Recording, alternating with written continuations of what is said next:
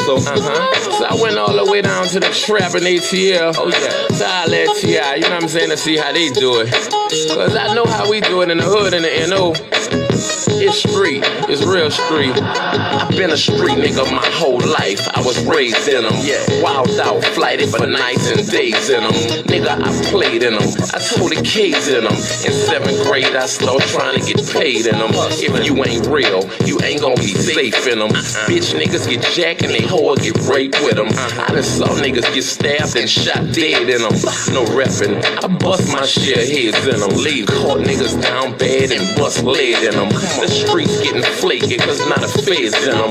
Putting pressure on busters, getting info from them. Niggas telling it all when it's coming and who from them. Damn, that's fucked up. The streets that change. These bitch niggas straight poison in the game. But Jizzle can't change the streets, that's me. I live and die by the street rules cause I'm a G. I'm a street nigga. A street nigga. That's what I've been and that's what I'm gon' be, nigga. I'm a street nigga. A straight street nigga. I was taught if I'm a play like a G, nigga. I'm a street nigga. A street nigga. That's what I've been and that's what I'm gon' be, nigga. I'm a street nigga. A straight street nigga. I was taught if I'm a play like a G, nigga. A nigga thorough as they come, was raised in the gutters in the slum, known as the number runner son, and the dope man nephew who uncle on the run, the candidate grandbaby hustle for the fun. The yay was sold daily from the dust to the chrome. Like easy in the 80s, nigga stayed in the sun. I swore I'd never run, so I stayed with a gun. I kept my little 380 with the blade to the sun. All I fit with God, play my card, how it come. I'ma stand like a man till it's all said and done. And that's even if they run niggas, cause I know I run with a clique of wild, misguided, underprivileged young niggas. Give a fuck who you is or where you from, nigga. You can get it, we taking over the city. I was raised in the belly of the beast, to say the least. My role model was doing time, so I learned from the streets. I'm a street nigga. A street nigga. That's what I've been and that's what I'm gon' be, nigga. I'm a street nigga. A straight street nigga. I was taught if I'm a play like a G, nigga. I'm a street nigga. A street.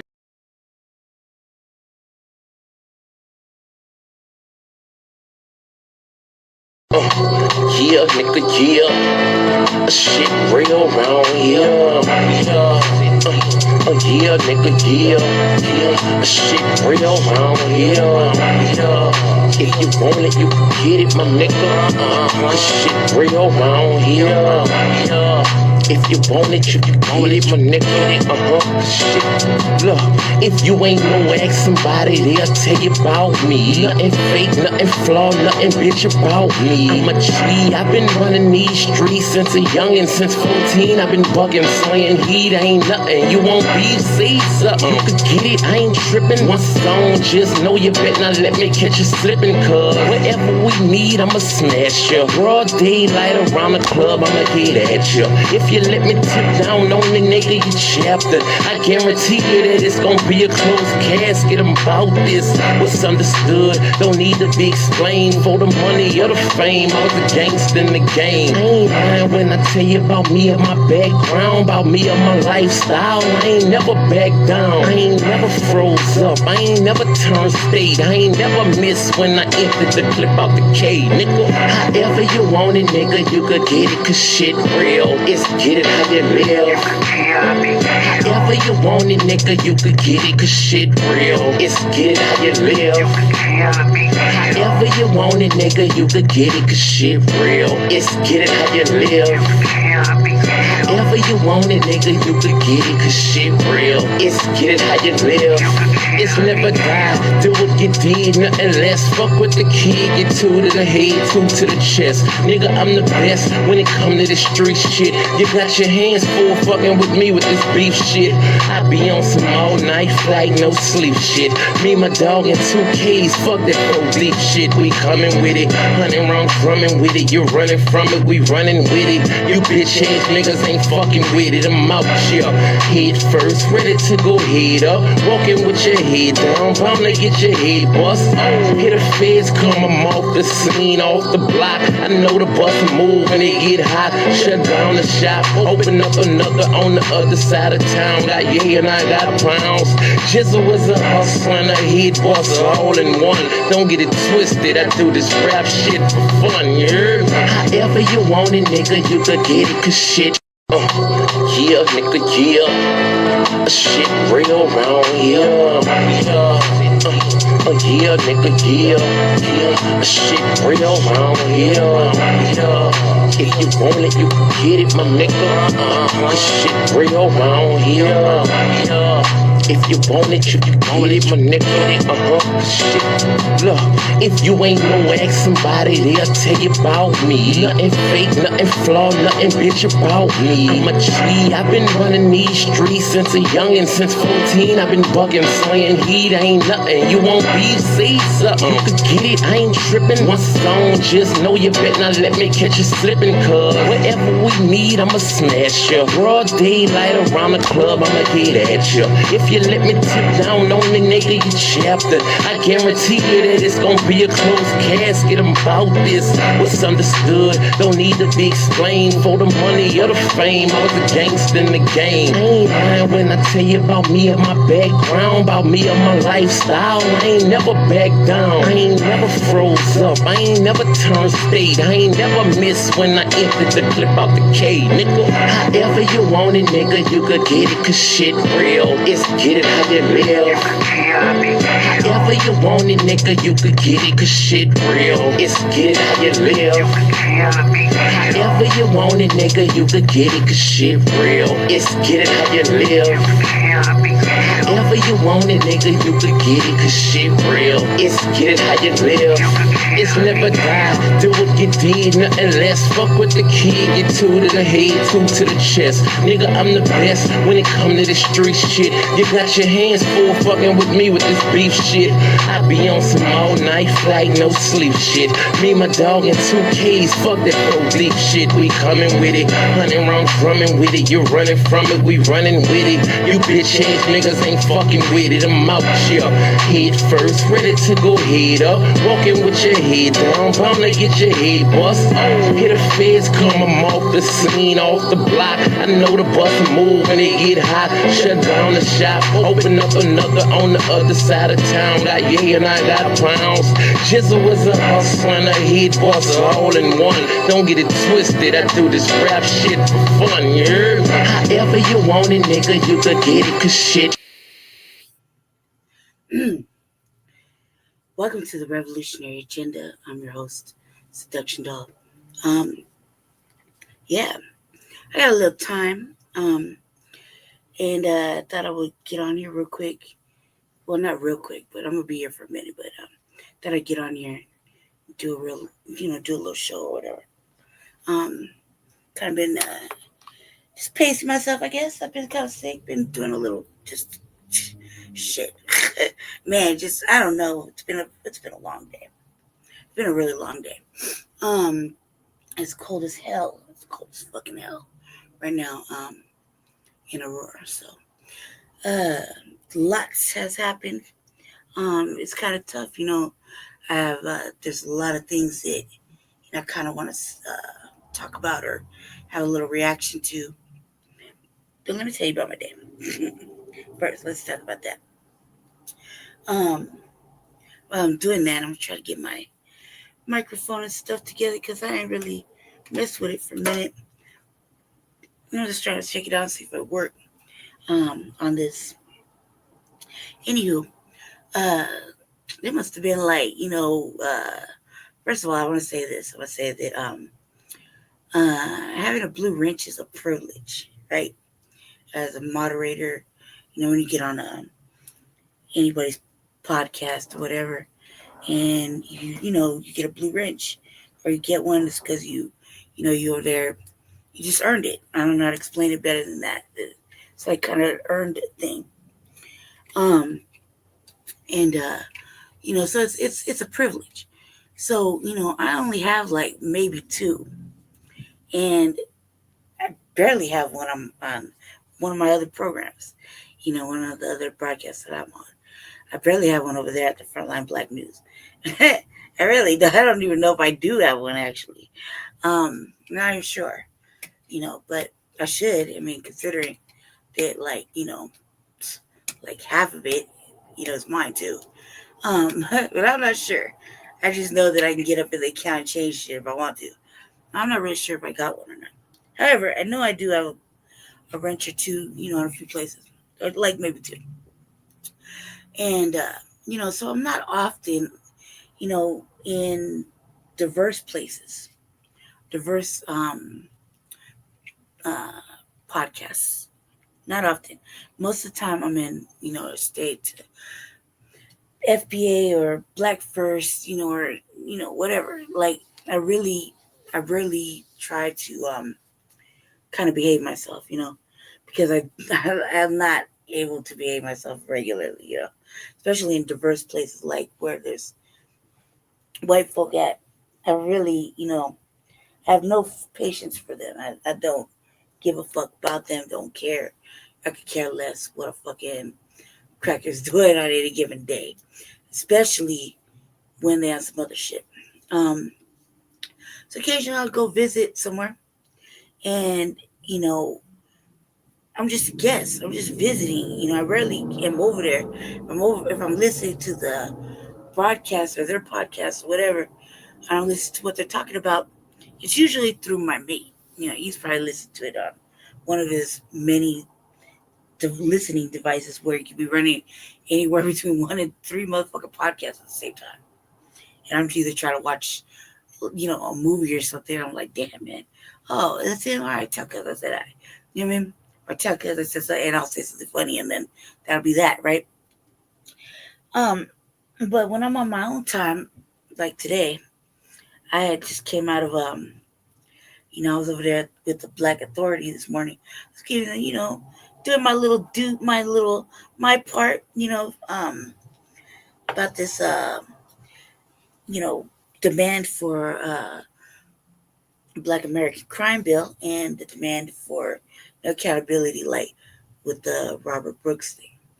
And he was actually doing a broadcast this morning where he was giving him that he was, you know, giving him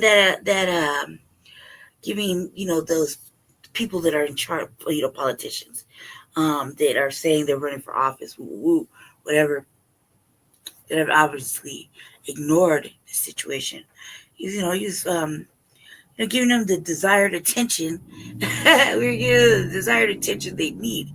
I mean, you want the black vote, we gotta show us something, gotta make us believe, right? And especially since this is so major to us right now, and we're not really letting this go. This is a lynching, Well, it's always a lynching. Um, I'm tired of seeing the ignoring of it, ignoring it, ignoring it. I mean, um, so sorry, I got a little nervous right there.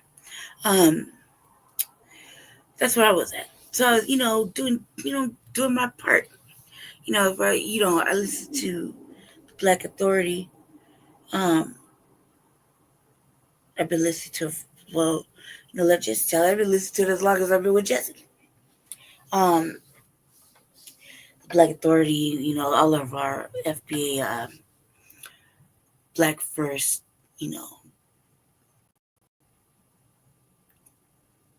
individuals that keep us aligned, keep us on a straight and narrow. And I listen to most of the broadcasts from Black Authority. Not really on the business side. I do catch the business, but sometimes the business is, it's not really agreeable to me. Sometimes.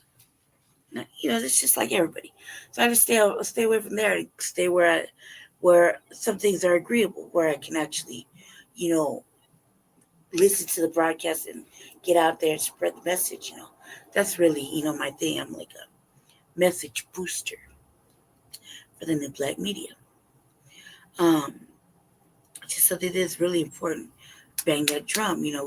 We're doing something. It's a major agenda. This is something we're not letting up on. And actually, I feel like very strongly about it. Um, and so I try to, do things like that show consistency because first of all, that's what Jesse always talking about: consistency, consistency, consistency. But it's also something that um, the Black Authority, Professor Black Truth, they always talk about as well. And so, from the look of it, in the last 4 years, I've kind of like started to build into that consistency, right? Because being online is like a new thing to do. Podcast for me, like this or broadcast, whatever you want to call it. Kind of like just like it's like whatever we meet today, right? Where I'm going with it. Um, and so I'm building I'm building myself into it. I'm building my little time, just taking my little time, but I'm actually, doing what is asked, doing what we're supposed to do, staying on code, um, actually using this platform to spread the message, bang that drum. We're in a marathon, not a sprint. Apply the pressure, et cetera, et cetera, et cetera. You know, um, this is my part of the technically like my part of the revolution, right? My role of it. Like, what can I do? How can I be of help? Right? What good am I? What am I gonna do? What can I do for this, or what can I do for our people? Meaning, Foundation of Black Americans, freedom. What's being asked? What can I do? How can I? Let's get it going.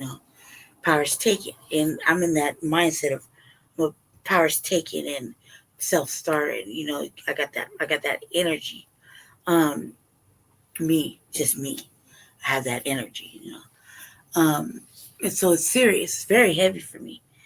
Um, this is was it is for everyone else. Um, I feel like there's a lot of us that work really hard, and then we were really hard, and this is not for the weak. This is not for the passive, at least for the most part. And when you want to see when you want to see change and you want to see something um, like a debt paid, um, race and white supremacy, get that heat, get that work, get that like that smackdown out the sky every time there's some stupid shit, kind of want to give it to them, and I'm like that, all in all manners, and sometimes it's even very treacherous. It's very very villainous, because my mind is the strategy is very real.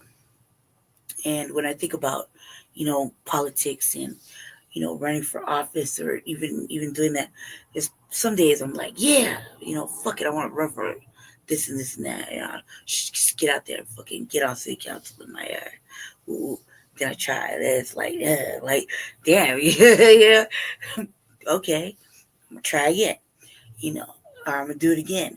Now I see I see what went wrong. Now I see what the game is. Okay, I got you. I got you. You're not gonna do that again. Type of shit. I'm gonna sink your motherfucking battleship. That's how I feel about things, right? And that's usually my pretty much my behavior towards certain types of fuckery, And so I was doing my part. I was in the broadcast with the family yesterday evening, and then I was in there this morning. I was just doing my part. Emails. Not really good with the Twitter shit.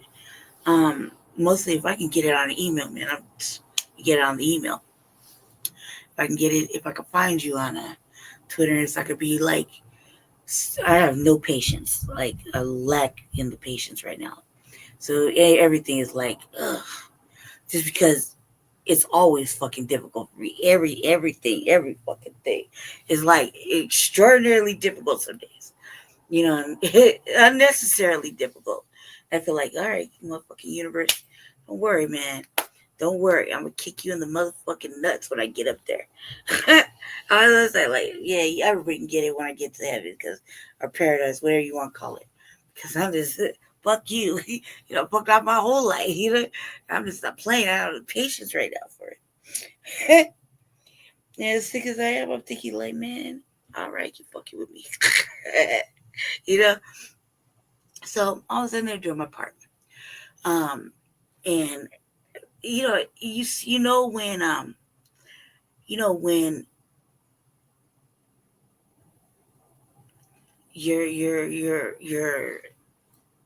I don't know, I want to say your your inspirations are getting fucked with. You're getting fucked with as well.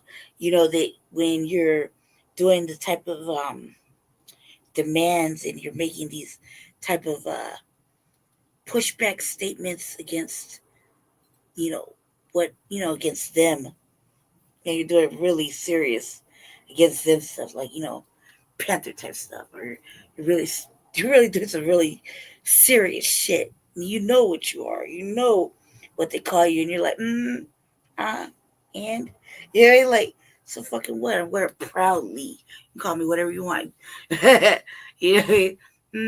Sure. And since when? It's like whatever. You know that you're being targeted. You know that you're being your shit is about to be shut down. Yeah, you're not gonna have a certain page or a channel, but you're like, man, fuck it, this is important. And that's that. That's how that went. And as I'm sending out emails, like literally, I wasn't paying attention. I put like I did my email little list, like 6 long, and I'm like, you want the vote, make me believe. Like that type of shit is the title. I like said this, like, not a lengthy little email, but like, around like 3 sentences, basically, basically asking, what was asked. Are you willing to? Are you gonna stand up? Are you gonna, get behind, create fucking draft, stand behind Black American, excuse me, Foundational Black American Crime Bill specifically for this year? What are your stances on that? You can't not say you don't have a stance. What are your stance about? Like where's the? How do you feel about the lack of transparency? You know, why haven't there? Are you gonna push for some charges?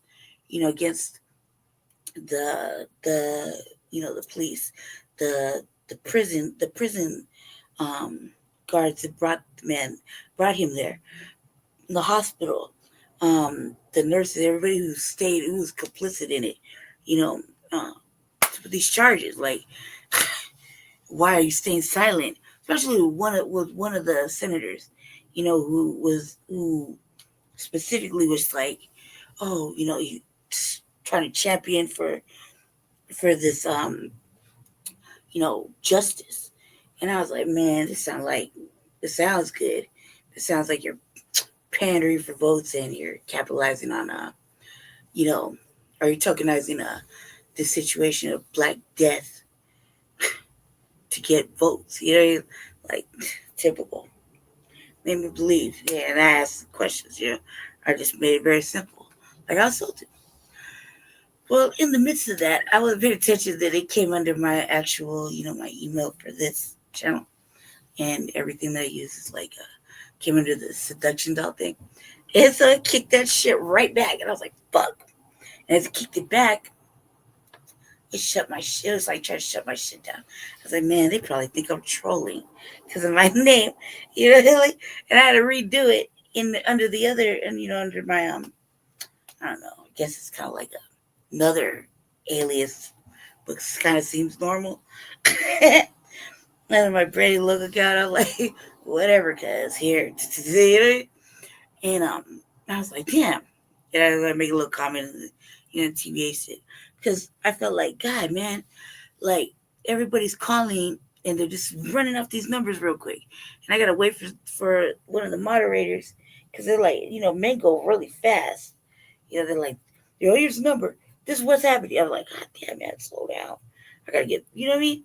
So it was like a process. I gotta make a whole little clear myself a little desk and everything. I get serious about this shit. Put my little AOC numbers in. And like, what am I gonna do? I had to make myself a little desk. I was like, goddamn TBA. It was making it feel like I was working an 8-hour shift for like a 2-hour job. But I was like, all right, man, this is what it is. I gotta do my part too. Even if I am in Aurora, doesn't fucking matter. This is serious. What we're doing is serious. And so that's what I was up to. After that, I managed to go watch a couple other little interesting little pieces that we're gonna get into. And then I went over to go see my one of my friends. He just happened to be live at that moment. And as I was over there, we're just chopping it up, woo, woo, woo, woo. Like, da, da, da, da, da, right? And no shit, I'm not even gonna play. This is a serious thing. And I already wrote I wrote a little message and everything. But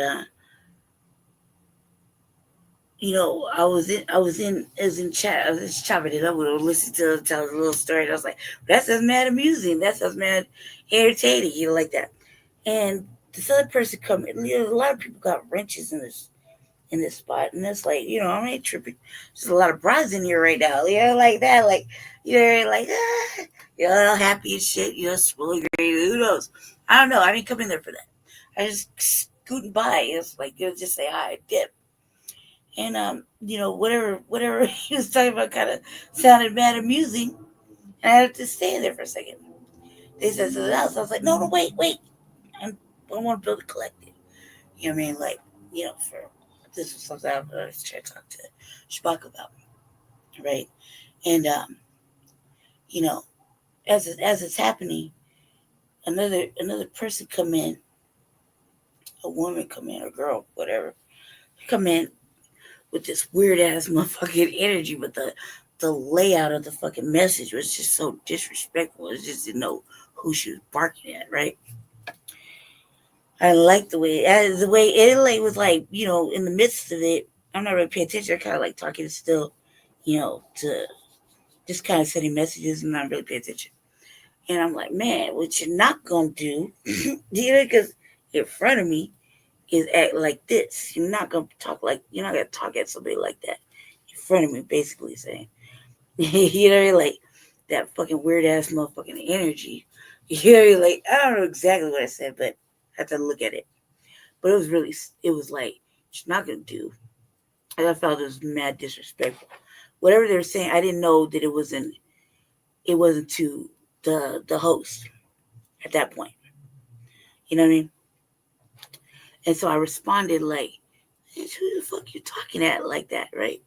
Like, oh, hell nah. As I'm looking, it's obviously some, I don't know, I'm just gonna say it, I thought, bitch a little white, you know what I mean? No matter. So I treated it. I didn't like it. I didn't like what was being said at that moment. And I just felt like, I didn't know. And so I was like, what you're not gonna do, basically in one word or another, is talk like this in my presence. Like, I can't control myself, right? Because I'm thinking like, get you to talk like that, like, I didn't know. Let's go back one more time.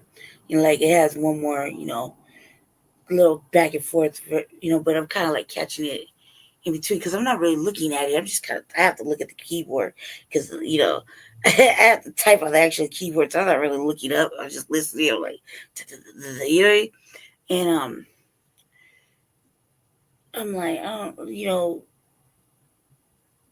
so I said, I make some sort of like kind of like a hot boy statement, like almost like you can catch you can catch this heat, cause like, basically, this bitch just slob you out. Like, kind of felt like kind of the energy kind of felt real slobbish, real,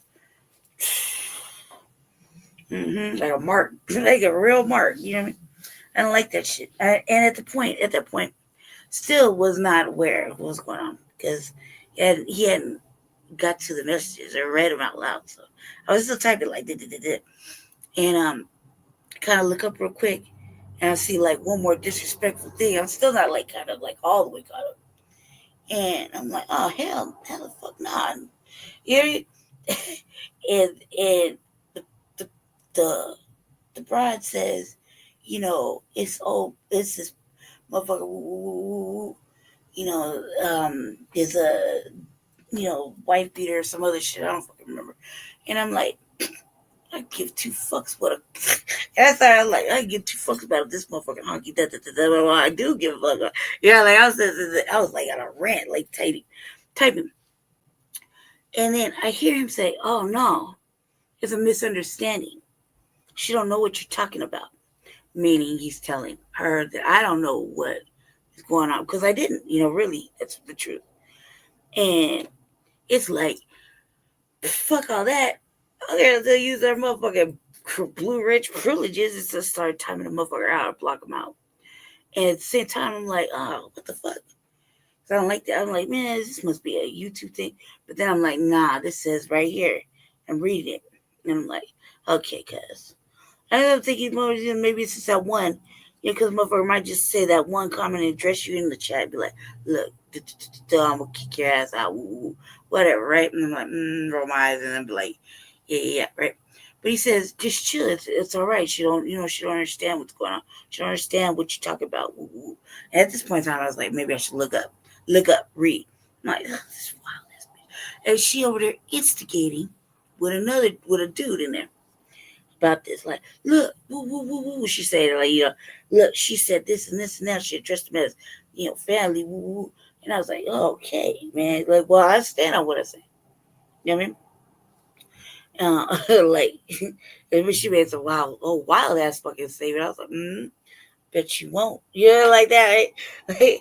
But I was like, as soon as he said, chill, it's a misunderstanding, calm down, that's what I was like, all right, shit. And at the end of the time, I'm like, I was typing out, okay, yeah, all right, Mr. Stan, I apologize for like I felt like I must have disrespected, even though I didn't. I just was like reacting to it.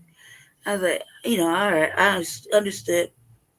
I apologize. Like that. Like to him. Either way, it was blocked. Everything I said was blocked. So I just started saying it like sad face. Like it's blocked. I was like, okay, cool, good. I'm sitting there like, and the whole time reading, I'm like, this bro is wild. Like, you're talking about whatever and whoever, and I don't give two fucks about that. The whole time I'm looking into it, I'm like, right? And then I remember this is why I don't go into diverse places because, I'm on that black nationalism and black empowerment. And I'm on that, we only looking out for us and we just protect us, we think about us type shit. You know what I mean? And I was like, whew, cuz this is why that's why I don't pop into these things because I can't go on to diverse places and just be like, hey, what's cracking? You know, because I don't know how to behave, obviously. You know, I don't know how to behave. But in my defense, it's like, do I not know how to behave? Or I just don't see it as a pass. You know what I mean? Like just can't because my instincts are always right about the motherfucker. It never fails. If I don't even have to be like, they're suspected white supremacists. No, I can just feel it. Motherfucker, you on some other shit. Yeah, it immediately that's how I felt. You on some other shit. I just gotta check this right now because I just have to. I couldn't resist, but it was like in my nature, like naturally to do it. But when you say stop, then don't do it. I was like, shit. All right, bet. I apologize. Like because at that point, you gotta. That's just the right thing to do. Is like having proper manners. you know. So after the broadcast ended, I forgot where he ended at, like what he was ending at. I was hoping there was gonna be some funny shit, but I was too busy, like in the midst of doing that and chopping it up with my brother about something that we had to do over here, and then sending a motherfucking message to my best friend. I was that we just went through some shit, together. And the whole time, I'm like, so I decided to send him like a little message because, first of all, in my mind, I ain't gonna apologize to that. I don't apologize to that broad. Not at all, never. You won't even get it to happen. Matter of fact, could get hit down there. Let's hope we just let it go and don't cross paths again. You know what I mean? There's no type of funk that goes with it because I won't stop. I can't stop. Like I just can't stop, won't stop. You know what I mean? Because that right there is it's like I might not say so. You know what I mean to me. So and it's like, I bet she said whatever, but I'm gonna block you anyway. Doesn't matter what you say. Doesn't matter how many fucking texts the message you enter. I'm blocking you. I'm blocking you. I'm blocking you. And when asked upon, when he finally started reading, he's like, "Who did somebody block her?" One lady said, "No, I didn't block her out of the thing. I kicked somebody else out." Then old girl, same one that was doing this shit, was like, "Oh, somebody over here trying to troll me and you know, put something in my name, and they was over there blocking me for." But I got there, I got rid of them. Some old off-brand shit. I knew it was an off-brand comment because I was like, sad state of affairs when you gotta be an off-brand, you gotta be a basic, average, motherfucking, low-level, caring energy type. You know what I mean? Especially when you're getting all super, super zesty over there, super fire. Like you go, like this person's she said this, and she supports like wife beaters and rapists and whatever else. I was like, cuz you don't even know me. Support what? Bitch, who you talking at? Like, who you talking about? I mean, no, it's misunderstanding is a misunderstanding, but when you continue to be dumb, I note taken. You know what I mean? What does that mean? I guess we'll have to find out, right?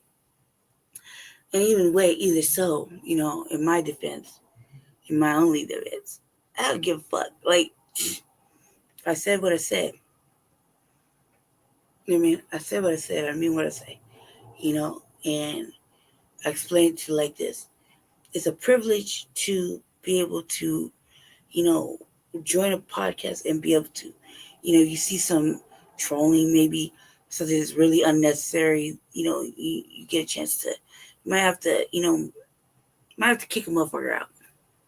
You know what I mean? Because, the host is doing whatever, or talking about whatever. And that's just that. It's a privilege. It's not something that's like you have the power to just do whatever.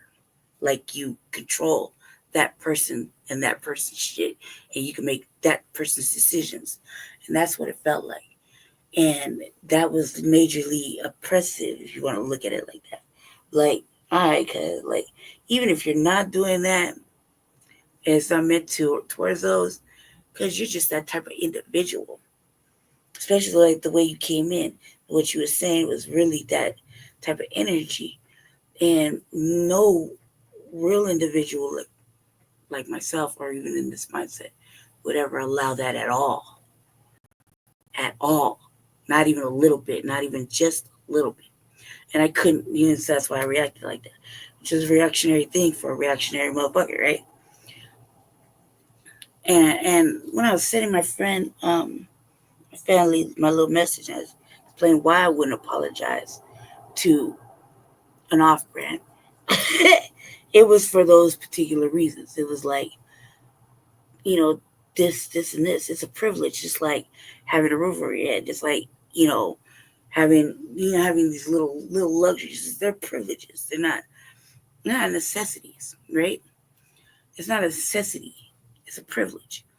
And so you treat it as such. You respect it. And, you know, that's that. Yeah. So I felt like, no, I could always say, hey, look, cousin, it's like this. Whoop, whoop, whoop, whoop, whoop. I apologize because but when you say this, I did that. You say stop, I did. You know what I mean? You say, or I bet, I apologize, right? For the, whatever, like the disruption. You did? And that's that. You feel me? You know what I mean? To disrupt that. But I didn't come in with it. You know, I came in there like kind of happy. And it just turned really serious. And that's the way it is. We're in a climate that's like, I don't know, whites are doing other shit right now. I don't give a fuck what they say. You could tell. You just know. You know what I mean? I can't fuck what the fuck they say. It's all lies to me. Hey, that's just my instincts. That's my inner warnings. That's my inner fucking, barometer. Say, nah, you may be able to fool everybody else, but you ain't gonna put a wool over these eyes, right? Which is true. Absolutely 100% true. Instincts are never wrong about a person. Uh, motherfuckers really rarely passive. And if I'm only really passive about some shit, it's really because I don't want to argue. Not in the fucking mood, right? And that's what happened. I was like, man, what kind of shit? You know? And all of this is like, God, man, must be test my gangster day, right? Because it's not one thing, it's not one person. It goes on all motherfucking day till like right now. And I was like, man, shit's just working weird. So I was like, fuck it, I'll just throw on a show. Like, not like I ain't got nothing better to do. Not like I couldn't wait till later. Nobody gives a fuck. Nobody's paying attention. Ain't nobody in here right now. So I'm pretty much just talking to myself as usual. So I'm like, cool. That's whatever. Got that off my chest. You know, um, no little laws, no fucking weird shit. I don't know. I don't subscribe to fucking certain individuals, so I don't know what's really going on. But obviously, when you block a motherfucker out, I guess she could come find me if she really want to, right? Or somebody could just guide her in the right direction. I got all day long. I got nothing better to do. I'm just not, or block me out. Yeah, it's kind of funny. I'm like, what are you? Kick rocks. She kick rocks me. All right. Nothing unusual. That's how white people treat me anyway. Mm. That motherfucking cigarette was like, whew. Um, so I decided to come over here and do a little broadcast. So much to show. I'm gonna do this real quick. This is what I'm gonna talk about. There's a whole bunch of shit. I'm just gonna react to it. There's a lot of stuff that went on and a lot of stuff I looked into. So we're gonna watch each clip. I'm gonna share with you. I'm gonna give you my reactions about it. I'm gonna give you my thoughts on it. Because fuck it. I think it's important. I think they're important. Um, which is really sad because after I load my queue, every fucking time I do my queue, I wish that maybe I should just start off with some funny shit, like lighten the mood. And I think about it, I'm like, man, I don't know.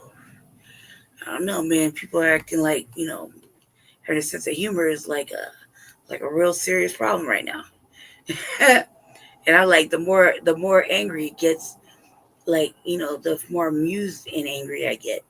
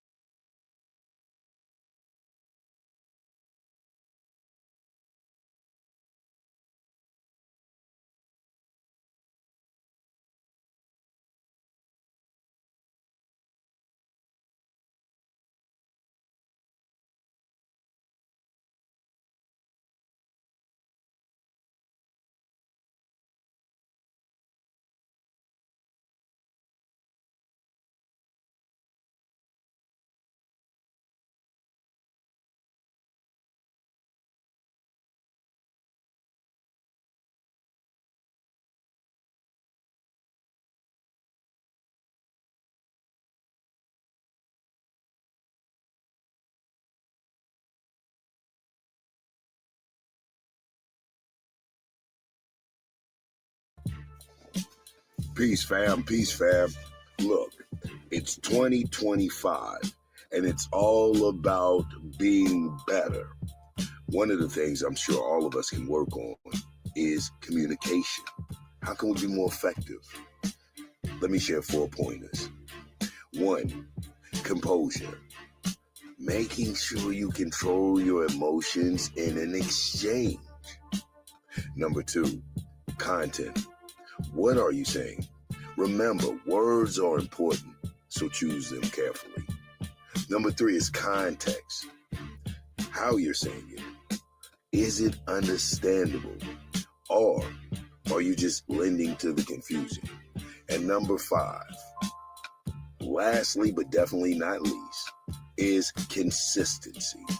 How often do you practice what you preach? My mouth is closer to my ears. Yanga say peace.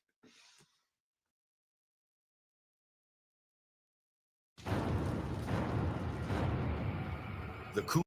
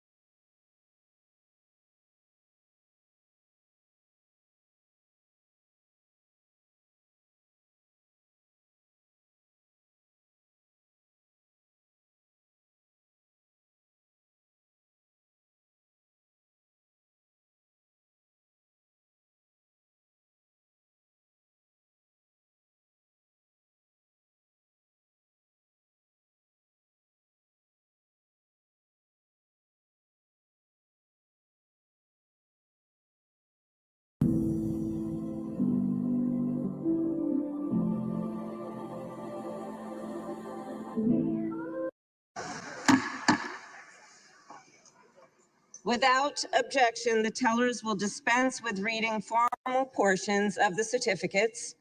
After ascertaining that the certificates are regular in form and authentic, the tellers will announce the votes cast by the electors for each state, beginning with Alabama. Senator Fisher.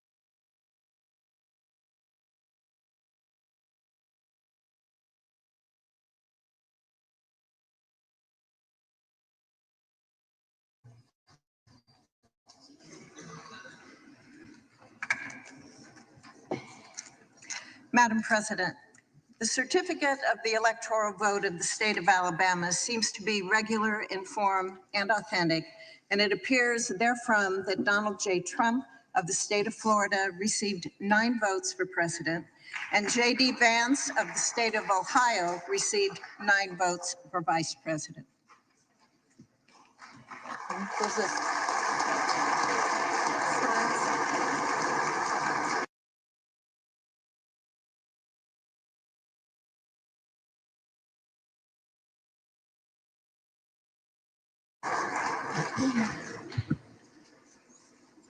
Madam President, the certificate of the electoral vote of the state of Alaska seems to be regular in form and authentic, and it appears therefrom that Donald J. Trump of the state of Florida received 3 votes for president, and J.D. Vance of the state of Ohio received 3 votes for vice president.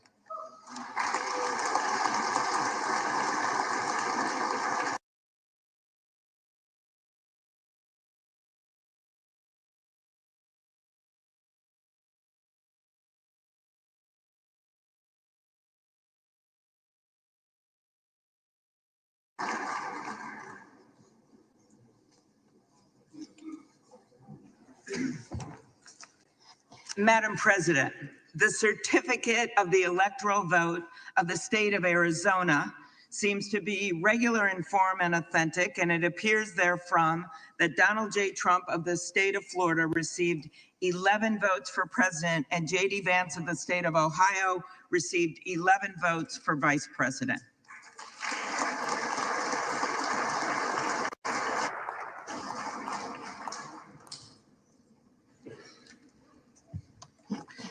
Madam President, the certificate of the electoral vote of the state of Arkansas seems to be regular in form and authentic, and it appears therefrom that Donald J. Trump of the state of Florida received 6 votes for president, and J.D. Vance of the state of Ohio received 6 votes for vice president.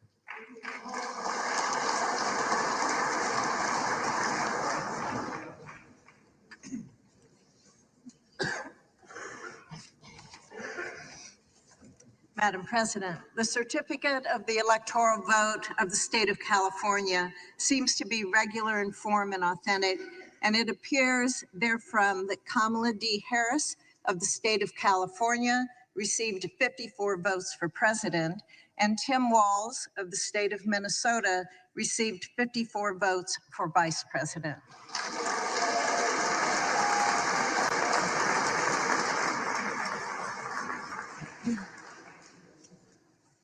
Madam President, the certificate of the electoral vote of the state of Colorado seems to be regular in form and authentic, and it appears therefrom that Kamala D. Harris of the state of California received 10 votes for president, and Tim Walz of the state of Minnesota received 10 votes for vice president.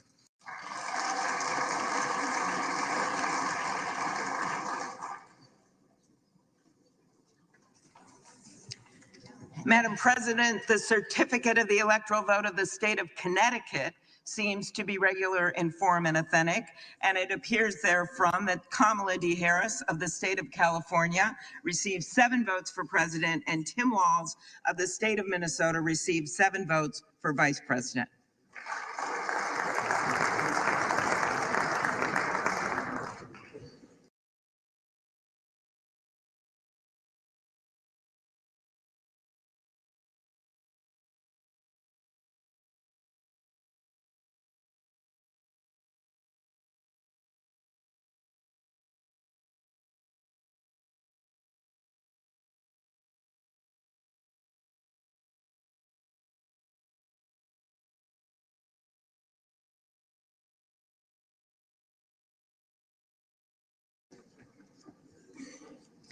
Madam President, the certificate of the electoral vote of the state of Delaware seems to be regular in form and authentic, and it appears therefrom that Kamala D. Harris of the state of California received 3 votes for president, and Tim Walz of the state of Minnesota received 3 votes for vice president.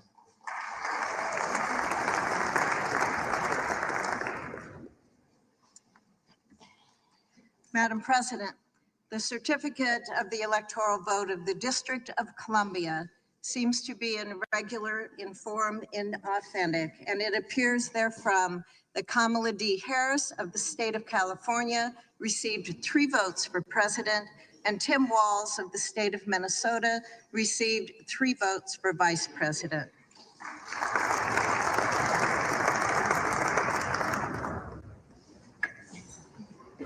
Madam President, the certificate of the electoral vote of the state of Florida seems to be regular in form and authentic, and it appears therefrom that Donald J.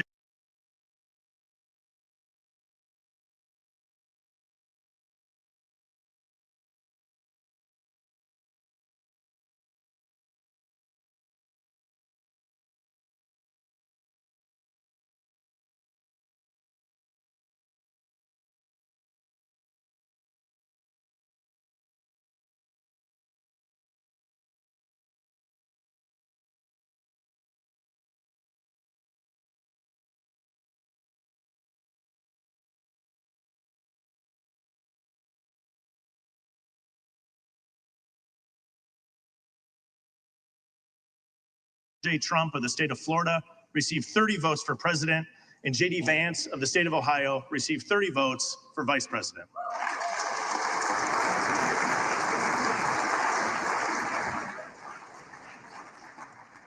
Madam President, the certificate of the electoral vote of the state of Georgia seems to be regular in form and authentic, and it appears therefrom that Donald J. Trump of the state of Florida received 16 votes for president, and J.D. Vance of the state of Ohio received 16 votes for vice president.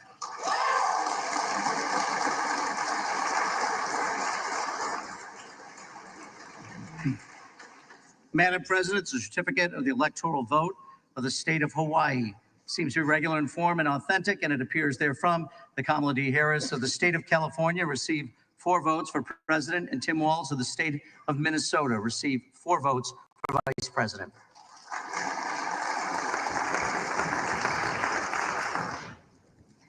Madam President, the certificate of the electoral vote of the state of Idaho seems to be regular in form and authentic, and it appears therefrom that Donald J. Trump of the state of Florida received 4 votes for president, and J.D. Vance of the state of Ohio received 4 votes for vice president.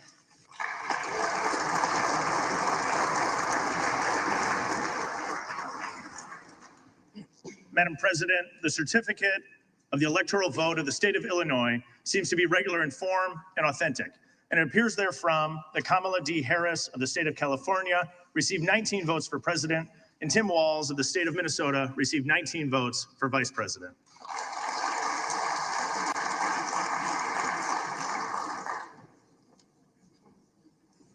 Madam President, the certificate of the electoral vote of the state of Indiana seems to be regular in form and authentic, and it appears therefrom that Donald J. Trump of the state of Florida received 11 votes for president, and J.D. Vance of the state of Ohio received 11 votes for vice president.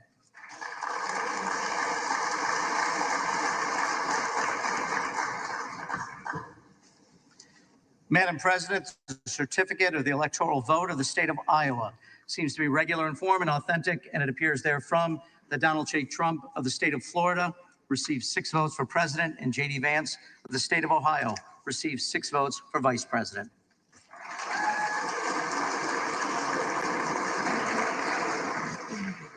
Madam President, the certificate of the electoral vote of the state of Kansas seems to be regular in form and authentic, and it appears therefrom that Donald J. Trump of the state of Florida received 6 votes for president, and J.D. Vance of the state of Ohio received 6 votes for vice president.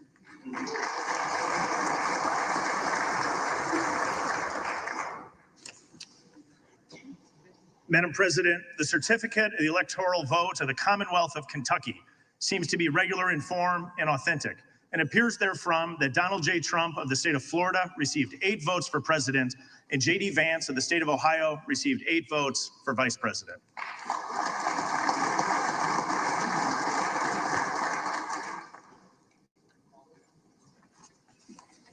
Madam President, the certificate of the electoral vote of the state of Louisiana seems to be regular in form and authentic, and it appears therefrom that Donald J. Trump of the state of Florida received 8 votes for president, and J.D. Vance of the state of Ohio received 8 votes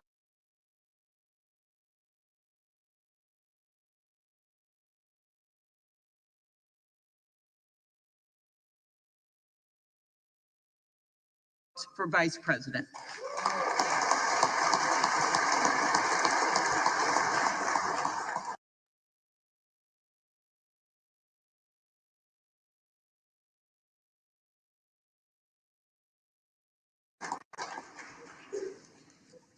Madam President, the certificate of the electoral vote of the state of Maine seems to be regular in form and authentic, and it appears therefrom that Kamala D. Harris of the state of California received 3 votes for president, and Donald J. Trump of the state of Florida received 1 vote for president, and Tim Walz of the state of Minnesota received 3 votes for vice president, and J.D. Vance of the state of Ohio received 1 vote for vice president.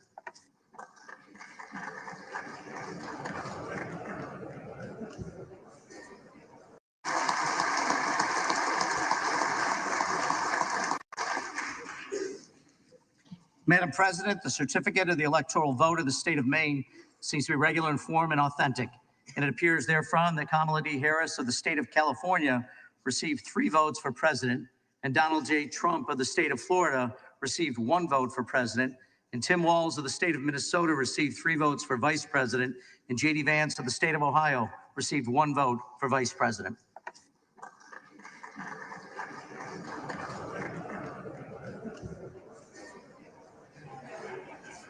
Madam President, the certificate of the electoral vote of the state of Maryland seems to be regular in form and authentic, and it appears therefrom that Kamala D. Harris of the state of California received 10 votes for president, and Tim Walz of the state of Minnesota received 10 votes for vice president.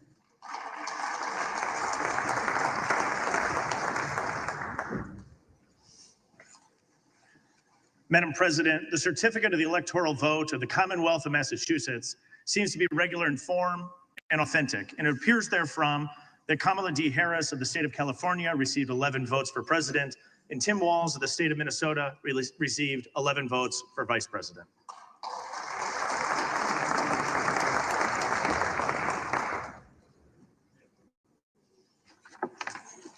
Madam President, the certificate of the electoral vote of the state of Michigan seems to be regular in form and authentic, and it appears therefrom that Donald J. Trump of the state of Florida received 15 votes for president, and J.D. Vance of the state of Ohio received 15 votes for vice president.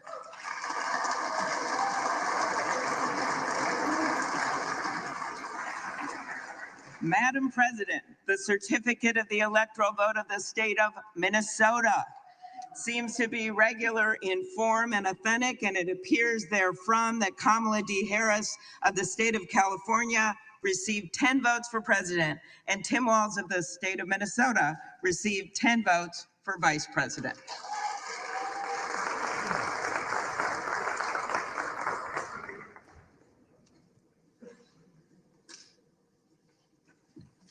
Madam President, the certificate of the electoral vote of the state of Mississippi seems to be regular in form and authentic, and it appears therefrom that Donald J. Trump of the state of Florida received 6 votes for president, and J.D. Vance of the state of Ohio received 6 votes for vice president.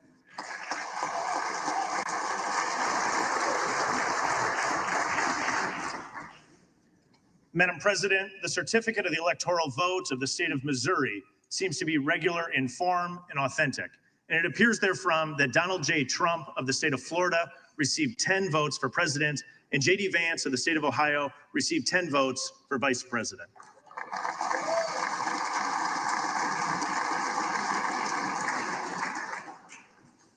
Madam President, the certificate of the electoral vote of the state of Montana seems to be regular in form and authentic, and it appears therefrom that Donald J. Trump of the state of Florida received 4 votes for president, and J.D. Vance of the state of Ohio received 4 votes for vice president.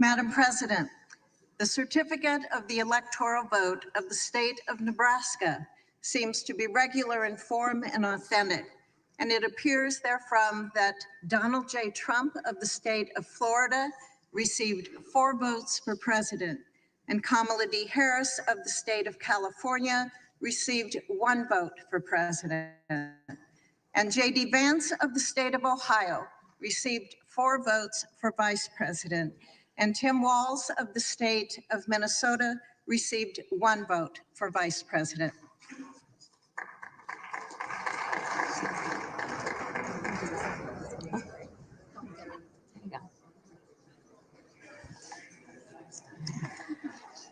Madam President, the certificate of the electoral vote of the state of Nevada seems to be regular in form and authentic, and it appears therefrom that Donald J. Trump of the state of Florida received 6 votes for president, and J.D. Vance of the state of Ohio received 6 votes for vice president.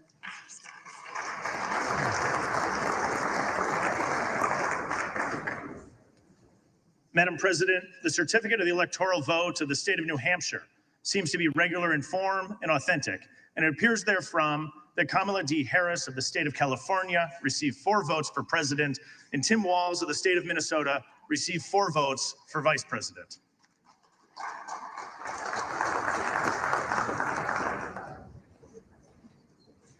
Madam President, the certificate of the electoral vote of the state of New Jersey seems to be regular in form and authentic, and it appears therefrom that Kamala D. Harris of the state of California received 14 votes for president, and Tim Walz of the state of Minnesota received 14 votes for vice president.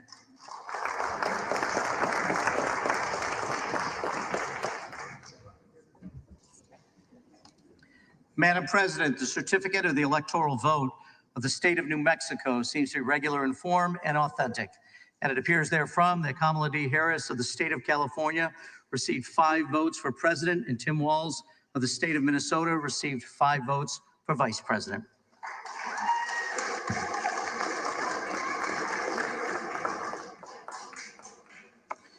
Madam President, the certificate of the electoral vote of the state of New York seems to be regular in form and authentic, and it appears therefrom that Kamala D. Harris of the state of California received 28 votes for president. Tim Walz of the state of Minnesota received 28 votes for vice president.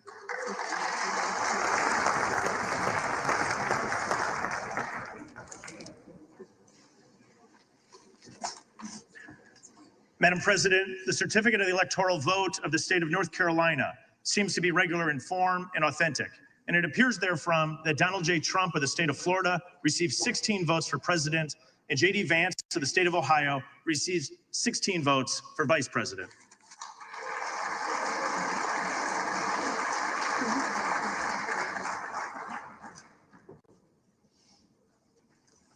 Madam President, the certificate of the electoral vote of the state of North Dakota seems to be regular in form and authentic, and it appears therefrom that Donald J. Trump of the state of Florida received 3 votes for president, and J.D. Vance of the state of Ohio received 3 votes for vice president.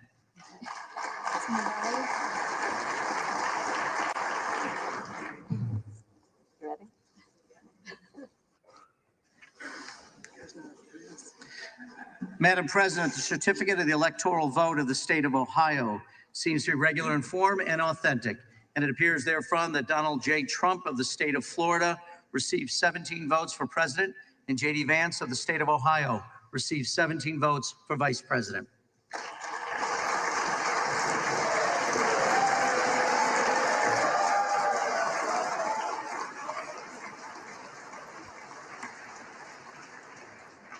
Madam President, the certificate of the electoral vote of the state of Oklahoma seems to be regular in form and authentic, and it appears therefrom that Donald J. Trump of the state of Florida received 7 votes for president, and J.D. Vance of the state of Ohio received 7 votes for vice president.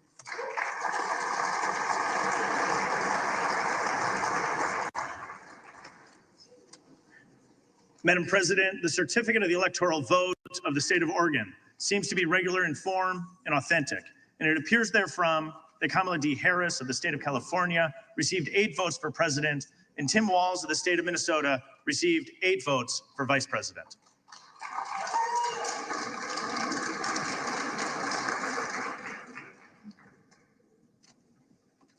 Madam President, the certificate of the electoral vote of the Commonwealth of Pennsylvania seems to be regular in form and authentic, and it appears therefrom that Donald J. Trump of the state of Florida received 19 votes for president, and J.D. Vance of the state of Ohio received 19 votes for vice president.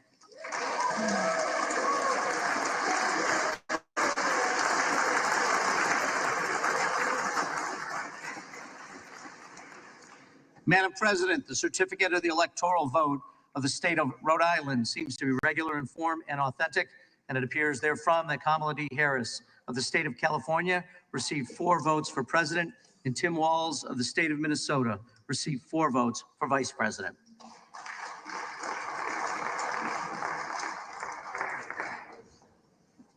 Madam President, the certificate of the electoral vote of the state of South Carolina seems to be regular in form and authentic, and it appears therefrom that Donald J. Trump of the state of Florida received 9 votes for president, and J.D. Vance of the state of Ohio received 9 votes for vice president.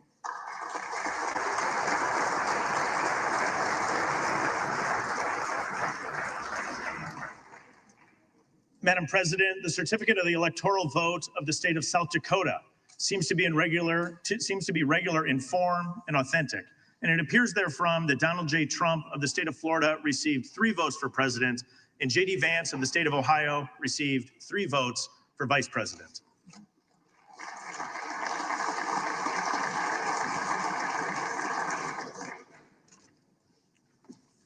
Madam President, the certificate of the electoral vote of the state of Tennessee seems to be regular in form and authentic, and it appears therefrom that Donald J. Trump of the state of Florida received 11 votes for president, and J.D. Vance of the state of Ohio received 11 votes for vice president.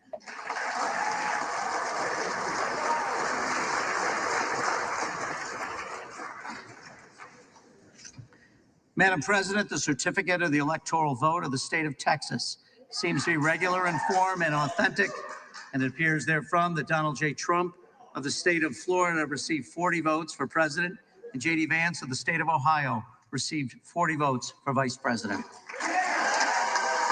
Look, you already knew. Stop it.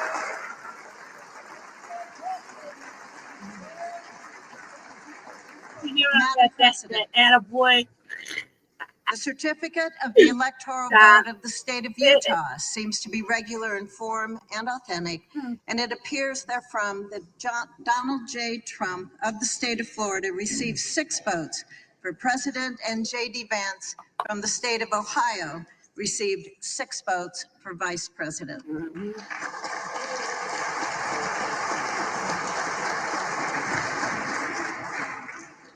Madam President, the certificate of the electoral vote of the state of Vermont seems to be regular in form and authentic, and it appears therefrom that Kamala D. Harris of the state of California received 3 votes for president, and Tim Walz of the state of Minnesota received 3 votes for vice president.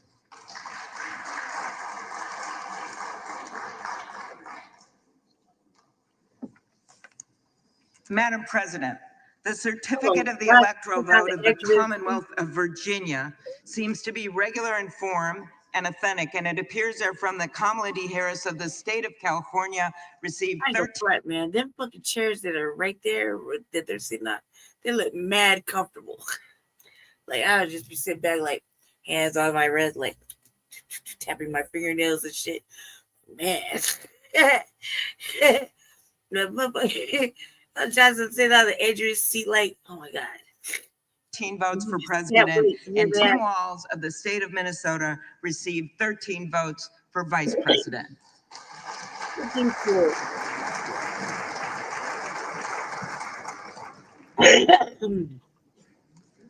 Madam President, the certificate of the electoral vote of the state of Washington seems irregular in form and authentic, and it appears therefrom that Kamala D. Harris of the state of California received 12 votes for president, and Tim Walz of the state of Minnesota received 12 votes for vice president.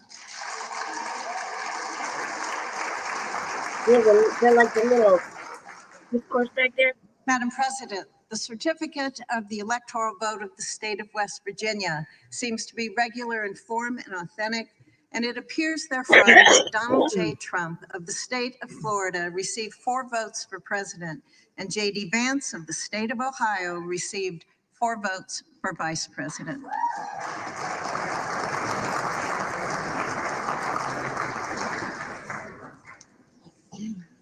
Madam President, the certificate of the electoral vote of the great state of Wisconsin seems to be regular in form and authentic. And it appears therefrom that Donald J. Trump of the state of Florida received 10 votes for president, and J.D. Vance of the state of Ohio received 10 votes for vice president.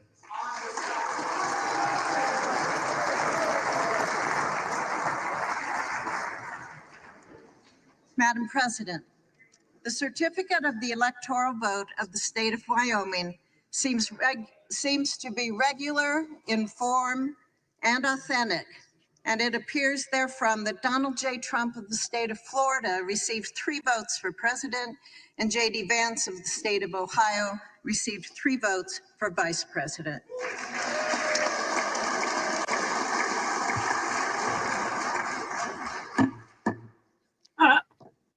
Members of Congress, the certificates having been read, the tellers will ascertain and deliver the result to the President of the Senate.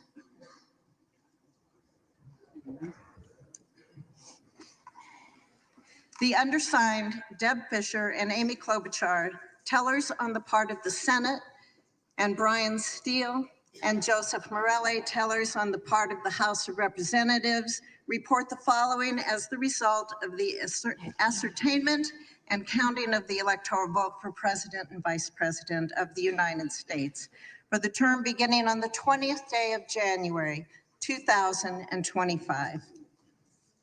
The state of the vote for the President of the United States as delivered to the President of the Senate is as follows. The whole number of the electors appointed to vote for President of the United States is 538. Within that whole number, the majority is 270. The votes for President of the United States are as follows. Donald J. Trump of the state of Florida has received 312 votes. Kamala D. Harris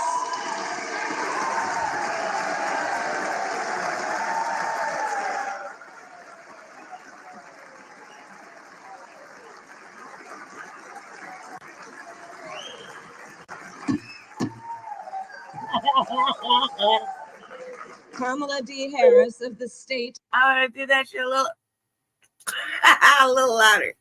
You saw she did it. Of California has received 226 votes.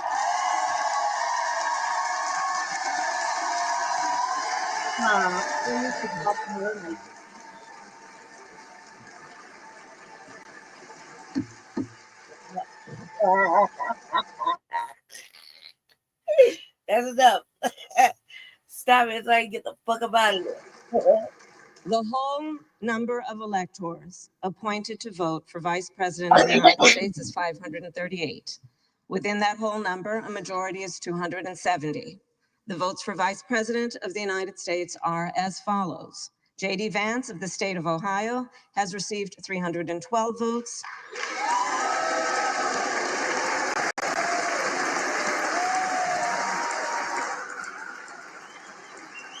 Why you didn't stand up for Trump, cuz?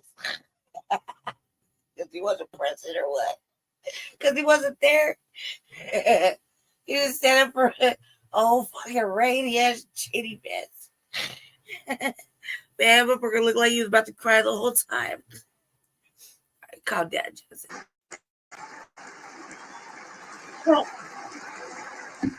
Oh, fuck yeah. Tim Walz of the state of Minnesota has received 226 votes.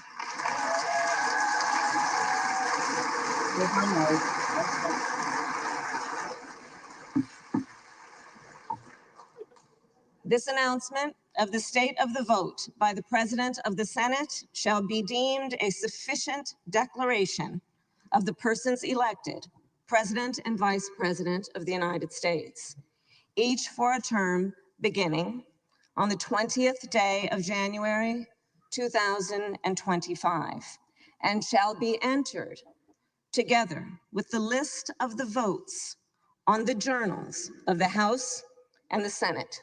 Thank you very much. Yeah, watch the shit. You tell Johnson got his mama's hips, because look like he just, mama probably has wide, flabby ass hips. Like he's shaped like a fucking pear. Hey. Oh yeah, look at that.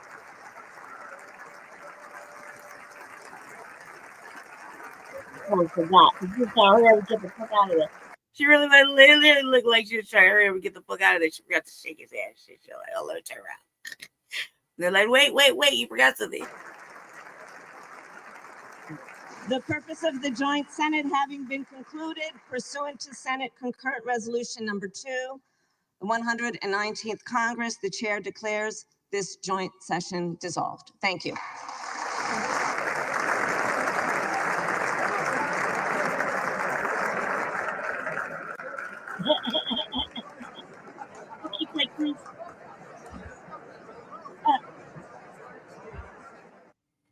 Dude, what So like sitting let's beside go Chris back for right. years. Just I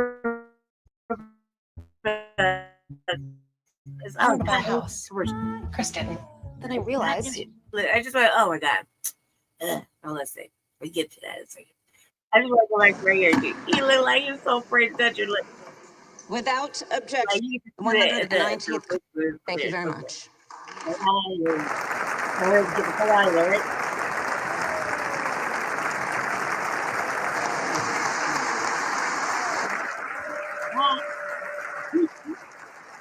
Yeah. So you go to the oh yeah. Like that there, like you know, like oh, so sad. Why do you behave like that, Johnson? That's so tacky.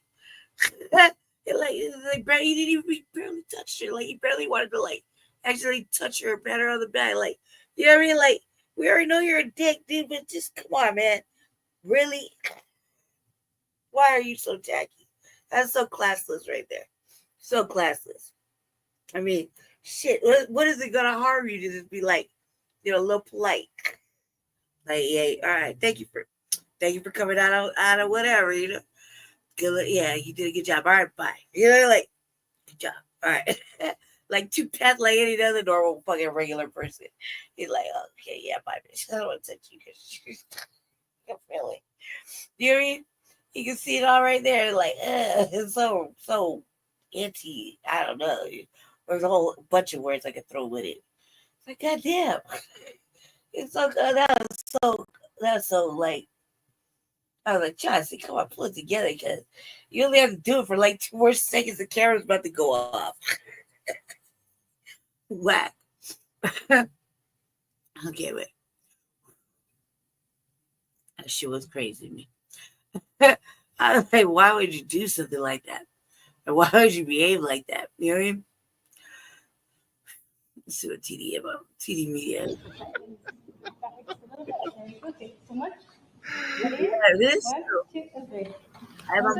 Oh man, I think we all needed that. And then you come back to the photo here that they took, and as you can see, this man, her husband, wanted nothing to do with Kamala Harris at all. Oh, that's so nothing. Shit. But then again, the entire country as a whole, none of us wanted anything to do with Kamala Harris. That's why she lost, as I like to say, in a bloodbath to Donald Trump. Like, even so, like, you know, at some point, like, you know, even though yeah, so what, she lost. Yeah, she lost. Okay. Yeah, we did that. They're welcome. They're gonna forever be, you know, they're gonna see the points we're making. But at some point, I mean, it's only like literally just like what like a few, like not even like a whole 2 weeks, you know, and that's it. That's a wrap. You know what I mean? What is so difficult about being pleasant? And then as we sit there, yeah, this is, cause it is kind of funny. It's not funny. It is funny, but it's not funny. You dig? So when you think about it, like, what do you think?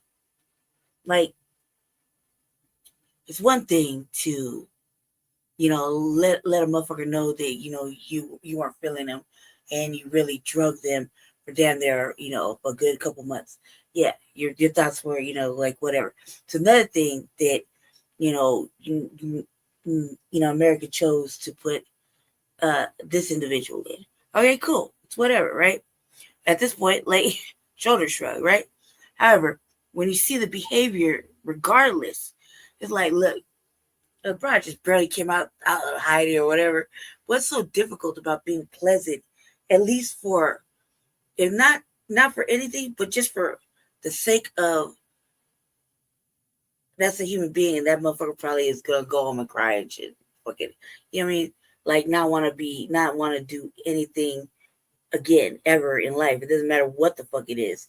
You know what I mean? Because the reception is so negative. You know what I mean? You think? I mean, like, it's not a fucking hidden. It's not a hidden fact. We didn't choose her. We didn't like the way she didn't do this, and she wasn't. She did what she did. We felt how we felt. We said what we said. We acted how we acted. All right. It's just only one day. You can't stand one more inch closer. You can't smile and be, like, and you fought the good fight. It was a rough one. All right, toodles. You have a good life. Bye. Like, in a pleasant way. Like, that shit's kind of fucked up. If you think about it, if you really think about it, reflect on a time when it happened to you. You dig? This is like in front of the whole world. And like, look, whatever's going on in other people's lives, like, it's kind of like, it's wow, like, I think the point was already legitimately made. You dig? It was almost like, it's almost belligerent. Like, the point has been made. She know. She don't know. She know. She been knowing. Of course she knows. Like, it's topic of fucking forever. Like, boo. You know what I mean? Tomato, we don't want that bitch. I get it, cool. But, like, certain things are just like, for real, kind of it's kind of distasteful at this point. It's also distasteful to, like, amp him up too, or amp up the shit that is going on, because it isn't really something to celebrate. None of this shit is. It's kind of just like distasteful at some point, and almost not like, not something you want to see. Like, you don't want to see a motherfucker that's already been down on the ground being kicked and you just know, like, all right, motherfucker, like, cool, you made your point. Why you gotta keep doing it? Yeah, let it go. All right, we got the point. All right, yeah. You dig? In my opinion, I just feel like, God, can we at least try to appear less messy and petty? Just a little bit, like, just a little bit, Is it too much to ask? Is it, like, just a little bit? I mean, that would be in regards to him too. He's not the best motherfucker for the job either. You dig? Especially when you start looking at shit and you're like, man, again? Everybody's so excited about getting on the cavity. You know how you get down. That's Mr. You're fired. I mean, before he was even there. So, like, it's like, you already know how shit's about to be. You already know how this individual is regularly, normally, before he was ever even a thought of presidency. You already know. You just like, how, you still say. So at some point, it's like, what are we doing? None of this to celebrate. Matter of fact, this would all be like all right. You know what I mean? Like, you see how they behave with each other. How can you think they're gonna be any better with us? You dig? Trump in the election, right? What's going on, everybody? Thank you all for joining me today. If you haven't already, please make sure you hit the like button, subscribe to the channel if you're new to the channel, and most importantly, please make sure you follow me on Telegram to help circumvent social media censorship and shadow banning. And with the introduction out of the way, let's get into today's news. I don't know if I'm the only one that's noticing this right now, but it appears that ever since Kamala Harris got completely obliterated by Trump in the 2024 presidential election, it appears that now she's essentially on her humiliation tour, which is just about right. What do I mean by that? Let's get into this real quick, right? So It's true, first off, we have but I this. mean, it's unnecessary. Today, Deb Fisher from Nebraska, if I remember correctly, I believe she's from Nebraska, senator from Nebraska. She was sworn in for her third term as U.S. senator, right? And as you can see in this picture here is Kamala Harris, Deb Fisher, her husband wearing the blue suit, and the gentleman to her right. I don't know who that is, honestly. But here's the point that I'm going to get to. After being sworn in, Deb Fisher's husband refused to shake Kamala's hand. And it's not just so much that he refused to shake her hand, that's hilarious, but the look on Kamala's face when he snubbed her was priceless. And he did it for the world to see. Deb Fisher's husband, if you're listening, thank you. We appreciate you for doing this and giving us a little bit of comic relief, coming off of these terrorist attacks and things like that have been happening, right? So let's jump into this So right now. wrong with Look at that. Kamala's face here. Hi. Do you want to come here, Bruce?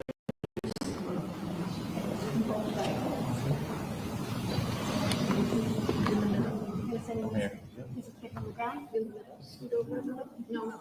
Okay, we're fine. Don't worry. Okay. Okay. Do you solemnly swear to support and defend the Constitution of the United States? Thank you. Congratulations. Thank you. Thank you for your work. And thank you. Congratulations to you. Thank you. Okay. That right there is just anti-black racism right there, or anti-whatever the fuck. That right there is racism, white supremacy at the highest format. This isn't even funny. Seriously, that's what that is. You see what I'm saying? That's what that is. No. You know what I mean? This is like Grand Wizard behavior. Like, can't touch her. You know? And it's not. Carry on. Look at her face, like to see what she did right there. Like I can see what he's trying to say, but like I really read body language, man. Like super lead will give you the opposite of whatever the fuck you think you really. You know what I mean? But she's like the way she looked at, like she kind of made that little wince, that little smile right there. It was like she knew it's like, okay, you want to show your racist card right here. All right. Because I just have to take it, like it's at the end. You know what I mean? Because this is, that's so rude when you don't take, you don't even listen to it. You just acknowledge, you wouldn't even look at it. You said basically like, all right. If you were paying attention, he didn't even want to stand next to her. Right. He didn't even want to stand next to her. Kamala saying, it's okay, I won't bite.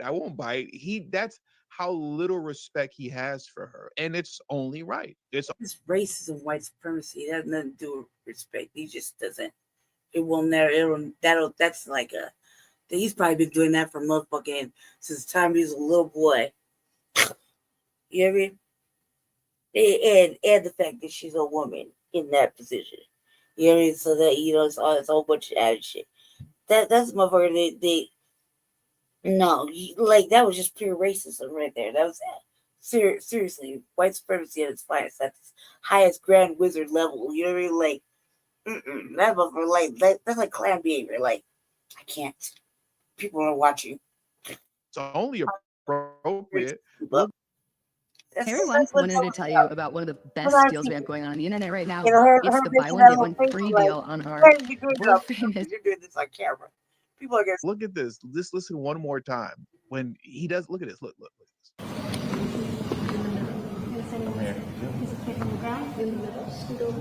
No. It's okay, I won't bite. Don't worry. It's too close. Okay. Okay. Do you solemnly swear to support and defend the Constitution of the United States? Thank you. Congratulations. Thank you. Thank you for your work. Thank you. Congratulations to you. Thank you. It only made him look like that. Really, like you know, did that much? Oh man, I think we all needed that. And then you come back to the photo here that they took, and as you can see, this man, her husband, wanted nothing to do with Kamala Harris at all. They just couldn't Nothing. find But then again, the entire country as a whole, none of us wanted anything to do with Kamala Harris. That's why she lost, as I like to say, in a bloodbath to Donald Trump in the election, right? But prior to this, right? Prior to this, I want to hop over to this screen right here. She released this video here in another humiliating situation. The tweet reads, "Today I will perform my constitutional duty as vice president to certify the results of the 2024 election." She has to certify the results of her own embarrassing defeat. Wow, how humiliating is that? This duty is a sacred obligation, one I will uphold, guided by love of country, loyalty to our Constitution, and unwavering faith in the American people. We know she didn't write this. Is a fucking duty. This is like every vice president, I guess, has to do it, right? It's like a thing. You know, it's the last thing you gotta, you know, it's the transition of power type shit. Everybody in that particular position has to do it. You know what I mean? And every time they have to do it for the other side, it's always them that always got to be like, yeah, I lost and I got to transition and hand this motherfucker the power. Hey, you're all right. Every vice president has to do it. So it's not like, you know, what's even worse, I think like, look, I don't give a fuck about this problem. Not even a little bit. In a time like this, though, you know, it's lost its entertainment value to continue to be disrespectful, you know, because that's what we were ultimately doing. We were disrespecting. Seriously. We didn't like what she said. We didn't like how she behaved. We didn't like her, period. That's what we was doing. We was disrespecting her. And we let them know we was disrespecting the party she represented. And in return, you know, hey, whoever voted, you know, get what you asked for. So, you know, that's just the way it is. You know what you're doing, right? It was pretty much like the other, like, you know, there wasn't really much difference. The fact is that we just didn't dig her. We didn't dig what she was talking about. We kind of thrust in there. We were forced to as a selection, whatever. We're straight disrespecting both party, for both her, all kinds of reasons, right? I mean, it's just what it is. Just what we did to teach them what it is, right? So, you know, it's lost its entertainment value to mock, it's continuously to mock her for whatever. At this point, you're just saying it's all right for them to do whatever to whomever, right? Because that right there, that old ass white man could have shook her hand, but he could have also said prior to this little act that, you know, he's holding the Bible and blah, blah, blah, blah, you know, for his wife and all this other shit, that this is his feelings. So it wasn't all weird and awkward and like a scene, you know what I mean? Because they love that. They love these little media little clips. They're like, look, you know, and they're not really seeing it. That's really some white supremacy right there at its fucking finest with that behavior with that man. She wasn't. The wife wasn't acting like that. The little behaviors that Kamala was doing would have been what any of us really would have did when we saw some fuck shit. You want to shake my head? Cool, weirdo. You know what I mean? Like, we would have did that. Let's be honest. Let's be seriously honest. If it was us, like, you want to shake my hand? Cool. I don't want to shake your motherfucking hand. Look at you. You're weird. Let me stand over here. I don't want to be right next to you either. I don't know. I might get that racist vibe off me. Yeah, feeling kind of dirty already. I don't know if I'm gonna have to go worry and look out the window and see if you burning a cross on my shit. You dig? You see me? Because that's what it was. That's what it is. So it's kind of like lost. It's not entertaining to me to watch. Avid racism. That was some clear racist shit. That was some clear Klan shit right there. Like, real shit. I've seen enough in my life to know that. To know that what that man did is what Trump did when he didn't want to shake her hand that time. It's just a handshake. You know what I mean? It's just all right, fuck it. You could have had any excuse. You could have been COVID, bad elbows. You think it was just outright. He wouldn't even look at her. So the fact that he felt like you could see it, like, I look at her, I feel dirty. I let her shake her hand, I got that shit on me. Oh my God. Right? It wasn't because it's her or she's a Democrat. It's because that was some white supremacy shit right there. And for us to celebrate that, I was like, yeah, you're right. No, man, that's no. At some point, let's carry on. You know, like, we might be amused at the complete and total, embarrassment and shame of it all, but she has to do that little act. It's not like, let's just fuck with her some more and make her do something that, she's not really, go ahead and certify this shit and let that asshole bag it. No, that's an act that every vice president has to do for the next vice president. The fact is that motherfucker didn't want to do that shit in the first place. If we want to be really correct, he didn't want to let that happen that year. He didn't want to let that happen. That's why that other shit happened. You dig? That's poor sport behavior. He couldn't handle it. He couldn't take it. The motherfuckers raided that motherfucking building, right? He didn't do that part. He didn't want to do that part. He didn't want to accept that part. And what was the vice president at that time going to do? He had to do that job. You think? It was his vice president that had to do that little piece that she just did for Biden. He didn't want to let that happen. He didn't want to let none of that happen. And thus we had that insurrection shit. I mean, let's be serious. He was a poor sport. Real shit. Poor sport. Sore loser. You know what I mean? It's whatever, right? Whether it is what it was, who knows? We'll never know. Him, the universe, motherfucking, the people there in jail. Who knows? Who knows? We only got like a little bit of portion. We only saw what we saw. We only heard what we heard. We only followed the motherfucking trials. We only know, right? It's not like, let's just rewrite time and act like we didn't see any of that happen. The same day, just then, his vice president had to do the same shit she just did.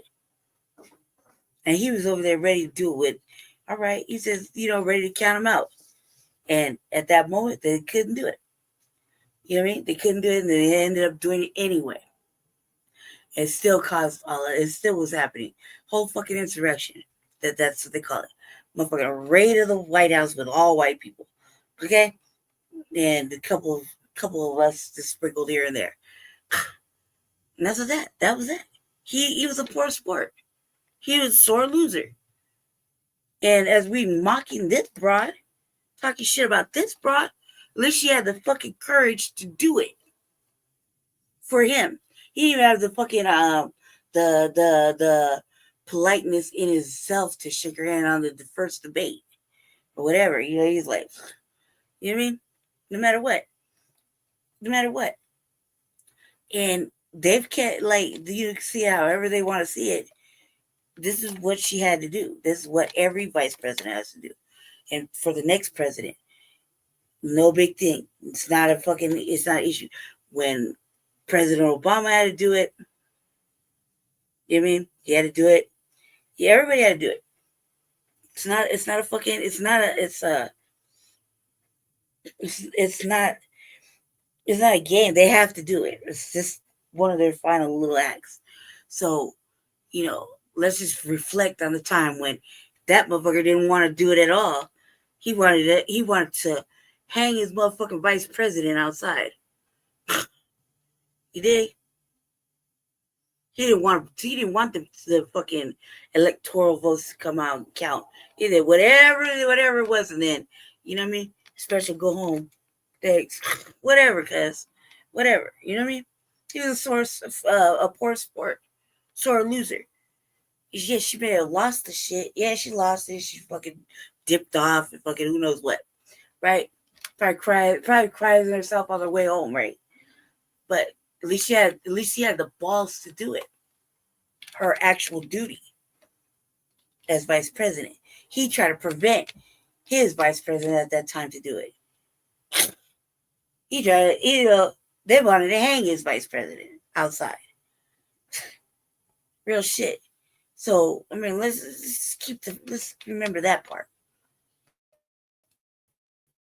Not taking up. Don't get it twisted. I ain't taking up for this part at all. I'm just saying, fair is fair, right is right, wrong is wrong. You know what I mean?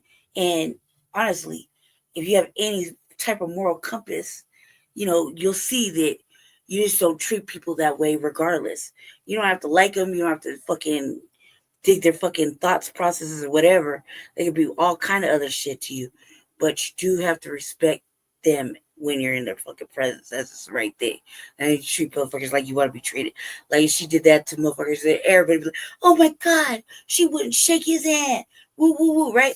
But it's okay to do it to her. And everybody like, oh, it's whatever. I'm white and say so. I'm white. I can do whatever. I'm this, I'm that. I can do whatever. You know what I mean? And ha ha ha, we're gonna laugh. It loses its entertainment value. It loses its potency of being effective. Like for me, I'm like, don't you think you're doing a little bit much, man? Come on, cuz. Let's be serious. You know what I mean? Let's be serious.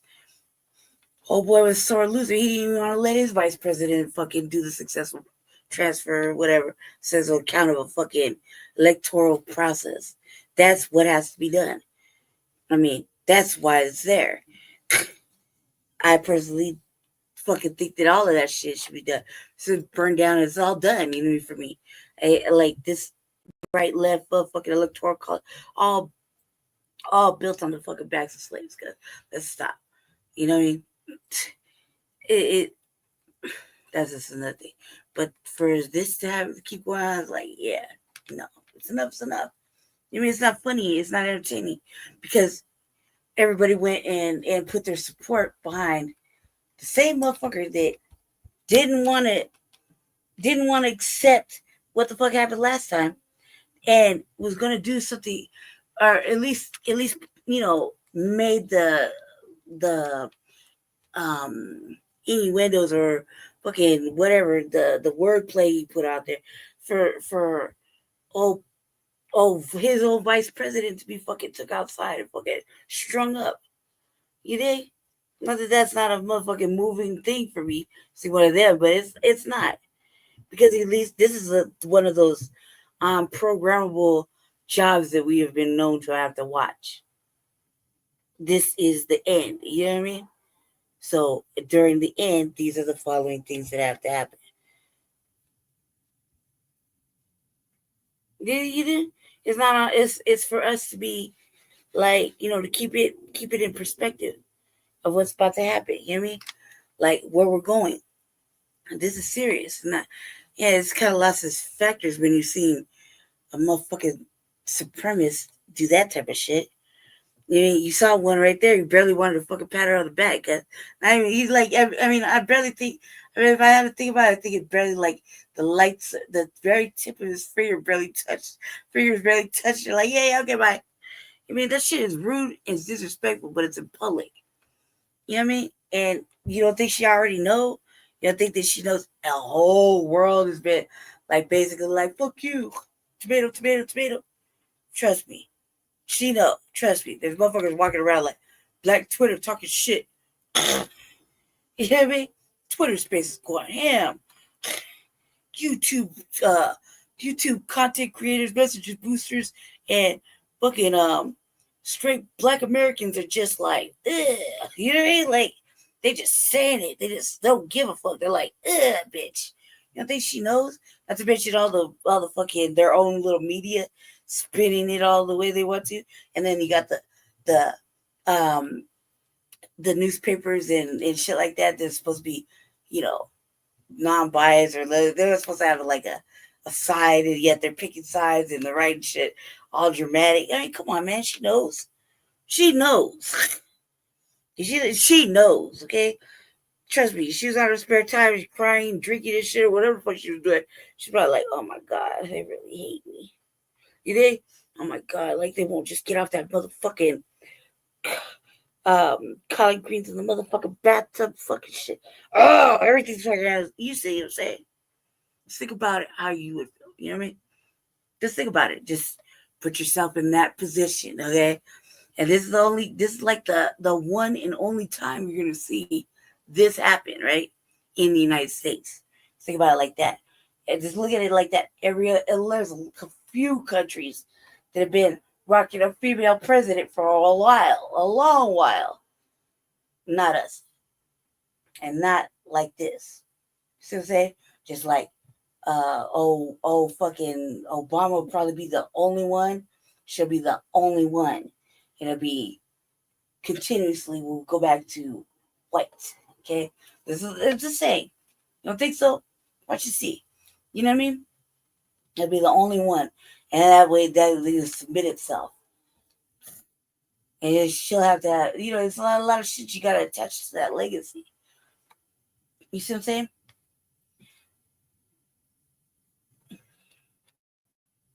That. But here's what I really want to show you, right? As we're going to listen to this, I want you to pay attention to Kamala Harris's body language and look at her hands. While she's giving this kind of, you know, fake little speech or whatever that I guess she felt she had to do, I guess it makes her and Democrats look good, I guess. I don't know. I guess it's good PR or something. As she's discussing what it's like a necessary, like she has to do it. It's not about PR or anything. It's like a must. Okay, it's like a reassurance to the fucking to the United States, like reassurance to the people. You know, it's like this is a necessary. This is like a thing that has to happen. You gotta reassure the public. Yeah, it's like a necessary thing. You know, pretty positive she didn't want to be there. What she has to do today, she is almost breaking her hands in half. So the entire time she's talking, pay attention to how tightly she's gripping her hands and almost getting ready to rip her hands off of her wrists, because that's how embarrassed she is and how mad she is still over such an embarrassing defeat. And now you have to certify the results of the election yourself after being humiliated, right? So let's jump into this video right now. I don't know if that's The peaceful transfer of power is one of the most fundamental principles of American democracy. As much as any other principle, it is what distinguishes our system of government from monarchy or tyranny. Today at the United States Capitol, I will perform my constitutional duty as Vice President of the United States to certify the results of the 2024 election. This duty is a sacred obligation, one I will uphold, guided by love of country, loyalty to our Constitution, and my unwavering faith in the American people. As we have seen, our democracy can be fragile, and it is up to then each one of us to stand up for our most cherished principles and to make sure that in America, our government always remains of the people, by the people, and for the people. May God bless you, and may God bless the United States of America. And may God bless your hands, because you almost ripped them off your wrist. When I think that was the but look, either way she picked because where the fuck was she from? when I was She originally put them in her watching the video pockets, like, before she didn't give a beginning to fuck. record, And she was doing too much I talking was with her thinking to hand. myself, She was like being almost, extra dramatic. is this Yeah, video women AI generated? It almost kind of didn't even seem like it was actually her. When you're listening to it, the she voice read that kind of shit. seems like it's layered on top of the video. It just came up as a little weird. But when I looked down at her hands and I saw how tightly she was gripping It looked her like she was trying hands, to make. She was trying that's when I knew, yeah, no, this is it's very like real. And like she's very myself. irritated, very annoyed, and very upset. Oh yeah, But she you was see, trying to this party. isn't where the Practice. humiliation tour began, right? The humiliation tour really began, I want to say it was about 2 days ago, right? About 2 days ago, when Kamala Harris had to give the Pledge of Allegiance, right? As everyone did. Oh shit. I want you to see, she doesn't even know the Pledge of Allegiance. She doesn't know it. She doesn't know it without a teleprompter. Come on. Let's get into this video as we round this out. This is hilarious, That's like ridiculous, she and did. nonsensical all at the same time. This woman needs a teleprompter for everything. Join me in pledging allegiance to our flag. Pledge allegiance to the United States of America. What's up? What? That is funny. Join me in pledging allegiance to our flag.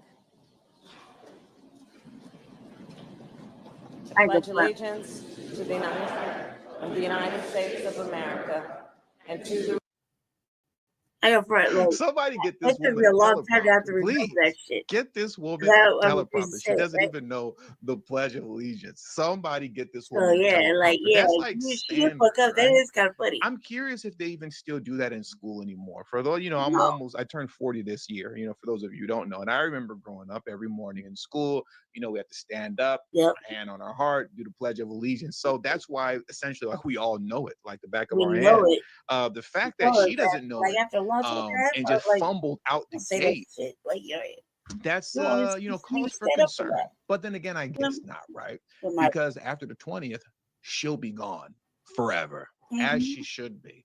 And with all that, man, that does it for today's news. So I want to thank you guys for joining me today. Hit the like button on your way out. Subscribe to the channel if you're new to the channel. Follow me on Rumble at TD Media Group. And also, most importantly, make sure you follow me on Telegram at TD Media Group. The link to my Telegram is in the description box below and pinned in the comment section as well. Thank you all for your time. Until next video, peace and have a great afternoon. Yes.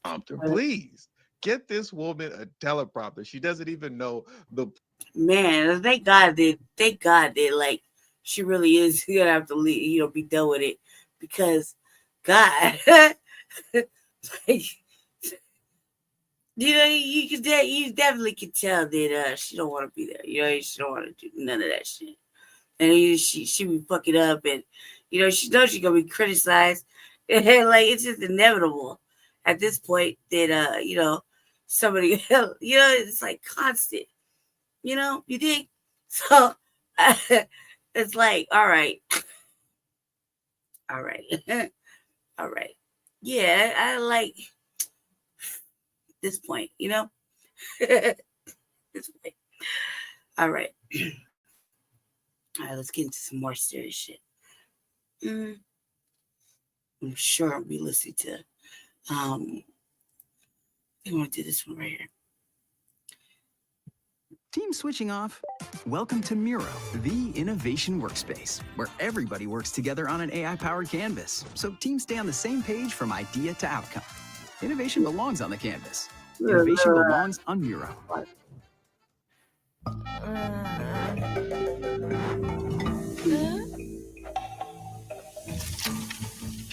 Like other people at the American Renaissance Conference, Taylor argues for this shit was crazy. I'm not gonna lie.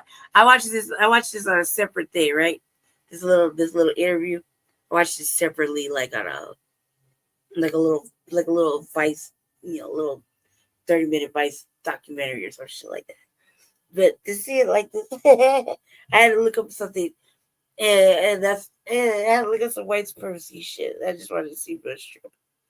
And I was in the midst of research when I decided to throw this on. Or a separation of the races, where whites don't have to be reminded of slavery, segregation, or the fact that racism still exists. If you want that white-only land, why don't you go find somewhere else to live? What do you mean, find someplace else?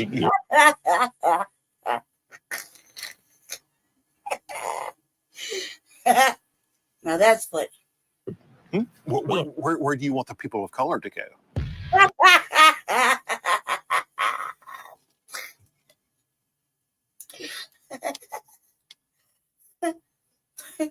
Why is it funny? Because it is. That's funny. It's funny because it's funny. It's just funny. You know your history. You know why it's funny. They're like, no, you leave. Like, no, but first you get back over there. What the fuck you mean? Everyone got on the boat and decided you're gonna go look for land, or you're gonna go do this or whatever the fuck. You know what I mean? I found it. Sure. Stop it. Yeah. Why don't you leave? That's why it was funny. This week. Hilarious. Welcome to Racist of the Week. My name is Reese Waters. This is where we expose the stupidity and hypocrisy of discrimination in hopes we can build a more perfect union and also laugh. As usual, I would like to thank today's sponsor, Racism. And don't forget to like and subscribe to the page, and definitely leave me any possible suggestions for nominees in the comments. You can email me at reese@reesewaters.com. And shout out to all of our subscribers and members here on the channel. Well, today we're back in Tennessee. Yeah, again.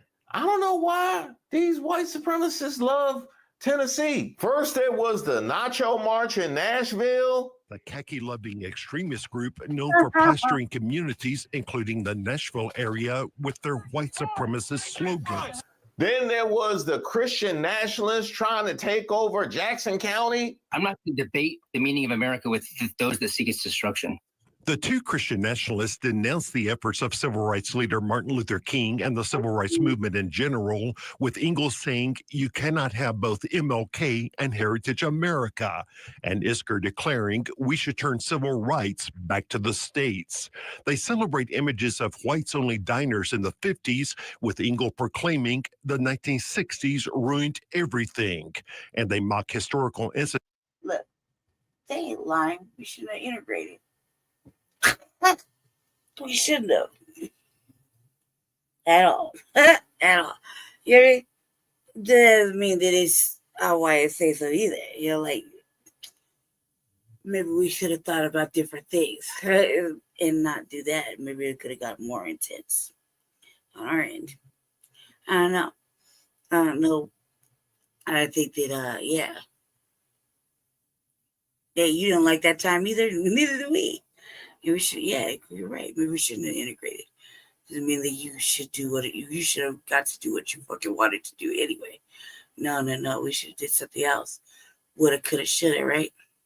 It's like the kidnapping of 14-year-old Emmett Till. Well, they back again. Confronting hate. Our exclusive News Channel 5 investigation continues, focusing this time on how Tennessee has become home for what may be the most influential white supremacist gathering in the country.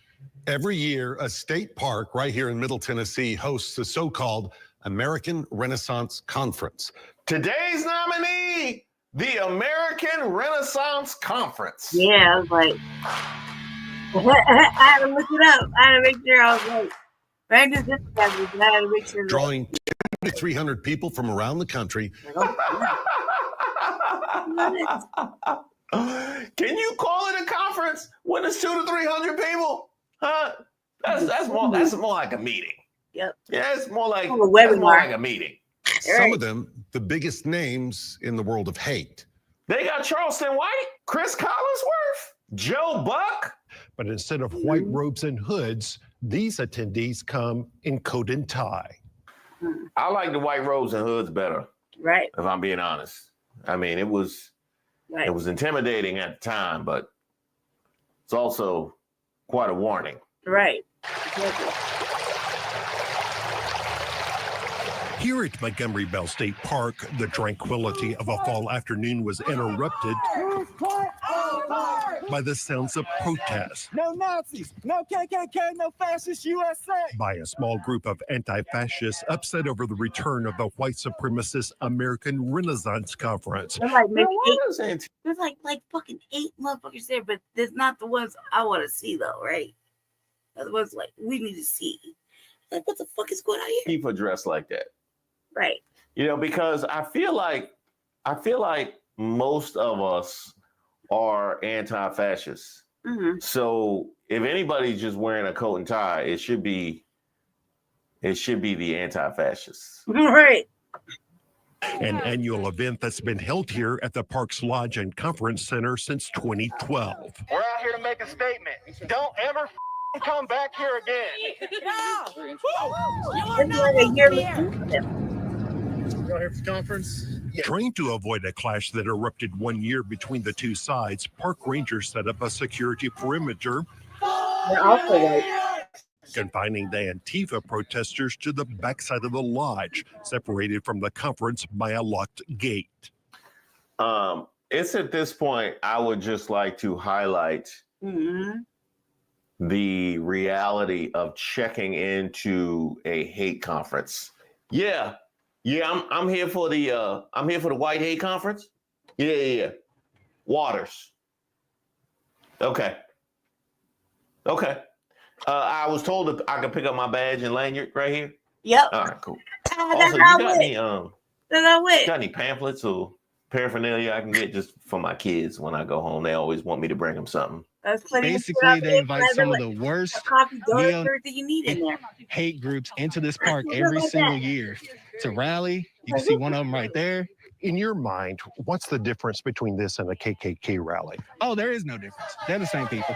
Why he pointed at him like he spotted a bear or something in the. There they go, right there. Get the binoculars. Right. Wow, that is hate in action. See how he wear that hat and don't care how silly he look? Right. Yeah, his thoughts are the exact same way. There's always Taco Tuesday, popcorn at the movies, like, oh my God. Friendsgiving dinner, Sunday brunch. And some people say you are what you eat. knows, but like, there's a fucking clan, man. And you know what? They just doesn't matter now that they're in fucking khakis and polos and ski masks, white ski masks, and they popping out of motherfucking U-Hauls. I mean, that don't matter. It's still the same motherfuckers. Like, different generation, baby. I don't know. It's still the same shit. So the same amount of disgust, fear, and like, oh my fucking God. Jesus sees. Lord, you hear it? It's real, right? So they was having a whole conference. What I heard today was like, man, this shit was not only funny, but I was like, man, let me look into it. I can't even say it because I haven't had a chance to really research and look into it. So I'm like, oh, goddamn, who's paying for that? I had questions, and I have to do some research. But to know that I was like, wowzers, like, man, we really step our shit up. If it's like that. But I'm like, God damn, man. Like, when I first seen this, I was like, are they fucking serious? They don't give a fuck anymore. We're going to rent out this whole Marriott. Like, they don't care. Like, God damn. Nobody's doing anything. Like, nobody cares. Nobody did anything. Nobody's trying to stop, like, really do anything. But don't let the healthcare conference start. Everyone got capped on the street going to the conference, and they still did the conference. Shoulder shrug. You did? Nothing was like, yeah, you can't get past the barricade. There's only 80 of you. You go wave your little size and try to be as loud as you want to, but we're just going to carry on. No. The protesters made it very clear how they feel. We're about to head over to the conference center and talk to the man who's leading all of this. Mr. Taylor, hi, Phil Williams. Is that Jared Taylor? It is. Wait a minute. Hell no. I recognize him. But I think the evidence is overwhelming that Overwhelming. East Asians, on average, are somewhat more intelligent than whites, and whites more intelligent than blacks. But I want to know how it is you Don't let voted it for frighten Donald you. Trump when you're so into facts, because his entire campaign is not based in facts. It was all based in propaganda and emotion. I voted for Donald Trump for one reason only. His policies, if implemented, would slow the dispossession of whites in the United States. If you were to deport all illegal immigrants, if you were to think very hard about letting in any Muslims, all of this would slow the rate at which whites are becoming a minority. Why are you so worried about the white dispossession of America? Because I want my people to survive. Is that so strange? We don't control China. We don't control any place where whites Talk about are not a majority. everywhere. And if we become a minority, we will not control our own destiny anymore. I grew up in this country as a minority, as the children of immigrants. I was their first child born in America. And while I didn't have much possession or didn't much control, I really enjoyed myself. And I think that if you ask a lot of Americans, they would say that I had a lot to offer this country. You know, according to you, I guess I would be perpetuating the dispossession of white America. That is true. That is true. Would you say that you wouldn't want me in this country? At some point, Yeah. when my ancestors Wait, built wait, this you about nation, to- oh, go they get did that. not build it That's with the the- intention of giving it away to Mexicans or Chinese or Haitians or to anyone else. Do you consider, you keep saying your ancestors built this country. You Right. consider that a fact? Who else built it? Black people, Native Americans, Chinese people who came and built the railroads. Do you think none of that could have been Italian achieved? people. But they're Europeans, aren't they? You know what's crazy? What's good about that is he said black people first. The fact that they,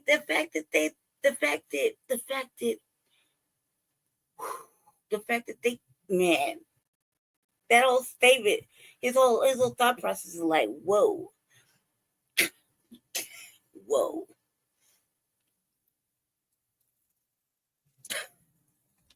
Right.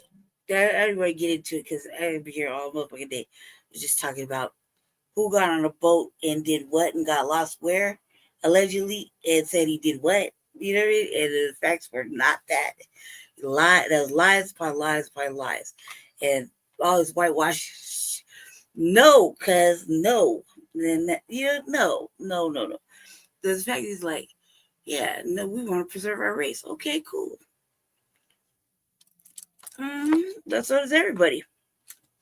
They're like, are you serious? They're like, who else built it? It's so serious about that answer. Who else did it? He was really serious. I run that truck back real quick. Like, really chill. And I'm like, don't look sad. I was looking at the little Asian dude. I'm like, you asked a question. You know he's going to say that. I really enjoyed myself. And I think that if you ask a lot of Americans, they would say that I had a lot to offer this country. You know, according to you, I guess I would be perpetuating the dispossession of white America. That is true. That is true. Would you say that you wouldn't want me in this country? At some point, when my ancestors built this nation, they did not build it with the intention of giving it away to Mexicans or Chinese or Haitians or to anyone else. Do you consider, you keep saying your ancestors built this country. You consider that a fact? Who else built it? Black people, Native Americans, Chinese people who came and built the railroads. Do you think none of that could have been Italian achieved? people. But they're Europeans, aren't they? You know what's crazy is in doing research for this particular piece, I happened to come upon a video where this man was testifying at a trial, a black man's trial. My God, no, they did so. In the defense ploy to get him off with a lighter sentence. Mr. Osby has been a witness of a considerable amount of violence. Jared Taylor, Oh, author my of God. a book on race relations, testified for the defense know with he a did. bombshell of an argument that young black men pose an unusual threat. And my role was simply to That's why explain to the that's what jury you got, man. that black men are more dangerous than white men, men are more dangerous than women, young men are more dangerous than old men, and therefore, since his assailants were two young black men, they were statistically speaking the most dangerous people in America. But how do you argue that young black men are more dangerous than white men? What's your statistical evidence there? The statistics come from the Federal Bureau of Investigation. Black people in 1992 committed 55% of the homicides. They were 12% of the population. This gives a homicide rate that is 9 times higher than the white homicide rate. You can't argue about that. So if what you say is true, then Damian Osby's attackers had just as much reason to fear him as he did to fear them. No, that's not true. They're all young black men. Yes, they are young black men, but just because young black men are more likely to commit violent crimes than, say, old white women, it doesn't mean that every young black man is going to commit a violent crime. Taylor's testimony was not challenged during the trial. Now, you can say what you want about the current state of affairs, but we are not allowing Jared Taylor to testify in trials of black people. Also, let's all be clear. I am as fond of the 90s as anyone, but that was a low moment for fashion in the history of the world. Y'all saw what they had on. At the main entrance, we were allowed inside. This is very important. Sure, absolutely very important. These people can commit their jobs. Sure, absolutely. The girlfriends can jilt them. I mean, that's the kind of society we live in. Under the condition that we not take video of. You worry about it, like you can't film us. Yeah, you can come in and shit. You can do little interviews or whatever. But you can't film their faces because, you know, they got girlfriends or whatever. No, because you motherfuckers out of the class. Any of the participants' faces. How would you describe the people who are attending this conference? These are smart, observant, thoughtful Americans who see that our country is going in the wrong direction and has been going in the wrong direction for decades. How many decades? How many right to the civil rights. Right there. Okay. That was right where it went wrong. Okay. Mm-hmm. And all the equality and all. Okay. Right. Right. And your critics say you use, being smart, being intellectual as a cover for racism. What is racism, for heaven's sake? Racism, do you not know what racism is? Well, nobody can really define it in any sensible, consistent way. Oh, I know. Yeah, me too. Do you think you have what it takes to make like it never even happened happen? Then you belong at the #1 brand in property restoration. I'm like, as smart as you are. Visit surfpro.com/careers. Apply today. I laughed this whole time. Like, when I first seen this shit, I was like, he's so serious. He is so fucking... What is racism? Adobe Acrobat AI Assistant is super helpful because it allows me to weed through it. everything Are that you I don't serious? and get to what is inspiring. And it's asking it certain questions, and then you have something that you can build on, and it come out with like completely new ideas. He's really serious about it. You're like, and no one has the balls. Nobody will say anything. You're like really questioning, like, really. All right. It's getting hot in here, so take off all your clothes. I'm getting so hot, I wanna take my robe off. It's getting hot in here, so take off all your robes. I am getting so hot, I wanna take my robe off. What is racism really? Here's my article called The Brown Scare. Taylor heads American Renaissance, which includes a website that promotes articles like Brown Scare.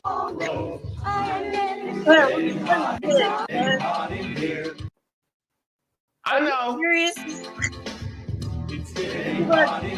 Look at you. You didn't tell me they got a white choirs singing Nelly, basically, but in their own words. That's like a Nelly song. You got these old ass motherfuckers trying to finish like in church, and shit. They're like in the choir trying to take off their motherfucking robes and show motherfucking flabby ass motherfucking old saggy ass kids. I'm getting out of here and take my robe. Don't take it off, cuz. Don't take it off. Don't take it off. I think you're missing a whole top piece too. Like, what the fuck is going on here? Where do you find this video? That not Nelly in the back?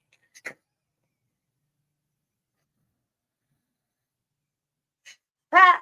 Is that not Nelly fucking? that Nelly that like?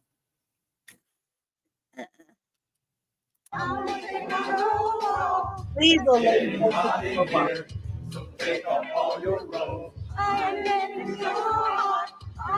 I don't know how this is okay. I don't even know if this is a church or a fucking. I don't know what the fuck this is going on right here. But Reese, you wrong for this, cuz you're so fucking wrong for this. Like I was clown about this like for a while. You're so fucking wrong for this. Where the fuck did you find this video? How old is these motherfuckers? Like, what is this like? Oh God, what era is this? Let's think about fucking what year that song came out. Are you serious? Oh God.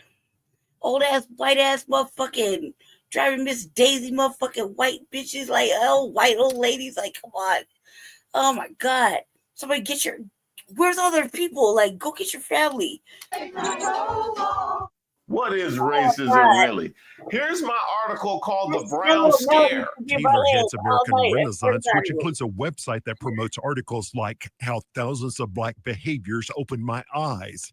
Well, see, no, they're not racist behaviors. They regular behaviors. You know, just like keeping the water bottles on the floor, or taking the napkins out the bag and putting them in your car. You know what I mean? Like it ain't nothing like that. You know what I mean? Keeping shopping bags in the dishwasher. It's innocent Black behaviors. It's just thousands of them. And leaked emails showed the website was one often privately promoted by Trump advisor Stephen Miller. Oh yeah, nothing to see here. That's not going to be a problem at all. We good. We good. What's the difference between what's happening here and a KKK rally? I've never been to a KKK rally. I couldn't tell you. Isn't the message the same, though? I have no idea. I've never been to one. KKK? Never heard of them. No. Did they study Black behaviors? Yeah. He treated the KKK like they wanted Caitlin Clark to treat the WNBA's history. I am delighted to see groups and organizations cropping up. But leaked video from the 2021 conference shows Taylor meeting with Thomas Rousseau, the head of the Patriot Front. That's the khaki-loving extremist group known for plastering communities, including the Nashville area, with their white supremacist slogans. In fact, when we checked our video, that was Rousseau we had spotted on the bridge. Patriot Front later posted a group photo of them at this year's conference. He is really proud of that hat, isn't he? Yeah, he really. Yeah. So they do the face coverings and made sure you couldn't show nobody, but he just gonna sit there and wear the same identifiable hat everywhere. Mm-hmm. Okay. Hey, check all the surveillance footage. Yeah, I just want to see something. They do their thing. I do mine. How about the neon? Like that's funny about them. No, never. I don't even know a neo. But among this year's speakers was Austrian Martin Sellner, a neo who plastered on a synagogue in 2006, and after some 50 people were mosque in Christchurch, New Zealand in 2019, emails show Sellner had been in contact with the shooter. Although he was never charged with any wrongdoing, Sellner was barred from entering the U.S. and had to appear at the conference by video.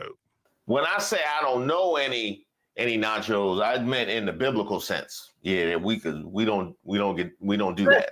So I meant in the biblical sense. I don't know any. You know, they be my mans though. Do you not consider yourself a racist? No. Like other people at the American Renaissance Conference, Taylor argues for a separation of the races. Ain't no way in the world he'd leave a Black neighborhood looking like that. Where whites don't have to be reminded of slavery, segregation, or the fact that racism still exists. Wait, run that back. Right. Where whites don't have to be reminded of slavery, segregation, or the fact that racism still exists. If I understand this clearly, right. Your reasoning for the separation of the races is so you don't have to be reminded about slavery, segregation, or that racism still exists. So the presence of Black people is a reminder of Of the your behavior. atrocities in history that has populated this country with Black people. So therefore, you want to be separated so you don't have to be reminded of your own actions. Right.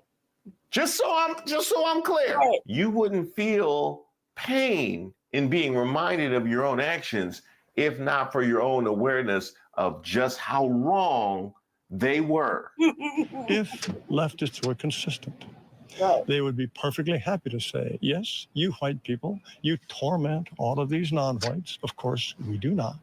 And But you white should people did. Well, hold on. Why can't you let me finish? You Please. keep wanting to gloss over the history. I'm not denying the history at all. What have I glossed over? Of course, there's been slavery, Jim Crow, segregation. I'm not denying any of that. Don't put words in my mouth. Misunderstanding it. Yeah, he's like, you misunderstanding. No, it's not. I didn't do any of that. That was all for fun? Yeah. That was all? To bring a little light joy. Y'all were just playing? Yet when I pressed Taylor on how he Never. and others at the conference would separate the races, if you want that white-only land, why don't you go find somewhere else to live? What do you mean find someplace else? Where do you want the people of color to go? I don't want them to go anywhere. He was short on specifics. No, because he got concepts of a plan. Yeah, he got concepts of a plan for separation. They'll figure it out. Yeah. So it sounds like you're advocating for something that you have no idea how it would work. Oh, I have a good idea how it would work. You just told me you did. Well, the practicalities of it. I think it's entirely possible that an American state might secede. Montana. Montana. Go ahead. Matter of fact, take Idaho with you. Yeah. Yeah. Y'all good. Yep. Y'all good. Yeah, grab some bagels, some water, or some Gatorade, whatever y'all need for the road. Don't get cute, Florida. Don't get cute. There is a considerable secessionist movement all around the country today. So it's you are in entirely favor possible. of succession, breaking up the United States. I'm a believer in separation. Okay. All right. Thank you, sir.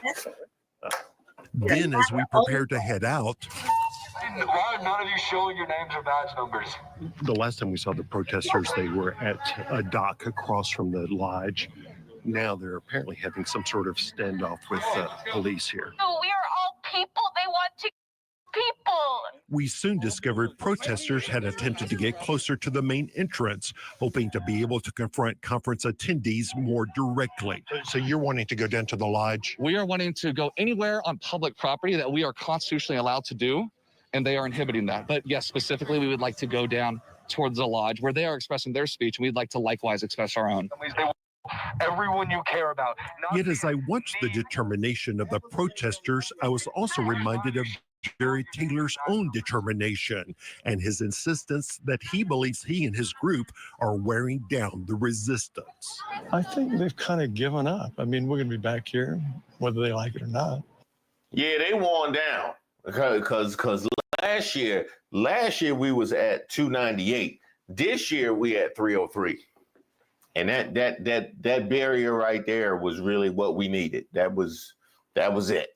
Actually, those extra people were just a family of 6 that was sightseeing. Yeah, they wandered into the wrong conference room, so you can't. From the lodge, now they're apparently having some sort of standoff with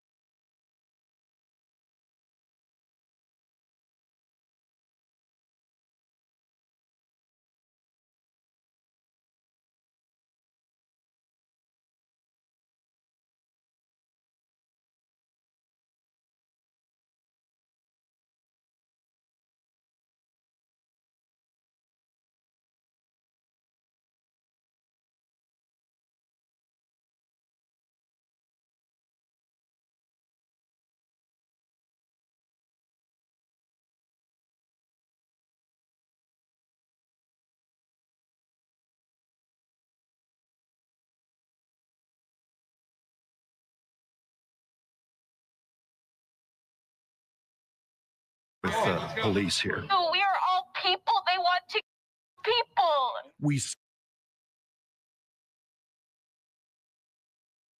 I've been going off for like 4 minutes, but I forgot I was on mute. All right, let me make this up. Or you're laughing, talking shit. I thought I was on mute, off mute. They're like basically like, no, we'll take half of that 12 people there right there because they're white. The other half, we can't let them in because they're not dressed appropriately via skin.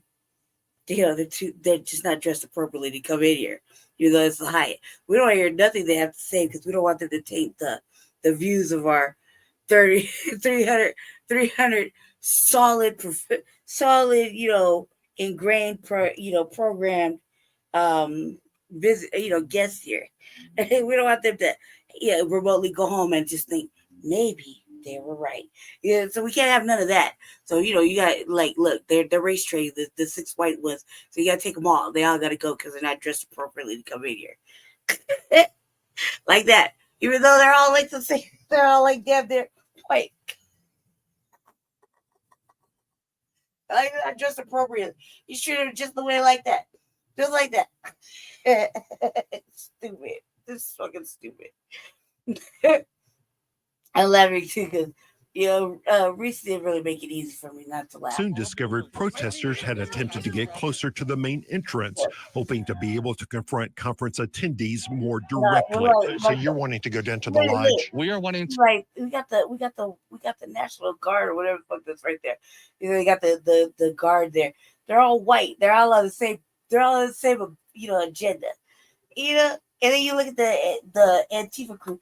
Did you see anybody else? No, you saw, like just a couple of shades off of white. You think everybody's like my color. But the ones that are white, like the one dude right there, he's wearing a Black Lives Matter t-shirt. Like race traitors, no, they can't come in, not at all. That's why we got the barricade. That's why they're in the back. We can't hear them. We just gonna, once we cross the bridge, look at them and take pictures. Like, look at these fuckers. They're so stupid. There's only 12 of them. You think? That's what they're thinking. God damn, we should make it really, really hard for me not to be amused by by their behavior. You know what I mean? And the fact that it goes on every year is ridiculous. Every year it's come on now. And it's just only this is what you brought. And then you kind of see that, this is the thing. This is the normal thing. So you don't see, you'll see Black Panthers and shit. You don't just see them just there fucking it up, messing up their little conference. Questionable. Except I think that's just the how it was explained to me. The rules of that particular area, the unsaid, know your place type shit. You know what I mean? For what it was explained to me. So I was in the process of doing research. So I don't quote me on it. I got a little further research that I was doing. That's why I was watching that little documentary earlier. But Reese did not make it hard for me to be serious. To go anywhere on public property that we are constitutionally allowed to do, and they are inhibiting that. But yes, specifically, we would like to go down towards the lodge where they are expressing their speech, and we'd like to likewise express our own. Everyone you care about. Yet as I watched the determination of the protesters, I was also reminded of Jerry Taylor's own determination and his insistence that he believes he and his group are wearing down the resistance. I think they've kind of given up. I mean, we're going to be back here, whether they like it or not. Yeah, they worn down because last year we was at 298. This year we at 303. And that barrier right there was really what we needed. That was right. That was it. Actually, those extra people were just a family of 6 that was sightseeing. Yeah, they wandered into the wrong conference room. So you can't claim them. You back at 298. Yeah, he was back at that, like, I was just saying, this is On what Mira, the innovation workspace, teams work on an infinite AI-powered canvas. No more silos, no more blank stares, no more productivity. Yeah, we're not going to change Jared Taylor's mind. He's not going to change ours. That's not why we're here. We're here to let the public know that this will not stand in our state of Tennessee. That's all I have. Yeah. But as you saw there, Jared Taylor and his white supremacist friends feel they have the advantage, 200 or 300 of them, to compared to maybe a dozen protesters. So they feel welcomed here. Plus, they get an army of law enforcement there to protect their First Amendment rights to have and express those views. Really eye-opening. Who pays for all that extra law enforcement? Well, as you might imagine, you and I do. A few years back, the state of Tennessee tried to charge them for the security associated with this conference, but a federal judge ruled that such fees were unconstitutional. Interesting. Phil, thank you. Sounds like we all can keep shining a light on this. More stories to come. Absolutely. Phil, thank you. I love that they actually take credit for how few people were needed or even knew about the thing enough to show up and oppose it. Also, shout out to Phil. I saw that blue sky. I saw that blue sky. That was well done. You know what, Tennessee? We have been here at least 4 times with these white supremacists. There was the people of Nashville standing up to the Nacho March. There was the attempted takeover of Jackson County, and Jackson County standing up. People from all different walks of life, genealogies, nationalities, race, you name it. We have got a melting pot right here in this small town, all working together to make this town come back to life. What is it you're afraid of losing? I don't want to lose what we already have. The sense of community. It is a very welcoming community, but I think they kind of came in under the radar and want to recreate it in their own image. They're both in sheep's clothing.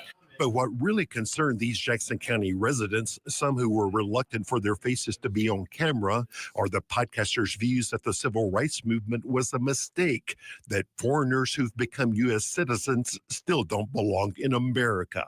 What is it you would like for these people coming in from out of state to know? What message would you have for these people? This town is not for them. Bigotry is not wrong. No, it's not them. We're not that community, and we don't want to be a part of a racial hate community. I like it. She said, we don't want to be a part of a racial hate community. But you just said. All right. Thank you, sir. Then, as we prepare to head out, Why are none of you showing your names or badge numbers? the last time are the podcasters' views that the civil rights movement was a mistake, that foreigners who've become U.S. citizens still don't belong in America. What is it you would like for these people coming in from out of state to know? What message would you have for these people? This town is not for them. Bigotry is not wrong. No, it's not them. We're not that community, and we don't want to be a part of a racial hate community. And this how y'all receive the Jared Taylor conference. Not bad, Tennessee. I'm gonna be honest. Not bad. You doing your thing. It's a lot of leopards in the vicinity. I see there's a lot of leopards in the vicinity. Congratulations, Jared Taylor and the American Renaissance Conference. You are our racist of the week. And I would be remiss if I didn't cue the music. Oh, good. Oh, yeah, good. Never thought leopards would eat my face. No, I never thought leopards would eat my face. We bonded over bigotry, but they weren't supposed to turn on me. No, I never thought leopards would eat my face. All right. Yeah. We're gonna move on to a different little topic. That was amusing because you see that it's like how stupid, like Really, you really mean that? Like, you really believe that? You really believe all of that, all that shit you said? I love when something like this happens that I'm getting ready to tell you about. When the mask comes off and these right-wing haters, these trolls, these racists, these bigots, these xenophobes, when they accidentally let you know what the jig is. Nick Fuentes is a little Nazi puke, little incel, little problem child. I love when I talk about Nick Fuentes too, because invariably his sycophantic little lapdogs, these people who have so little going on in their life that they revere this insignificant little clown, they come for me in the comments. Oh no, what will I do? Nazi youth. Oh. Right. Save your energy, clowns. You're going to need it.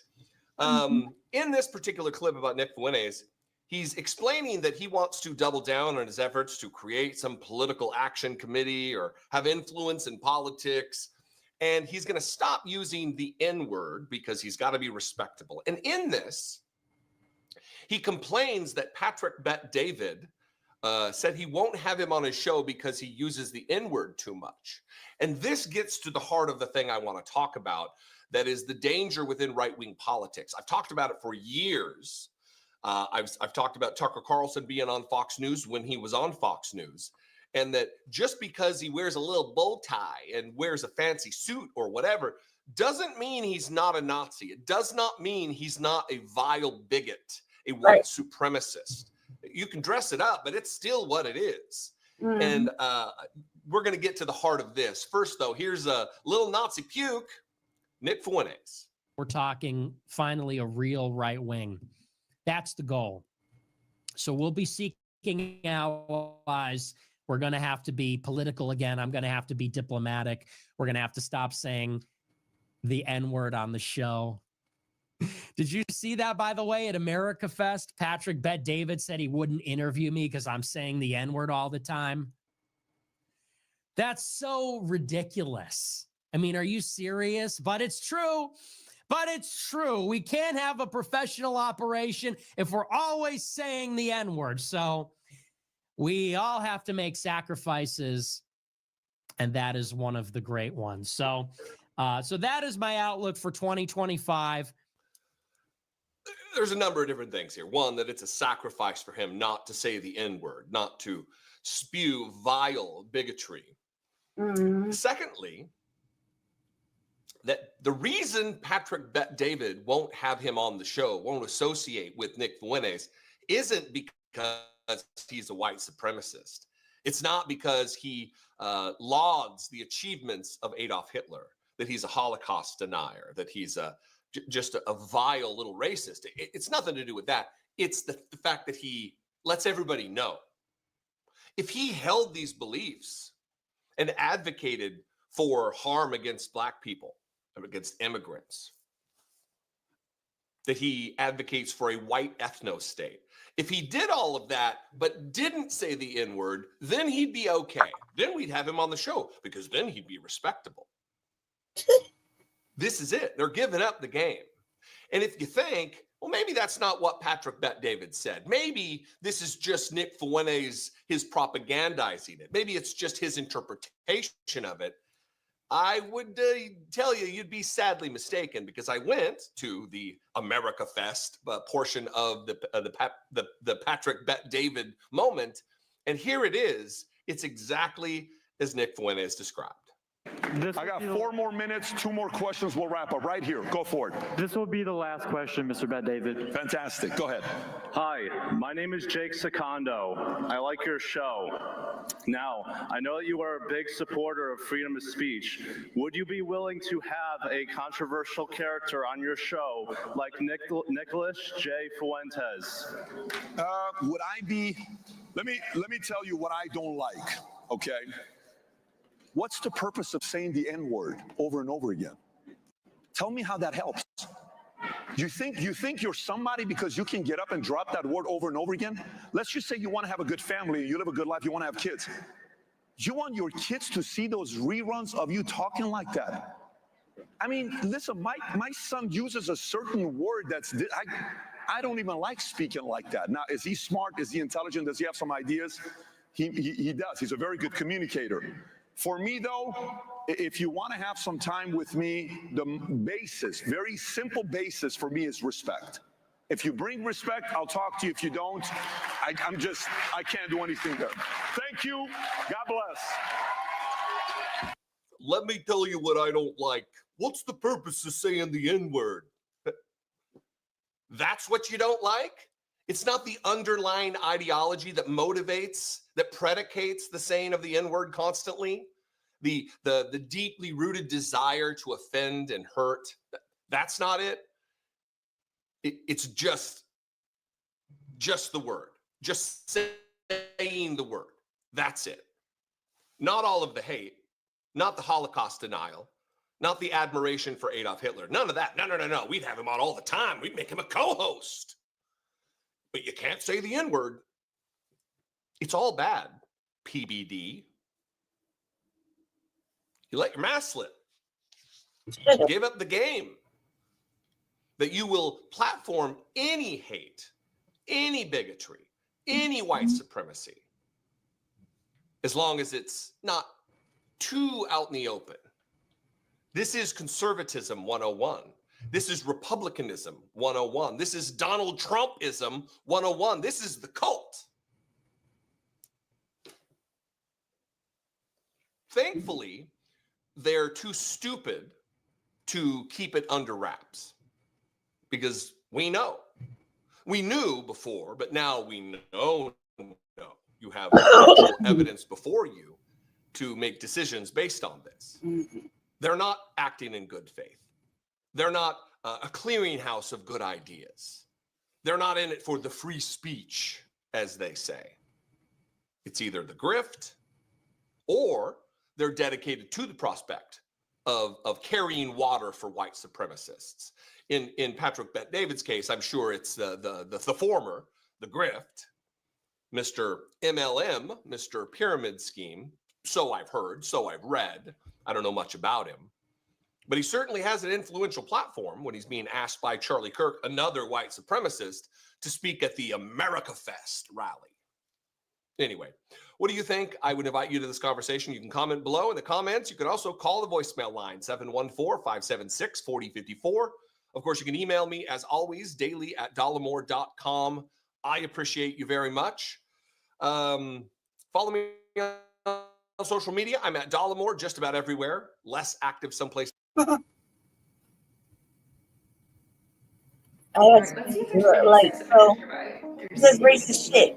He's like the honorary look like Across the street. a little dirty little like Introducing a new podcast. Karen Hunter is awesome. If you black people do not fall. Yesterday, from my Black News, Lisa Cooper kind of touched on this little segment about Steve Bannon, what Steve Bannon was talking about. We kind of went over it. This is just a short one. Just gonna just add more to that. I'm gonna keep it very honest. I'm not really a big fan of this lady. I don't know. It's just kind of just though. Just she's gotta sit right with me. I don't know why. But in this particular discussion, it's only a few minutes long. I had to be doing something, so I wasn't really paying attention. I wasn't like looking up at it because it kind of starts off like a little radio show. Sorry, I just kind of laid down for a second. So I kind of wasn't paying attention to it. I look up, and only because the person that she was discussing this particular thing with, it sounded like another woman. I was so wrong. And so I thought that, I was like, what? I just said. Kind of threw me off there. And I was like, oh, yeah, I can't listen to it. It was really too much of that because the sassiness, like the God, it's like there's a lot. You'll see. Karen Hunter. So, as I mentioned, Steve Bannon is trying to drag black people in. Black people do not fall for this. This is. Look, I when I started it, I just rolled it to where she was talking because I had already, I seen a couple of these little episodes. They're not very long. They're like little clips and whatnot. And so, I just kind of knew where to go. And I just like, get to this part, and I went back to doing whatever I was doing. So, whenever I look up, I'm like, oh, it's her and a dude. This is a freaking trap. He needs us, apparently. All right, I'm gonna see if you can see where he's trying it. Okay. All right, play that clip, Smith. Play the clip on affirmative. Why should an American citizen, his family's been here 5 or 6 generations, that can go to college, get a degree, and is smart enough, why should they have to compete against the world on the territory inside the United States? It's not fair. Until Silicon Valley, until these places have, I don't know, 20% African American and 20% Hispanic, I'd like to put an exit visa on every college graduate, foreign student that graduated from college here in 30 days to leave and go back home and help make their nation great again. And we shouldn't take any foreign students in community colleges. That should be for American citizens, particularly for African Americans and Hispanics. They're never going to get up the economic chain unless we do this. You're not going to get folks into high value added post-industrial jobs based around artificial intelligence or coding or anything like that until we make the engineering schools and computer science schools available to them. And right now we don't. This is the reason. It's not about intelligence. It's about access to opportunity. This is why Silicon Valley has virtually no African Americans and no Hispanics. It's de minimis. They have to compete against the whole world for those jobs. And this is one of the reasons you're seeing the seething anger is that people aren't getting good jobs. And one of the reasons not getting good jobs, they have to compete against the whole world here in the United States. It's simply not fair. So he's advocating for affirmative action. I'm trying to understand. I was so confused. Let that I'm go? Like it overturned. Y'all were behind that, and now you're looking and you want black people and Hispanic people to be mad at the tech bros because they're taking our jobs. Didn't you just do that with the white people and it worked? So I'm saying this and they turned around and gave them the finger afterwards, right? Right. The same setup. This ain't got nothing to do gonna with work. us. This ain't gonna work. Hold on a second. Or in their parlance, that dog won't hunt. Hold on a second. for Hold on a black second. people. And the reason it's not gonna work for I us type it right is because I thought that was a we're girl. not like But it's a these, dude. But I'm we're turning out with the best. in Hold on a second. mass. Black people are unlike the type of people that feel like you can assimilate into whiteness and gain whiteness. Like, I'm not saying there's no black people that don't operate like that. There's a faction, but we don't talk to them at Thanksgiving. They bring the pumpkin pie. We just let them slide on out. But in general, sorry, pumpkin pie eaters. I know that slander was uncalled for. I'm sorry. Don't write in. But but in general though, we don't. That's not something we believe we could aspire to anyway. But we watched it work, not just with white people. We watched it work with Asians just recently. Like, this whole thing about let's get affirmative action out of the college system for how we determine who gets entry into these private schools and all that stuff. Supreme Court case, Asian face on it, right? Like, it's because really Asians have the best scores. It should just all be Asians. And then you look at the enrollment numbers coming around after the first, the first trial balloon. We get this first year where you ain't got to look at race no more. Asian numbers went down. Huh? Who could have seen that coming? You mean every black person that was the whole time being like, y'all might want to not do this because once you say it's merit-based to white people, whiteness is part of merit. And nobody else's race is part of merit. So while you're sitting up there thinking it's about to make it even, they just gonna be looking at a bunch of scores of SATs and GPAs. They not. They gonna Tanner looks a lot like my nephew. And I think he'd be a good man to bring into Princeton. I think he'll fit in just fine here. And I think that's what gets lost there. But I don't think black people real quick, will fall for that. So I don't know what Steve Bannon's doing. Do we even listen to his show? I think you're wrong though. I don't know, man. Like, I mean, what it's saying is like, whoa. When you just hear it like that, I really can't, I don't really know what to say because I wasn't allowed, I didn't have an education, you know, at all, really. Self-taught. I'm not a reader, just self-taught, okay? But that I could have had a very good ass motherfucking education. Not once, but twice. Maybe even 3 times if we really wanted to be technical about it. It just robbed me. I don't even want to get into it again. The thing is that, like, you know, I'm a person about merit. I'm a person about, you know, your like, not, you know, to show your work, not be mediocre, you know, really, if you're gonna do something, do it correctly, do it all the way, you know. Yeah, you're married, blah blah. I was just like, God damn. He's like, when he says meritocracy is really based on whiteness, I was like, whoa, because that's the reality. And I was like, God damn, man, like, and you know, like, me myself, I'm about to say something really crazy. I wanted to do these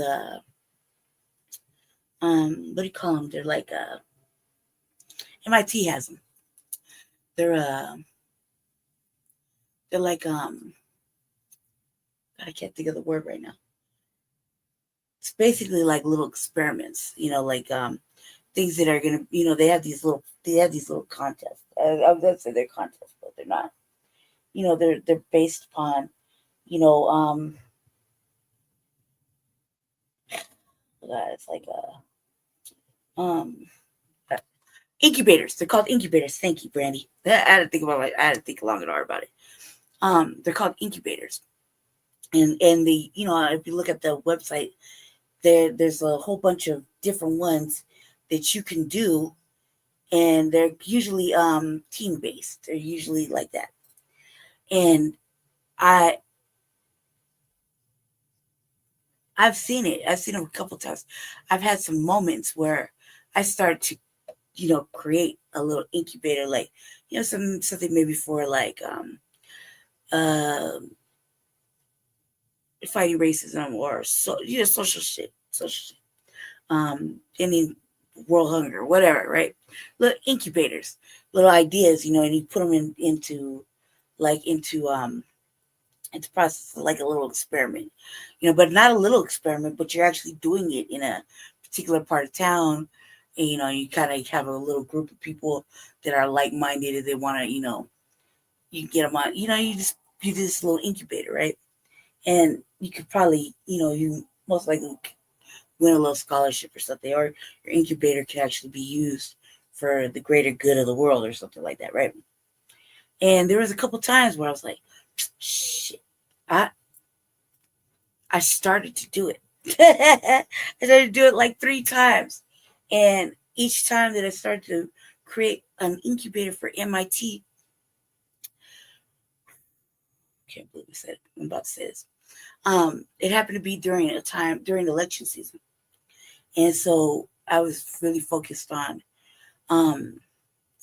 my tasks of helping Jesse, you know, with the campaign, you know, because it's for the last 2 campaigns.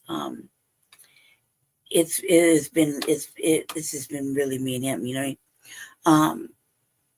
doing the work of that campaign.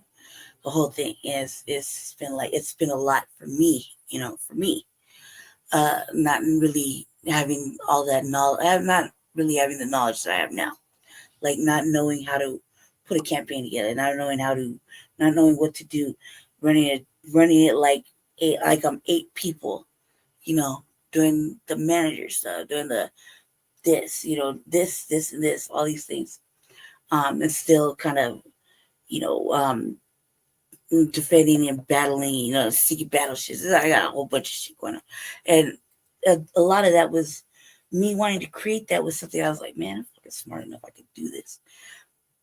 It really sounds simple. I mean, it's just got to read. I just didn't know any other people that I could trust that were smart like me. You know, even though I was like, once I get started, I'm like, remember, you never went to school, you don't have a GED. You know, that's why you didn't get your little winnings at the media place, at the media school. You didn't have a GED. You didn't have a high school diploma. You didn't have this. You didn't have that. You did. And you're like, man, okay, so fucking what? Let's just see what happens. And I would get started, but it was always in the middle or the very beginning or whatever during campaign season for Jesse. And these are like to run the black agenda and run for office the way the new media tells us to do, and then in this city with the fucking on camera pushback versus the public daps and what's up type shit. It took a lot. I think that those two campaigns really took me from everything I thought I was able to do or capable of doing, and really just added all kinds of pressure because I don't trust anybody. So I couldn't just allow a whole bunch of people to want to help him because contrary to popular belief, it's me that does all the back work. Everybody wants to change everyone. Like, everyone wants to change everything. So if during the first time, when we were doing the work on the reparations with the California Task Force, you had people trying to take the momentum in the very beginning and ride it like a wave, make it a black and brown thing here, and then still basically the initial the black agenda here isn't like a new thing, it's not a new thing, especially for Jesse. I mean, there's other people that we know that are black first, black agenda individuals that push that message, such as like our sister Vicky Dillard, such as Michi X, things like that.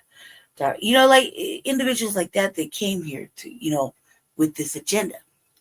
So it's not new. The thing was that 90% of the time, the black people that want to run for office here they want to go ahead and submit to the fucking puppetry of it all. They're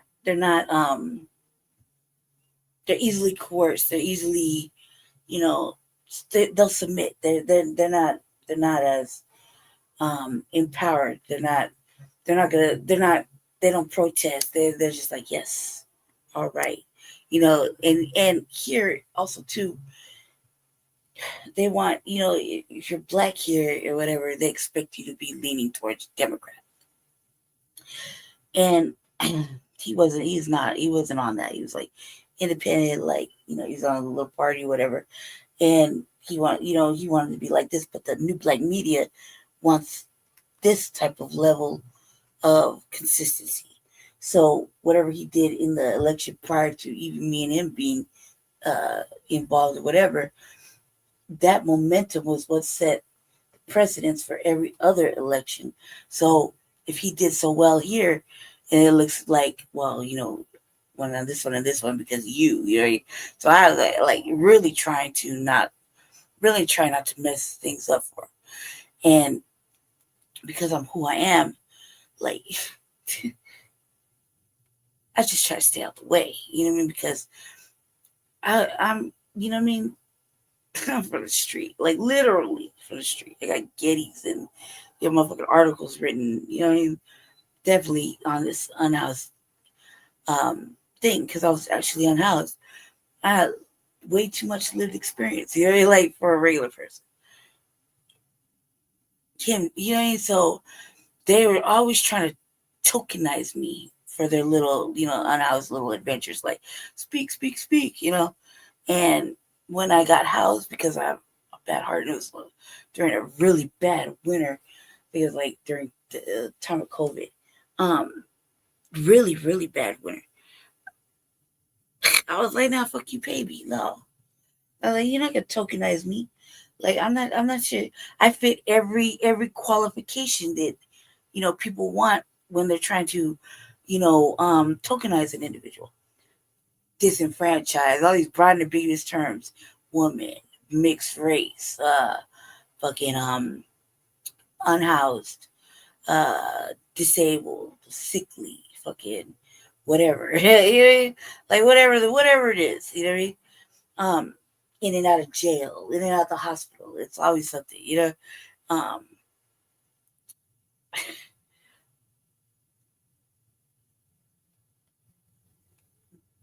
just like him, just like these service providers and people like that want to tokenize him for being they try to make him the black face of being unhoused. Since saying the unhoused black face, even though he was putting in all this serious on the ground work to house people. He did. And me, I was just like, I was unhoused trying to get housed and dealing with the interactions of being unhoused on the street as a woman. I'm sure popular beliefs the way I live, we just do whatever. And I was having all these interactions with the police, they're constantly harassing me in downtown when I was unhoused. Not they were crushing my vehicle, my little whip around the neighborhood, or they were throwing my shit away every fucking day. Like I couldn't even go to the restaurant, come back, my whole tent and everything was gone. They, just doing a lot of shit, just a lot of fuck shit, And as a person that was going through that, I was like, well, you got the outreach people. You think they're like, whatever. And you go over there and they there's a couple of them that actually prevented some serious shit from happening to me. Like some serious shit, they happen to be there. And so I always show those individuals respect. And then there's the other types that are like, oh, no.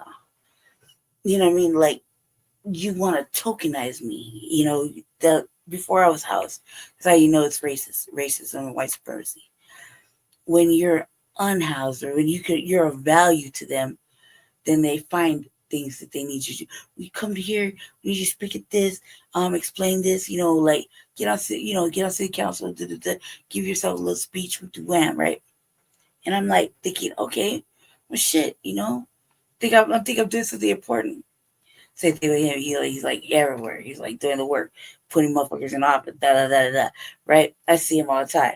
Like he's actually there. So I'm like, oh man, this is one of the advocates, right? Then knowing what I knew, I was like, man, because you realize I try to make you the poster boy for the black face of homelessness, and they try to put me in like the disabled, poor, unhoused, sickly motherfucking whatever, disabled motherfucking female of this motherfucking whatever. But she's just she's not too dark, but she's not too light. She's just right in the middle. So the message will get heard. You dig? And the whole time it's like, nah, fuck that. I'm really going through some shit. Fuck the police. Yeah, they did that. They did that. They did that. Go ahead. Yeah. No, I'm not taking that comment back. Yeah, I'm getting arrested. Okay, yeah, it's fucking summertime. I come back in, it's wintertime. You know what I mean? Like, pull you out. I'm just like, yeah, you don't have to fucking work for this. You know what I mean? I'm gonna be an asshole, be difficult. They know. You know what I mean? So it's like, come on now. This is what it was. This is what it was. So me thinking about it is like every time I wanted to start an incubator and I would get started, it was during election season and during a time where,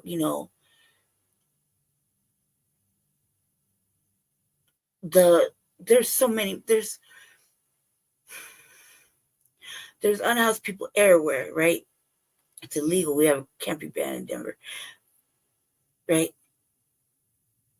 There's more unhoused black people, American black people here, like veterans, women. You can't even have your kid here out in the street. Like they would take our children. You know what I mean?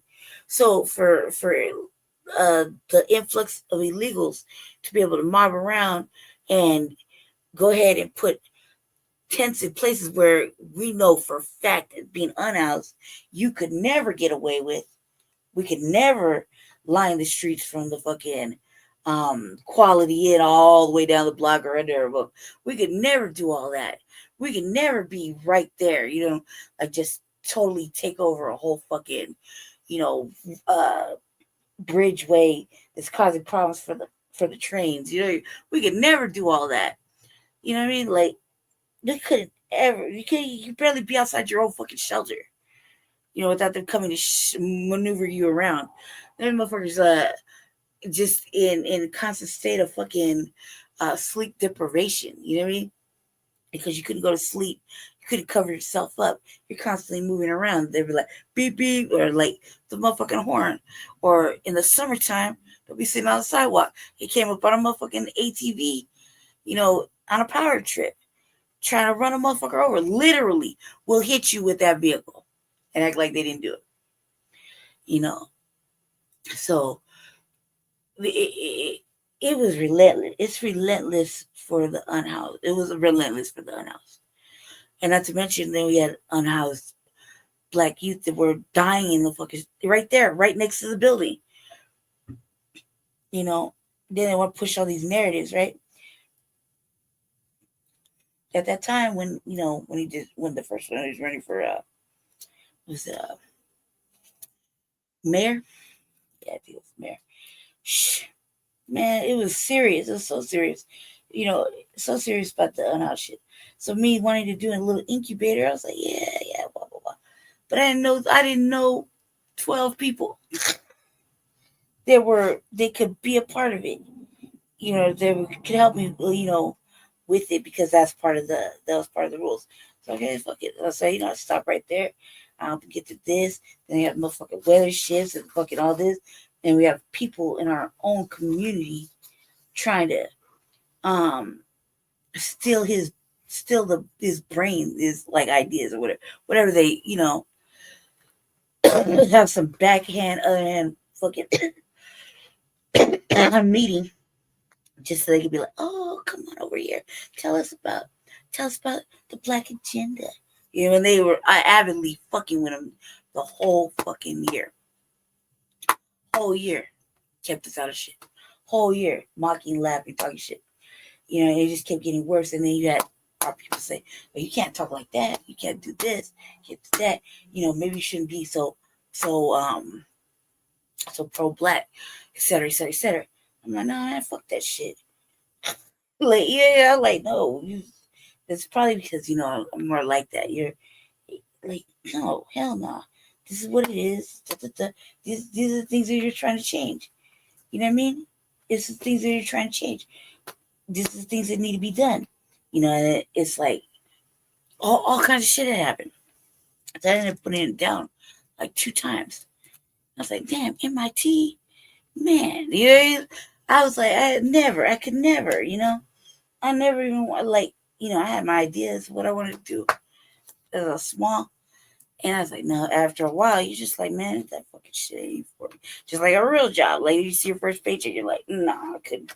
Whew, 200, man, all this 2 weeks, only $287 in my government name. No. I think I'm going to go back to do this. You think? Because it's just like, fuck. So then when I wanted to be serious, I was like, man, I didn't know anybody like that. You see what I'm saying? So I just kind of put it down. I put it down. I was like, man, what they're talking about here is like, are you serious? It's like the 1 minute, it's 1 minute. 1 minute they want you to be, 1 minute you're going to go to this type of school or this, you know what I mean? If your grades were good, blah, blah, blah, blah, blah. You're you didn't see certain individuals at places like Harvard and Yale. I don't know how the fuck they got the casual few in there that managed to go there, but everybody's going to HBCUs, right? It's just like, don't deprive yourself. Well, look what just happened with somebody that went to HBCU. Our vice president, right? She alone right there. That right there, that little piece of history for herself would have been what, like, why would you deny reparations? Why would you deny anything like, blah, blah, blah, blah. So it's like, God, this is what they're pushing. What Steve Bannon's talking about is like, okay, you want motherfuckers come here. Yeah, you came over here on a school visa, whatever, you got your education. Now bounce, okay? But why are you gonna make it harder? Like, I don't think they understand that it seems like it's harder for Americans to get into school than it is, for the people that come over here to study or whatever. And you know what I mean? And it seems like it just seems kind of backwards. Like, it seems like a lot, It seems like a fucking lot. And I'm like, man. And you can't go on your merit. So if you're really fucking smart, that doesn't fucking matter. It's like basically you're going on a scholarship or whatever. You're good at sports. You can do this, you can do that. But your educational factors aren't like really, really matter. That's what it seems like. Like, no. And they're talking about we're gonna be in competition. Nah, you know what it is that they'll never want to pay what we think we're owed or we think that we're worth. You see? That's why everything doesn't match up. Just like certain numbers never move, Then they never want to do that. They never want to even it out. And that goes for everything. That's why they'll always put them over you for some odd reason. And then they want to be like, oh, we gotta be diverse. We gotta be inclusive. We gotta be welcoming. And they always try to push that shit on us, like, we're the ones that are not being inclusive. And they tried that shit, but look, now you're gonna need us. Now what are you trying to say? Like, you're gonna need this. It's all back. It's like, oh God, it's like watch stupidity play itself out. Oh, I feel like some, even though I'm not entertaining that, Black people cost this election for Kamala Harris, but there were a lot of people talking during this election cycle about MAGA, even, and even if you look at the inauguration, there's like this whole Black faction of people. Like, he did get more Black votes this time than last time. Well, I would count those people. First, I don't think that they're a significant enough portion to represent Blackness. Like, they are still the vast minority of us. Even if, like, percentage wise, it still was the same percentage, even if you said more people, which is interesting because now that you're making me think about it, mathematically, doesn't that mean more Black people voted Democrat too? If it's Correct. just sheer Yes. numbers. Yes. Anyway, yes. There you go with that brain. There you go. But because the percentages stay the same. But my point is, like, that argument will not go into the broader pool of, like, and now Black people support Republicans, and now we believe that affirmative action will work only for us and no one else. And I don't think we're stupid enough.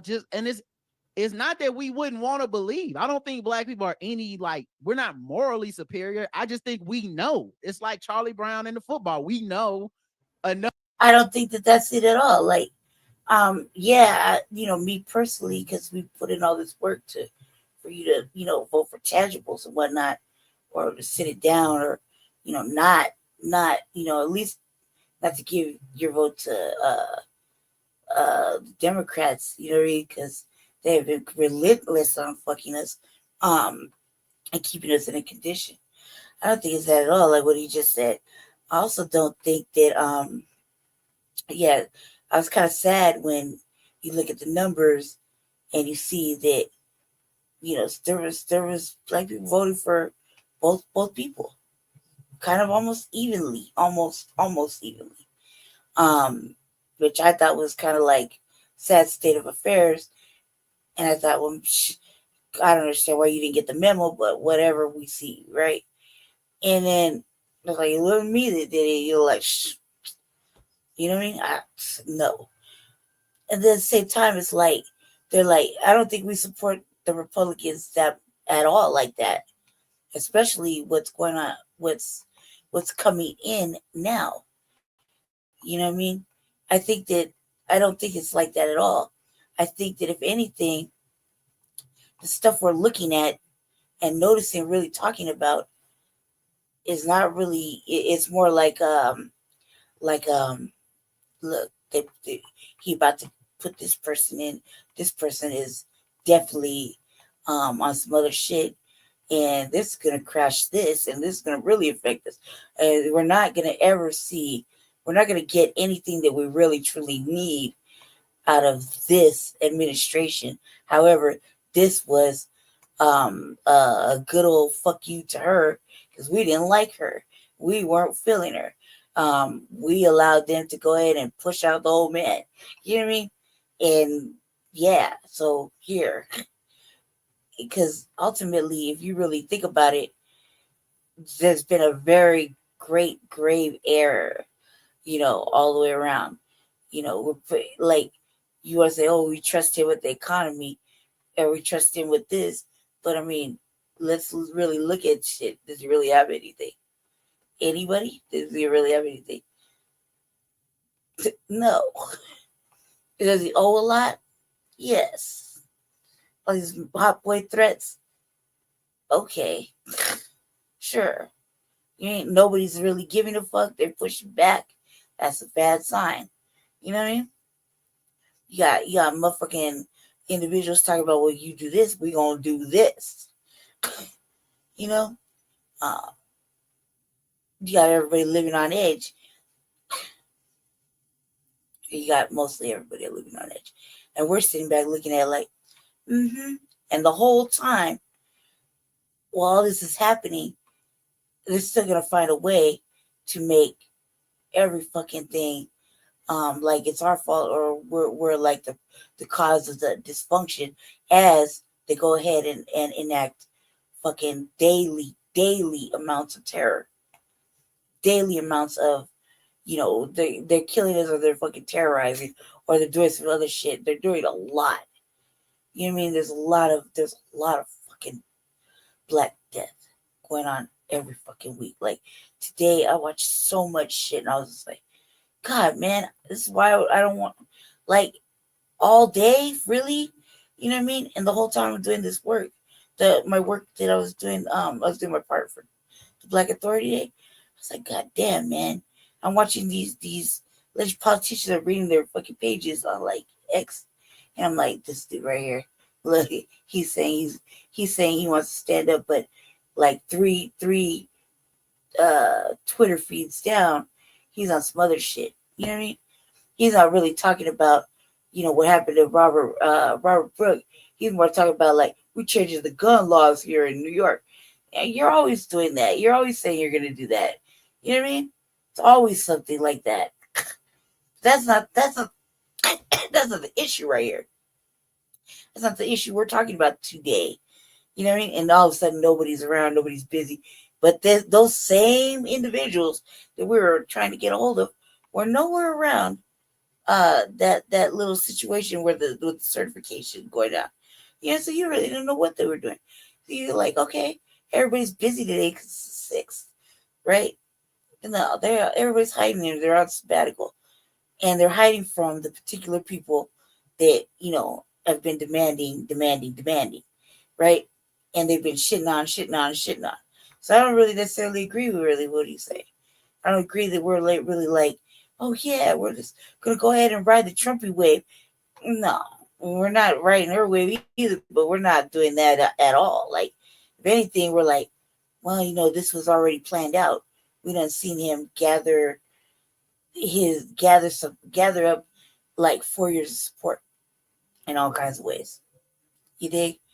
And he letting a motherfucker from another country of all this power and pull off of subsidies.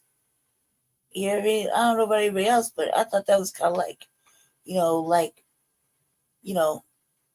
subsidies. Dare I say it? Welfare. Like, them taking care of you, not you taking care of yourself. So, you know what I mean? And then there's all this shit going on. Like, at the same time, you got a motherfucker that creates his vehicle blow up in front of the motherfucker that's about to be the president's old building. And we don't want to talk about that. That's not like a weird little message. Like, could be some contention here, or that the other one in Louisiana was wearing these exact motherfucking Metas Ray-Ban snitch frames that are all over the internet. They're also created by certain individuals, or certain individuals have a hand in them. Are you serious? And we gave this one that, does all this crooked ass shit. The fucking reins back into the motherfucking kingdom. He was the sorest fucking sport for it. He was the poorest sport the first time. He successful. He didn't do anything successful. No successful display of power right there, like a transitional power. I mean, look what he tried to do with his motherfucking vice president. You know what I mean? And then want to complain about how it went down today. Like, come on, cuz, this is stupid. You dig? So, I don't think it's like that either. I think that whatever he's trying to accomplish, it's not gonna happen, because keep in mind, they're like, to take this out and this out. They just went on like a 6-month tirade about motherfuckers being DEI hires.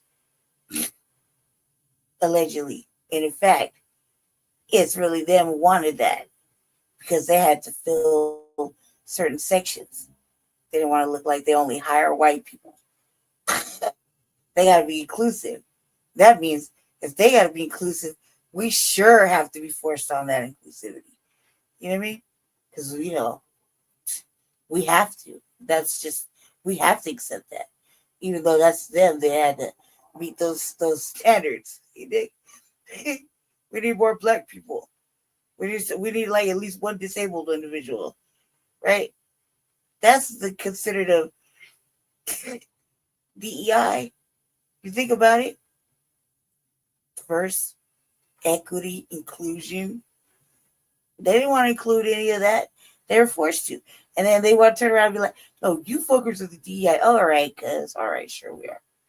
But it's usually wanted that shit. You know, like, do you think that they wanted to fucking be in constant competition for such low grade pay for all the motherfucking work and problems? Just to be, come on now. It's like, no. It's like, this is what we wanted. We got you now. You got your program. And then we're going to play some reverse psychology. Now we're going to play this game. We're going to play this game. And you're going to be all fucking confused. Ha ha. Ha ha. No. So I don't think it's like what he said. Enough to be like, we tried doing this already, and y'all stab us in the back at every turn. So I don't think it'll work. But mostly, I'm just minding my business. I do like to see them. Facts. Like, how many times are you gonna go ahead and like, oh, okay, and then they turn around and do what the fuck they usually do, and you're like, okay, it's gonna be different this time. You know what I mean? It's never different. I think it even gets worse. It even gets more fucking embarrassing. You think, and you get more fucking humiliated. So I would just be like, nah, what we're supposed to do is mind our own motherfucking business. Hold your own nuts.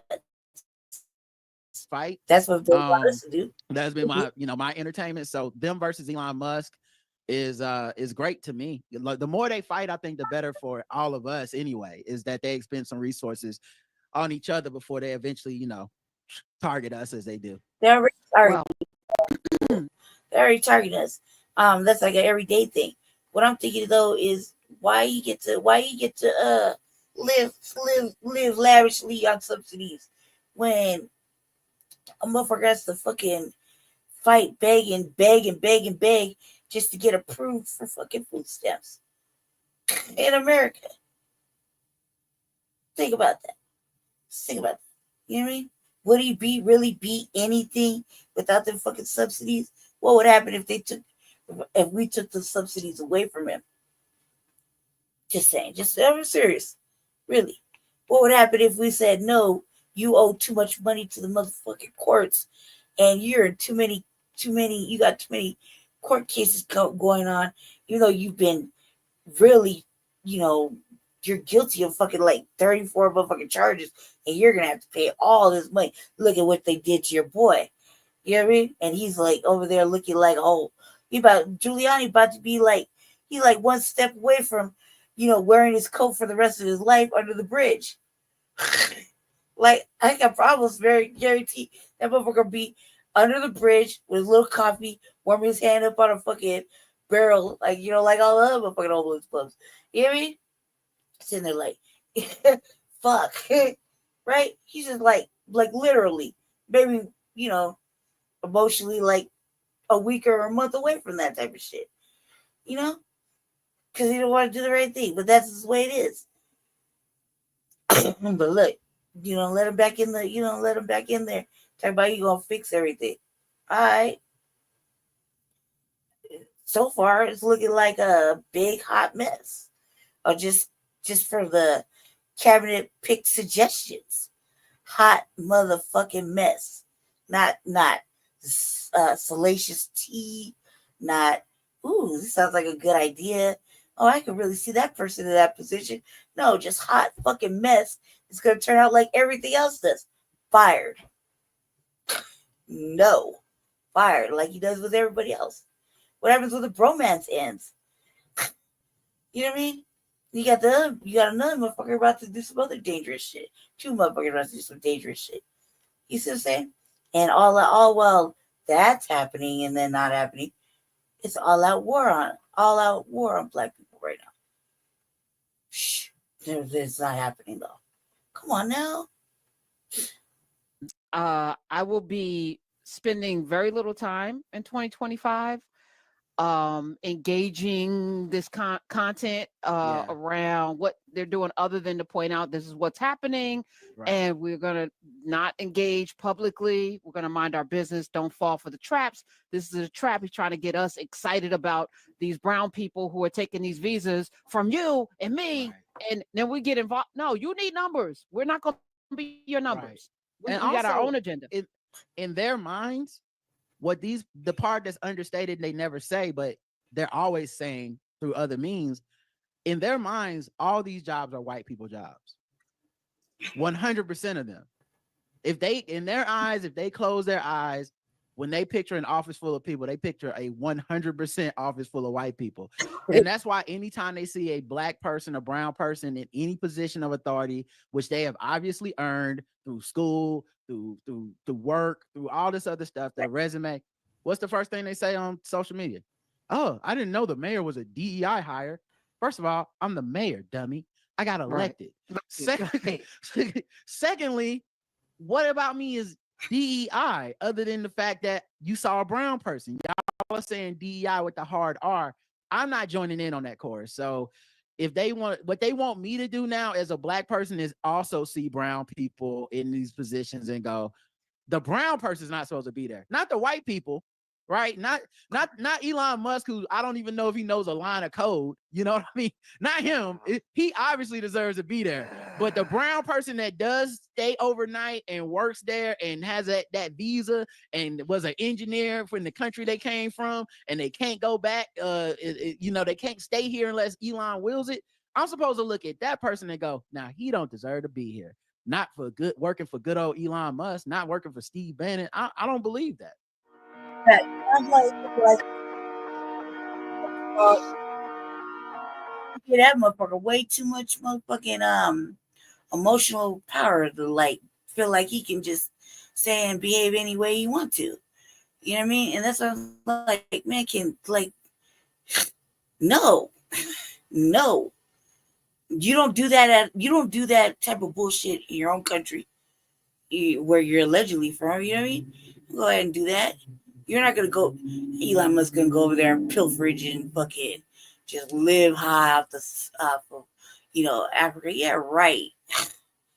But you gonna come over here, dude, because you got the complexion for the protection to get away with that shit, and nobody's saying anything. Like you're not like I seen your motherfucking rockets go up in the air, not go up in the air. You know what I mean? They barely get up off the ground. Real shit. They barely get off the ground, cuz. Stop playing. And see many of them motherfucking rockets just shred up like halfway in there. I don't even think any of us really touch the atmosphere. But shit just falls apart. And they want to test it all the time. Like, you just falling apart. Stop it. Look at your vehicles. Like, there was another fucking truck exploded this week, too. You know? Like, come on now. Your vehicles are shit. You're shit. You're lots of things that you do are shit. You know what I mean? Look at no. No, you're just like, let me just throw all this money at this shit. And it's like, come on, man. You know that subsidy money comes from somewhere. Really think about it. Really, really fucking think about it. Just letting it. We're like, go ahead. Just go ahead. No, I don't need no lube. Just take it. Go ahead. I just respect your intellect. Yeah, right. Come on, man. We gotta stop that shit. And you'll let Steve Bannon there, like, whoa, make you turn the tables and be like, we're already doing that. We already got our own problems. You know what I mean? Like, look, we're already doing that. You're not gonna add to that, and you're just throw it on again on another intellectual level where you have other upper classes telling black people that they're oppressed. Okay, stop it. You know, saw that a couple years ago. That she was like, he had Asians freaking out. Stop it. Stop that. Just stop that. Stop that. All right. So we're gonna go. Okay, so that's Steve Bannon. All right, let's see. I did that part. Oh, well, this kind of along the lines. This is interesting. I found this very interesting. I was like, what? And it's kind of Think dating apps are no fun? Try again. On eHarmony, you get smart profile questions that make your personality shine, great conversation. It would appear that the Pentagon has a bit of a recruitment problem, and despite its best efforts, recruitment continues to be a problem, specifically with Gen Z. To remedy this problem, the Pentagon has often turned to media. The connection between the US military and Hollywood goes back decades, and it's not exactly a secret, though it may not be talked about very extensively, but even Hollywood seems to be a bit of a dry well these days. So how can the Pentagon reach the youth of America in its attempts to make voluntary military service appealing to young adults? Well, if you said social media, the answer is just sort of. This is from Rolling Stone. According to a government accountability report last month, Generation Z, or Zoomers, have seen more than a 10% decline in military favorability, with only 35% holding favorable views in 2021, down from 46% in 2016. The military services recognize that young people communicate or receive information increasingly through digital media, the report says. According to the Army's advertising agency, younger generations view the real world through social media, discussions, videos, and memes, which influences their values and beliefs. Of course, there's plenty of military recruitment happening on various social media platforms through influencer marketing or ads. Just look at Reddit if you haven't been on there lately. But Rolling Stone has obtained documents showing that several television hosts and online creators have received funding from the Pentagon for showing the military in a positive light. Included amongst the recipients are Guy Fieri, not exactly who I would have pegged to reach the younger generation, but also Kelly Clarkson and Jennifer Hudson, and notable YouTuber and billionaire Jimmy Donaldson, better known as Mr. Beast. Shows like The Price is Right and America's Got Talent also receive Pentagon support, Again, apart from Mr. Beast, I'm not sure that is where the Zoomers are watching. You know, I don't think that's where you're going to find them. But several recruitment type videos have been circulated on social media platforms in an attempt to drive engagement and interest in the U.S. military. However, the best place to reach Gen Z is on TikTok, which is the one place that the Pentagon can't get to. So that's funny. So how does it work? Well, the payments are made through production assistance agreements, or PAAs. The 1986 movie Top Gun was produced with the help of the Department of Defense. The military gave filmmakers access to military equipment and bases, including fighter jets and aircraft carriers. And in exchange, military recruitment centers were set up at movie theaters during the film's premiere, and the military saw a 500% increase in pilot applications that year. But there are stipulations to the agreement, of course. The military wanted to be portrayed in a positive light. According to reporter David L. Robb, millions of dollars can be shaved off of a film's budget if the military agrees to lend its equipment and assistance. And all a producer has to do to get that assistance is submit 5 copies of the script to the Pentagon for approval, make whatever script changes the Pentagon suggests, film the script exactly as approved by the Pentagon, and pre-screen the finished product for Pentagon officials before it's shown to the public. For example, Independence Day, they were going to get a PAA, but then they didn't because the Pentagon wanted all mention of Area 51 scrubbed from the script, and the director decided, no, he's not going to comply with that. There's also the billionaire creator, Mr. Beast. He's made a name for himself on YouTube. If you're not familiar with him, he's also an investor and an entrepreneur, and he claims to be a philanthropist, depending on who you ask. But he also has a show on on Amazon Prime right now. But the Pentagon was attempting to grant him a PAA for a humanitarian trip to Puerto Rico, but ultimately the trip was canceled. So, why do you guys think that military recruitment could be down in the country right now? Is it a culture thing, or maybe just something with the younger generation overall? Mark, let's start with you. Well, I mean, the reason that it's down for any number of reasons, the sexiness of the military is something that they've tried to establish through the years in the history of Hollywood and the military. There are all these different instances. In fact, David L. Robb, who you quote in the Rolling Stone piece, he's a good friend of mine. He wrote a whole book about the military and their relation to Hollywood. And this dance they do is all to make military service just seem a little sexier. That's what Top Gun's about, and that's what these glossy sort of senses that you get of the military are.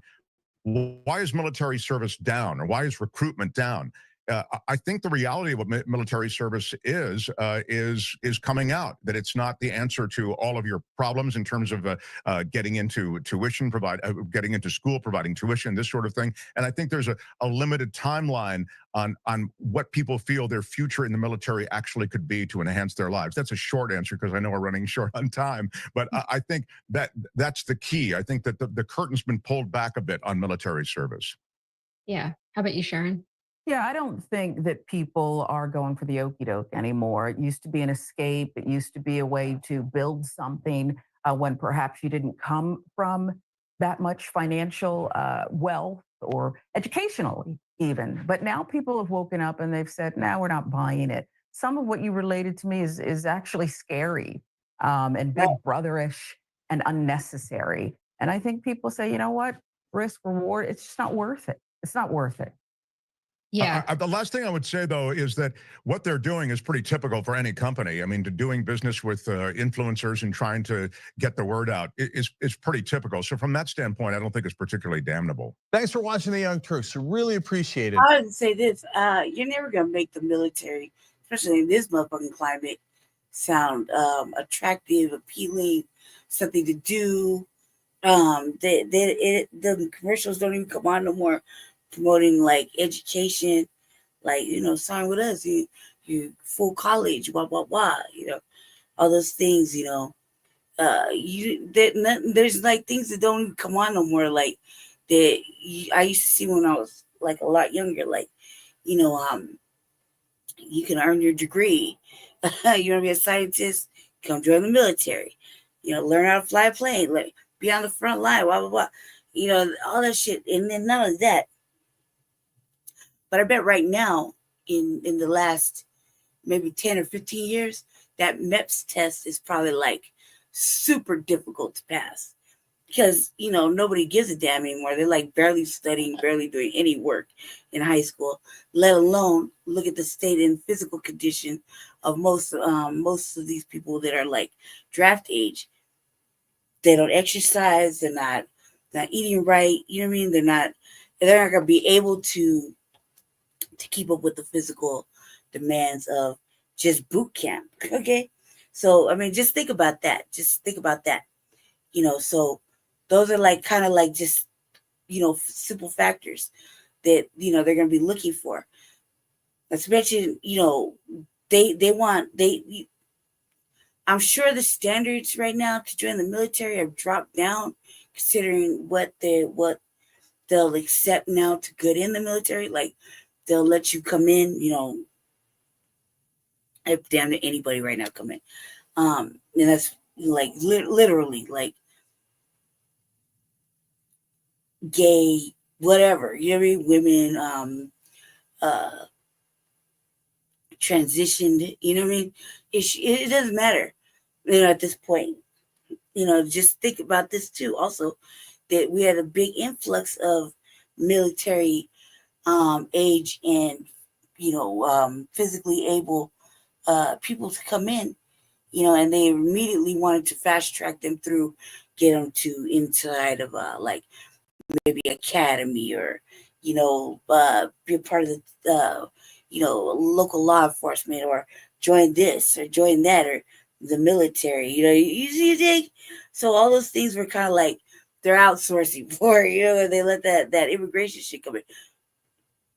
Motherfuckers like, oh yeah, I just became a citizen and that joined the military the same day. You see kind of stories like that over the last year or so. I'm so proud of myself. Right, I bet you are. So I bet the bar for here has dropped down a lot. Especially as far as like that MEPS test. Because that MEPS test it pretty much solidifies where you stand when you go in. It's all it tests it. That's a fucking brain test. Like we want to know how you can do math. It's a very serious test. I know this, because I had a little situation, where I married somebody and got them into the military, and it did not work out for us. Just say that. We'll just go with that part. It did not work out very well, and the whole life changed. And not for the best. I did utilize some of the benefits though of it. It was very hard, very difficult. Very difficult, especially when you're dealing with a lot of racism and white supremacy. Especially, within that. And not only that, but they always like to, I remember when the military used to talk about family first, and it's really not family first, it's soldier first. So, soldier can get away with a lot of felonious shit. And I don't know, like at the time when I was married to a soldier, he was just at the basic level, right? And for that person to go through the MEPS testing, I was surprised, but I figured that if you were going to be working in the oil fields, you had to be kind of smart, But do I think he could have passed the physical? No, a motherfucker didn't ever like to work out. He fucking, they jiggle, right? Like their mama. I had dogs who were better fit, okay, physically fit than he did. He was, right? He didn't want to work out. He like religiously didn't want to work out. You know what I mean? Let alone want to get deployed. Okay. Whereas when, it was one thing that they shipped him out to whatever, it's another thing that, he caused a whole bunch of turmoil, a whole bunch of turmoil for me in the worst way. The other thing is this. I remember being stationed over there in Fort Hood. It's probably like I love Texas. I like one of the best times, right? But not because of that individual. That individual was doing some other shit, and there, I utilized a lot of that military insurance. Yeah, I did. I utilized a lot of their little services because it was there, and I had to during the time that during this specific crucial time I was talking about. I don't really want to talk about. I had like a really, really good time out there. Like initially by myself, even when all this stuff was going on. Like I literally didn't even know I was getting a divorce. You think I had received the paperwork some other way. Somebody signed my shit. And I didn't have no idea. You think, but needless to say, the soldiers I met when I had to go into a certain situation,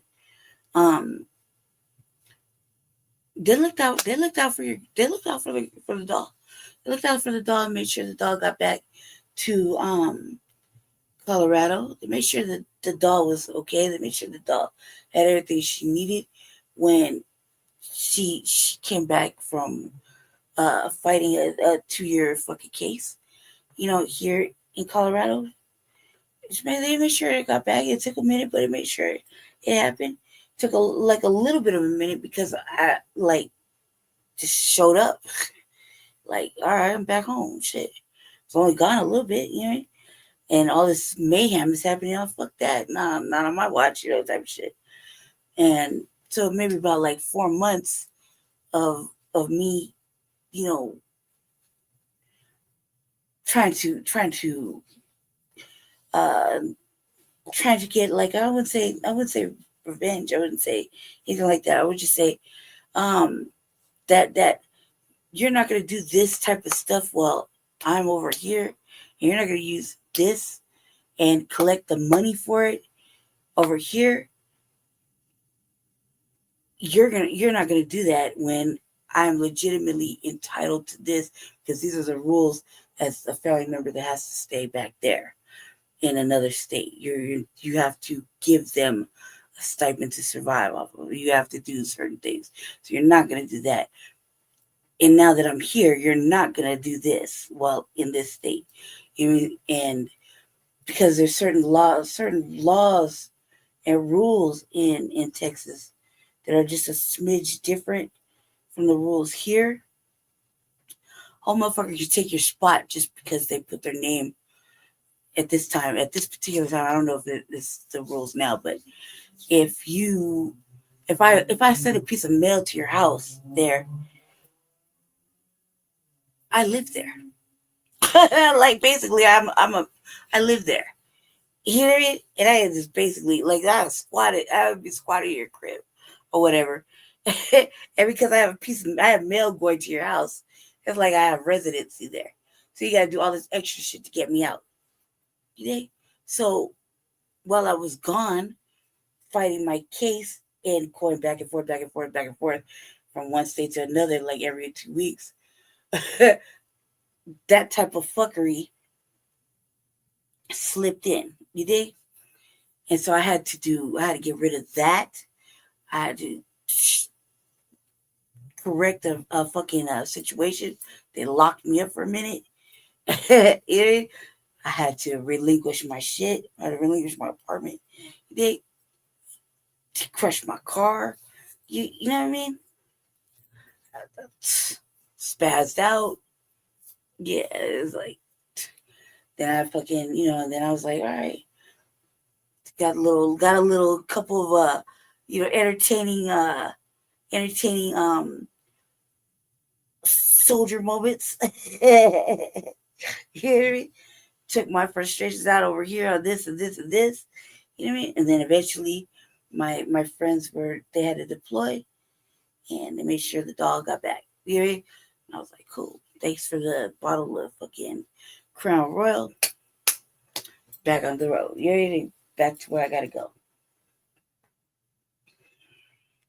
And that shit was horrible. That shit, like now, even to this day, that was probably like the most, just the individual and the individual's family and the individual, where the individual put me in, that was a main number one reason why we should never divest. A. B, why we always go to jail, or why we are always put under the jail because we don't fucking can't behave with that type of level of, you know what I mean, fuckery.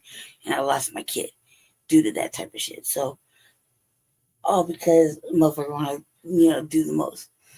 Not to mention, you know, I think I lost like I lost a lot. I lost a lot more than I should have. You know what I mean? Like, there's no reason that a motherfucker should confiscate my pistols that are mine, registered in my name from there. You dig? No reason at all. Because you're in the military, though, you can just do whatever you want. You know what I mean? That type of shit is like, whoa, no way you should be able to go and evict me without me even knowing it, even though I'm the one who found the spot. I'm the one who paid for it. That's my shit. You're not even there. Like, what the fuck? Like, you serious? And this and that and this and that. No, and it's like, it's probably the worst shit. I'm so glad I don't really ever think about those moments. I think about those moments because I think about the times where I was called out my race in front of my child that looks like them. You know? And I have to explain that to that. You know? And them not giving a fuck, and even though she should fucking know better. She should already know. Yeah, so guys, I'm glad about that. You know what I mean? Very glad. This whole military shit has never been appealing. Like, the standard's probably really super low now just to get in. And these people nowadays, these kids, you see these kids, they barely want to go to school if it's not on the phone. But I don't even think, really, it makes sense why, the school's closed and the stats are low. It makes all the sense in the world, Let me see. Hold on a second. Jesse's happen to be live. All right. That one. Okay. Let's see right here. This is gonna be good. All right.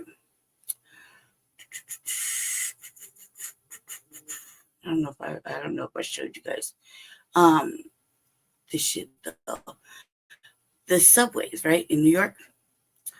Yeah. I don't know if we went over this on Frontline Black News, but he's gonna cover it right here. Right here.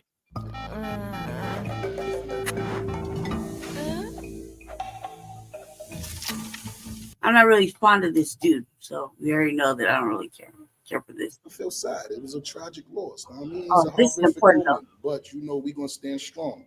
This is important. We're gonna stand strong, mourn them, represent them, celebrate them. In Harlem, a sea of candles flickering in honor of Roy Hodges. I thought I accidentally put I was putting the subway one on, but this is even worse.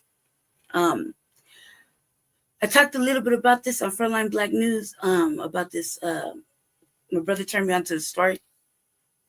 He was telling me about it a couple of days back.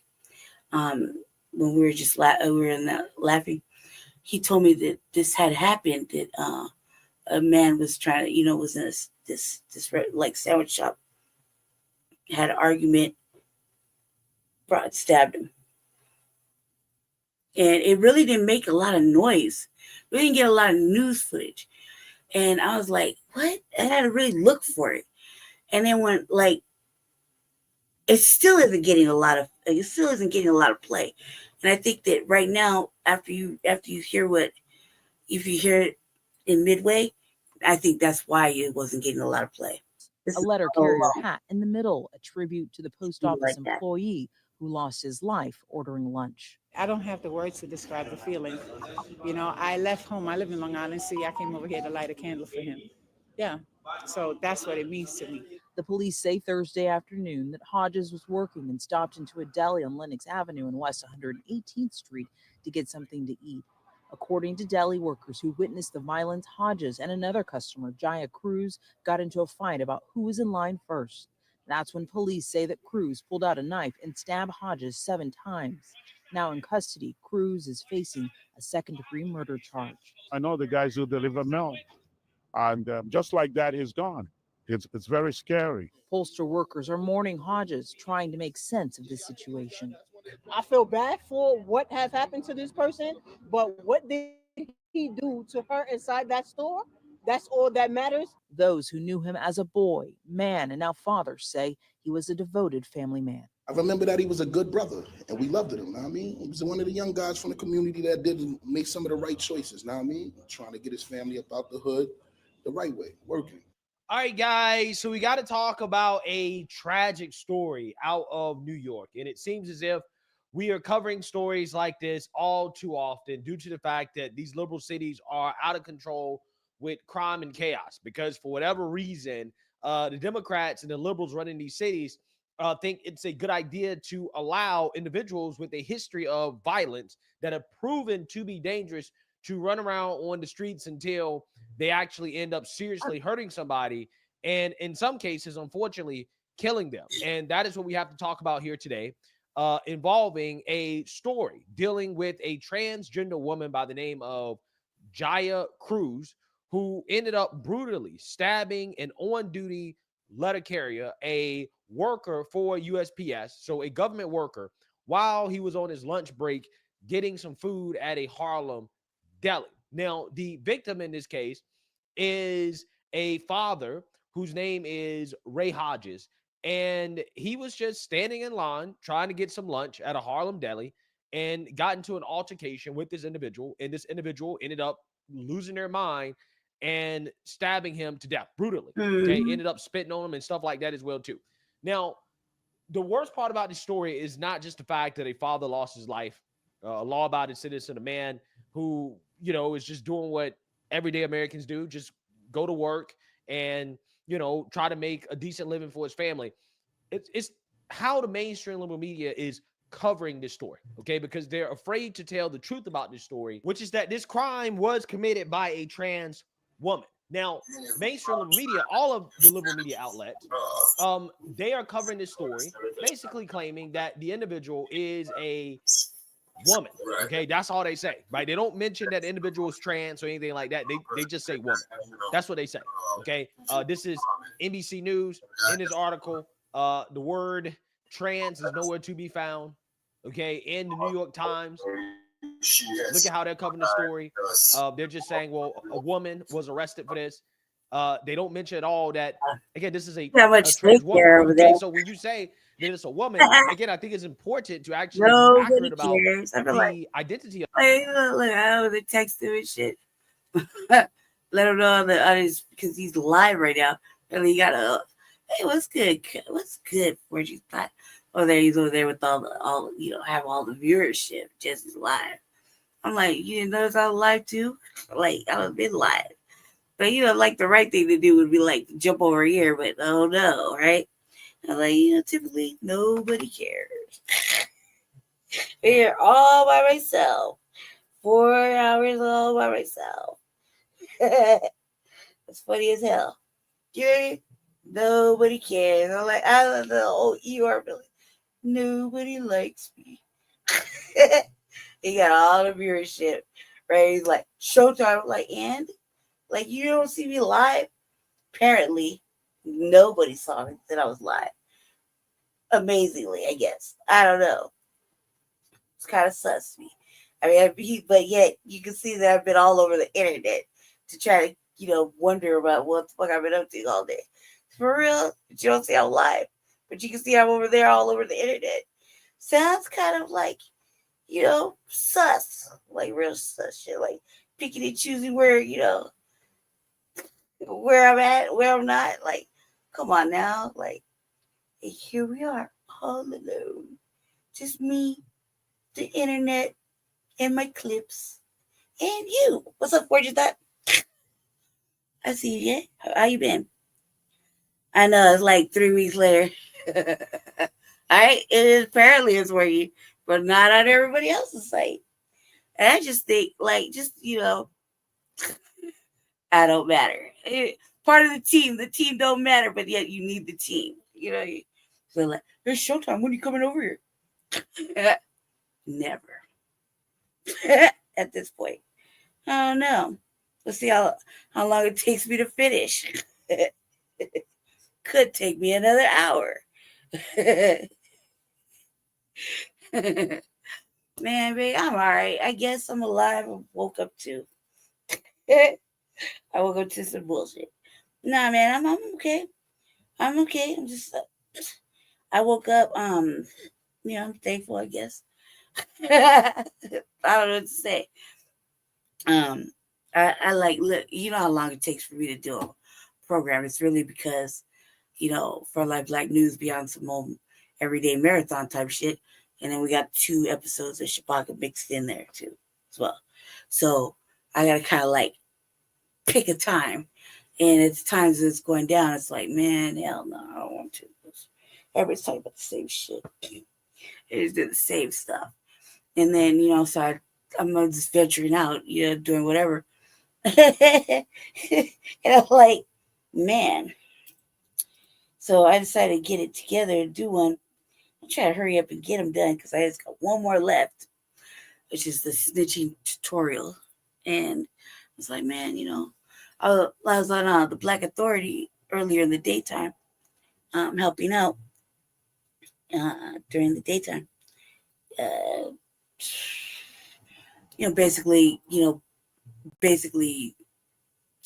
I don't know, giving some New York,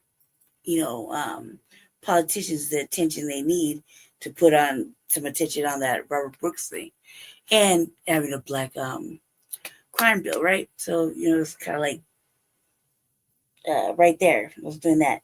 Then I watched the the certification of the election, right?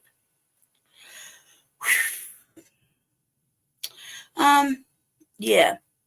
Let's see. Nah, yeah. Dude, I'm more stressed out or emotionally exhausted. Shit. Really 3 or this will be my 3rd. And I really don't have it like for me, I'm not really like for everybody. So for me, the Frontline Black News to me used to be just one day, 2 hours. And I had a little piece, a little segment where I could do. It now is not, it's not like that for me.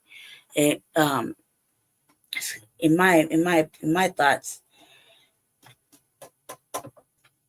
I just wish it would go back to that. Yeah, I just wish it was different. Yeah, I've been trying to make it like, to get it back to the way I thought it was supposed to be.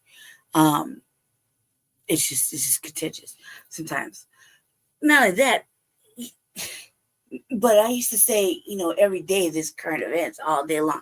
It's like your words get used against you to promote their, other people's thoughts, other people's ambitions. So one day went to 3 days, 4 days. Then, Shabaka has 2 days of his own show. So, that's a lot. And me, I'm like, well, shit, I got one show, but my show goes like 6 hours. You dig? And I have to go ahead and fight through all the stuff because, with the new black media, just message boosting. Everybody will be on that one topic and it'll just be like, I don't want to say it's been beaten to death or whatever. Everybody's went over it. Everything's been talked about, you know what I mean? And so I have to pick things that are a little different, and also I'm a different type of mindset. You dig? So I'm just not this one way. I'll take myself out and look at it like a stranger would. I look at it all kinds of different ways, angles and whatnot. I have a lot of different views. However, the main thing is that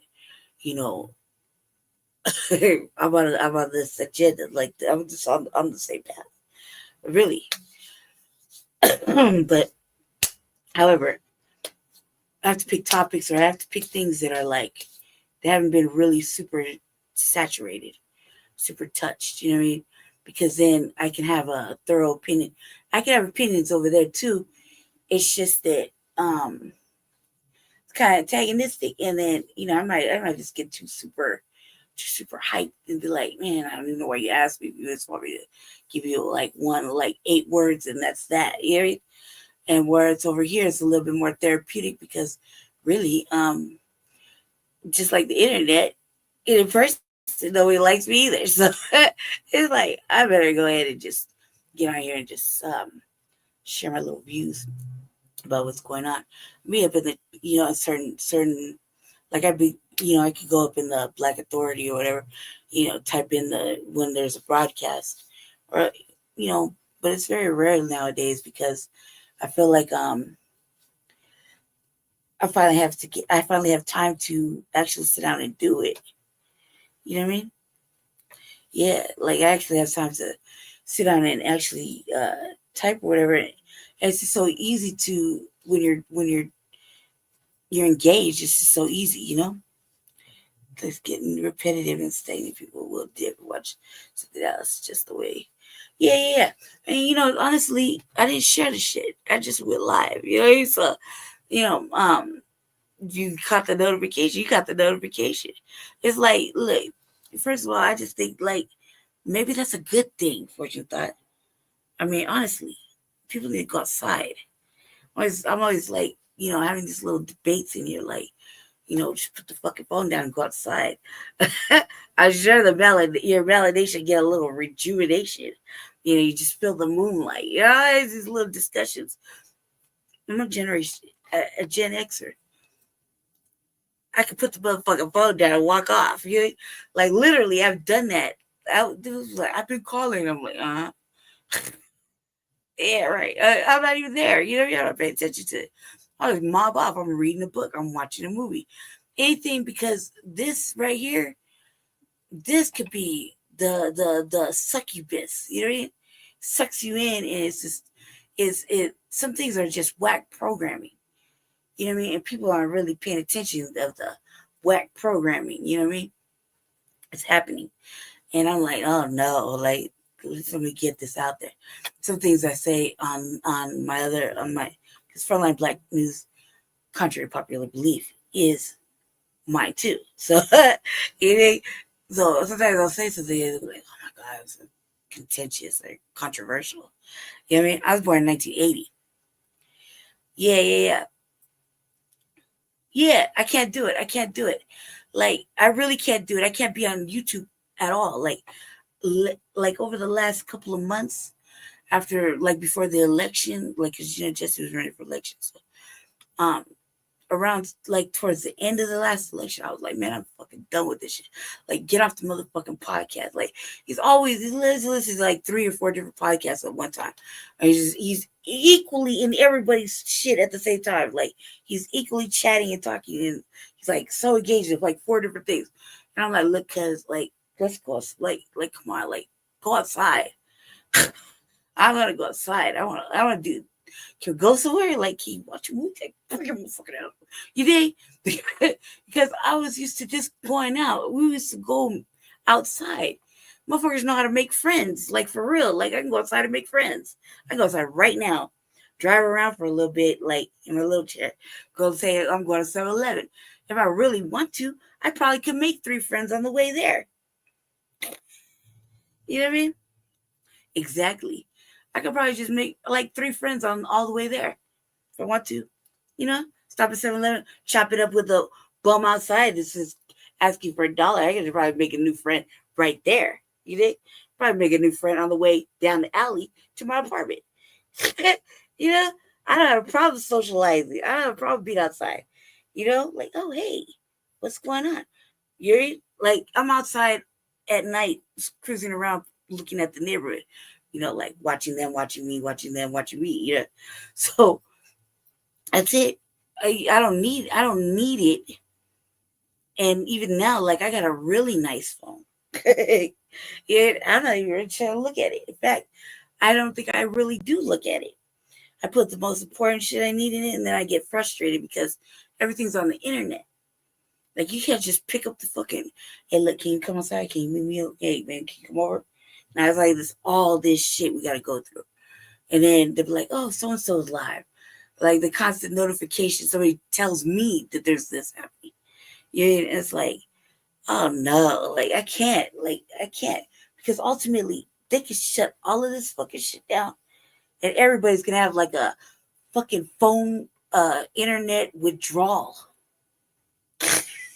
I would be outside in the sunlight or the moonlight. Depends on how I'm feeling that day. Either way, I feel rejuvenated. Yeah? And night is even better. I'll be outside like, the rays are consuming me. I think I'm gonna look at the stars. Oh, that's not a star. That's a motherfucking drone. Let me get my monoculars out. Hear me? Oh, well, I'm over here. Let me just cruise on this back alley and look at them, look at me, look at them, watching them, looking at me. You hear me? And they're about to do some fuck shit. Wow. Let me drive by the laws. You're trash. Keep it pushing. You hear me? Crazy. And there's a couple will go on a date and post pictures of their food. Shh. At least they went on a date, cuz. At least they had a chance to go on a date. All that other shit is weird too, but I mean, why are you posting pictures of food? That's all, like, that's weird. Like, look, dude, I can go make myself a fucking a little platter of motherfucking top ramen and throw all kind of crazy shit up in it. You don't see me. I was never. You couldn't catch me say, man, I made this motherfucking hamburger meat, fucking green peas and motherfucking potato wedge top ramen with a little cheese on it. The fucking zesty ass fucking salsa, whatever I could find in the cabinet. I just threw in there like this. Look how fucking amazing that looks. Well, let me gather that noodle right there. Place this pretend motherfucking plastic fork right there. Look, it just look amazing. Smile. Yeah, right. Cause never. First of all, you gotta go on a date first. That has to happen. Like, somebody actually gotta take a motherfucker out. And not to do like political shit or, empowerment shit or activism shit, but actually take a motherfucker out. That'd be like, whoa. That'd be like one thing. And then, where some food is involved, another thing. That's like two things right there. And then you actually want to take a motherfucking picture together, that's like three things. Stop. Right. Exactly. I'm like, why are you taking pictures of food? Like that, like, look, that's what you trying to do. Like, how is that supposed to attract a woman? You're just supposed to say, oh, I make that better than motherfucking what is that, Olive Garden? I could throw this fettuccine better than Olive Garden. Watch. You're right. But you're gonna say, girl, can you make this? And you're like, yeah, bitch, I sure can, but why would I? For you. You think? I'd be like, no, I can't. You mean? I'll throw a little chicken on. Yeah, but what am I gonna get it? But like, what's in it for me? Like, is there a tangible fucking response to this motherfucking shit? You lucky you went on a date. My date only reason phone comes out is to take a pic or play music or something. Facts. If I ever get to go on a date, I think I wouldn't even take a motherfucking picture or even take out my phone unless like I had to, like, for example, I'm taking public transportation. I want to listen to music on my headphones. You know what I mean? Or I might be like, God damn, this bus is late. Might have to look at it like that. Other than that fucking phone stay in my motherfucking pocket. Unless I'm like, I have to take it out just to flip songs or look at shit or random chance, something wrong with my debit card or something, because that shit has happened too. And I'll be sitting there like, fuck, let me check this motherfucker. Damn auto pay. You think? That'd probably be the only reason. And when I do take pictures, like I just took one recently, I gotta be feeling it, man. Like, I used to be like, oh my God, like this fucking shit. The last 4 or 5 years has really stripped me of my fucking light and energy. I'll just put it that way. motherfucking photogenic individual would be me. You know what I mean? It felt like, oh man, I look cute. I don't even look. I'll tell you this. I don't have to use a mirror or anything to put makeup on or do my hair. None of that shit. It's just been something I just don't want to. I just don't do. Right. I just know my face. I just know what to do. Right. And it always comes out right. That's how it's always been. If I'm feeling it, like I said, I don't look in the mirror, so it's like, oh, I look suave. I felt suave. You know what I mean? You dig? I felt like the shit, and then that I felt like the shit. I didn't even know. I just snapped a picture, and it was the shit. You dig? I don't be doing all that shit because too arrogant as it is. I'm very arrogant, but I'm not feeling like I used to feel. So I have to like rebuild myself up for that. And it took a long time to get to that level. Like, you know what I mean? I don't know why. And I just was like, okay, let's stop listening to these motherfuckers. I'll fly. You know what I mean? Now I'm like, oh, I'm not feeling it. Man, you know, starting to look sick. I look swollen. You know what I mean? Woo. I'm not feeling it. I'm not feeling it. You know, so I don't do it as often. But the other day, I was at a funeral, right? It was at a funeral, and I was trying to look presentable because I was really really sick and I couldn't leave. So the funeral was on some of the funeral for certain family members was on Zoom, and I was like, shh, I look so fucking fly. You know, it was ridiculous. It was fucking ridiculous. Like visually, I was like, God damn, man, must be having a good day. You know what I mean? and I took like one or two pictures because I was like really feeling my hat. You know what I mean? And then you know, I was feeling myself, but I kind of felt like I looked fly before I even got online. The only reason I checked the mirror was like, you know, just make sure that you know, I didn't drop any ashes or anything because I was smoking a cigarette right before, and then my lipstick was even because you know that shit kind of happens when you're just like you just hurried up real quick and just threw that shit on, you know. Might not be all the way, you know. I just want to make sure, you know, it's just kind of like the light little, like I mean, barely any really. I don't know, low it was a little low maintenance, okay. I was like, shit, I look like, I don't know. It was a very sad affair. I didn't go there to look fly. I didn't go there to look cute. I went to try to look presentable. That was my intent. I wasn't on this like, oh, I gotta look fly. I'm talking about that was a fucking South African affair. Like this wasn't about that. This is a really serious fucking event. Like serious, like grieving, serious thing, you know, for a very serious person. Very important person. So it's like it was like that for me. I looked in the mirror like because it was on Zoom. I had to take the camera down, and I'm seeing that like there was like fire. Like I say, if you ever seen Zoom when all the people are in there, it could be like you're pressing that arrow like 4 times, and you're seeing everybody in there. There was a lot of motherfucking family that was from South Africa that was in there on Zoom. Not to mention big, you know, we had congregation, like a big thing. So, and me, I'm like, you know, part of the family, actually like part of the family. So it was very, very upsetting. It was very upsetting. I had to talk to my best friend is like, you know, it was her father that passed away. But really like a father figure to me too. He treated me like basically like one of her siblings. And I was reflecting on that. That shit was very difficult. It was very difficult. It's very hard. Mostly it was hard because, you know, me and her, that's when I grow up, I want to be just like her. Yeah, that's what I used to say to her. And when I grow up, where she's like 3 years old, 3 years older than me, you know. But the exact epitome of what you're supposed to do, you know, in life. You're supposed to, you know, go to school, get a career, you know, get a degree or two, go to college, get a career, get married, have a family,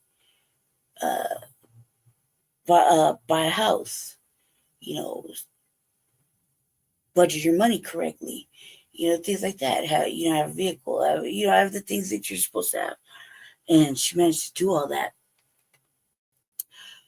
all while trying to get, all while, you know, trying to be a citizen. Like the whole, you know, the whole family had to go through all that, and it wasn't easy.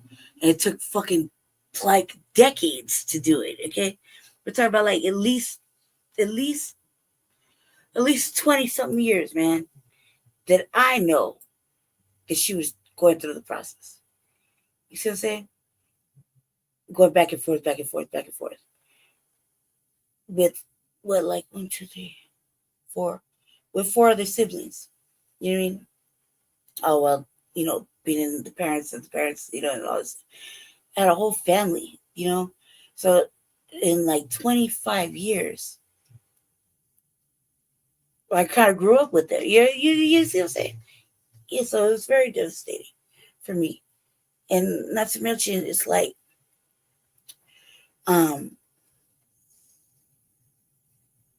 shit, you know, I cry, you cry, we cry together, right? So that's how that was that. Plus, we're talking about like, these are the people that were there. I know a lot of them. I know a lot of them. And it was a church, black church. We were in Methodist church. I mean, so and as mentioned, I've been in the house, you know, in the main house. So, like, I know we just over there with the gospels and everything. It's like, you know, I just was over here at Zoom. They're singing, they're everything they're doing. You mean I know the hymns, I know everything. So it wasn't like it was just sad for me because I was too sick to go, and it was cold. It was really cold for me, so I couldn't go. So I was able to do it on Zoom. That was the sad part. If I would have went, the family that was here, I would have got to spend time with them physically. You know what I mean? And that's what I was really, really hoping for. It just hadn't worked out that way over the last couple of like the last week or two. So here, Reggie. Yeah. Oh yeah, no, dude, shit. My best friend. I was just like, God damn, man, your hair look amazing. But it was very sad because she gave me a family. Not to mention, you know, and she gave me another portion of a family, you know, that wasn't my own, but she took care of me. She always, and it's like, if I say, I trust anybody with my motherfucking life, it would be her. Like, if something should happen, that's that she got this. You know, she can take care of everything. That's the level of commitment we have within each other. You know, like, you can count on me to do some shit. Yeah, you can count on me. You ask me to say, you can count on me. We're friends like that. You know, and with her, I could, you know, like, she's responsible, and she'll put the emotion aside and get the shit done first, and then take the time to, you know, grieve. And that's what I needed. That's what I always need. I need somebody that's sometimes logically sound. You know, logically sound. Because a lot of people are like, I got other family members that, like, I just lost my nephew. My other sister, I call my sister, known each other longer than that. My first son. And it was very difficult. She was very emotional. Like, everything was emotionally charged. And it was very difficult just to have a discussion with her based on trying to figure things out. So I just let her be. You know what I mean? It's like I let all my other cousins just let them be. And I just sit and wait. You know, eventually, if they need me or they really want me to do something, they're gonna say they really want me to do something. So I just sit and wait and just let them rock. I'm right there, you dig? I ain't going nowhere. They know I ain't going nowhere. Can't really go nowhere. I'm unkillable apparently. So, you know, they just gonna have to let the little soldier know when she's needed. And then I'm just listening. I might throw out some motherfucking thoughts or advice, but 90% of the time I really don't. You know, because the women the black women in my life are very intelligent, super intelligent. You know what I mean? Very intelligent, super like in tune, more so than I. You know what I mean? And they have educated me, led me, but so I feel like, well, shit, you just let me know what you need. I'll just be right here watching TV as you go ahead and vent. You dig? So these are women that are very important, women that I've grown up with that are like super, far more intelligent, far more codified or in the ethers than most motherfuckers would ever think. So they teach me how to just listen. Sometimes they just don't need me. They just need me to be there. Just need me to be in the present, you know? And I'm like, man, shit. I don't even call because I don't have nothing good to say. You know? I don't call because I don't feel like, man, what the fuck am I supposed to call for? I don't want this energy to exude over there to poison whatever the fuck you got going on. So which I'm hoping is good. Yeah. Yeah. So yeah. Man, yeah, it was certain, it's very hard for Sigma type females to make friends. So when we do, we make Sigma friends. Like they're usually women like myself. Like take charge, motherfucking self-starters type shit. They're very like me. Except these particular there's a lot of them. Like I'd say I got 10 in my life currently. 10 black women in my life that I see regularly. Like regularly. That are just like that. Super, super, super tight. Nothing shabby about that. So I was like, if I've had any family, that would be that. You know what I mean? So the loyalty is like beyond. But that's typical Aries energy. Like we just loyal motherfuckers until we're not. You know what I mean? But it's very rare. 90% of the time we're there fighting, defending, protecting, fixing. You know what I mean? Talking a little shit. Yeah. And that's pretty much how it go. Like they'll let me know when they need me, just like I let them know. Usually like with Sigma energy, we're not really that needy. Like, you know what I mean? We might need to vent a little paragraph or something, like, it'll probably take like 10 minutes. One of them will have the right answer or the right thing, or just be like the right look, or motherfucking shit, friend. I don't like that for you. And that's it. It's all good. We're like, man, and then put you on a whole fucking wavelength of, that does sound fascinating. Maybe I should pick up a hobby. You know what I mean?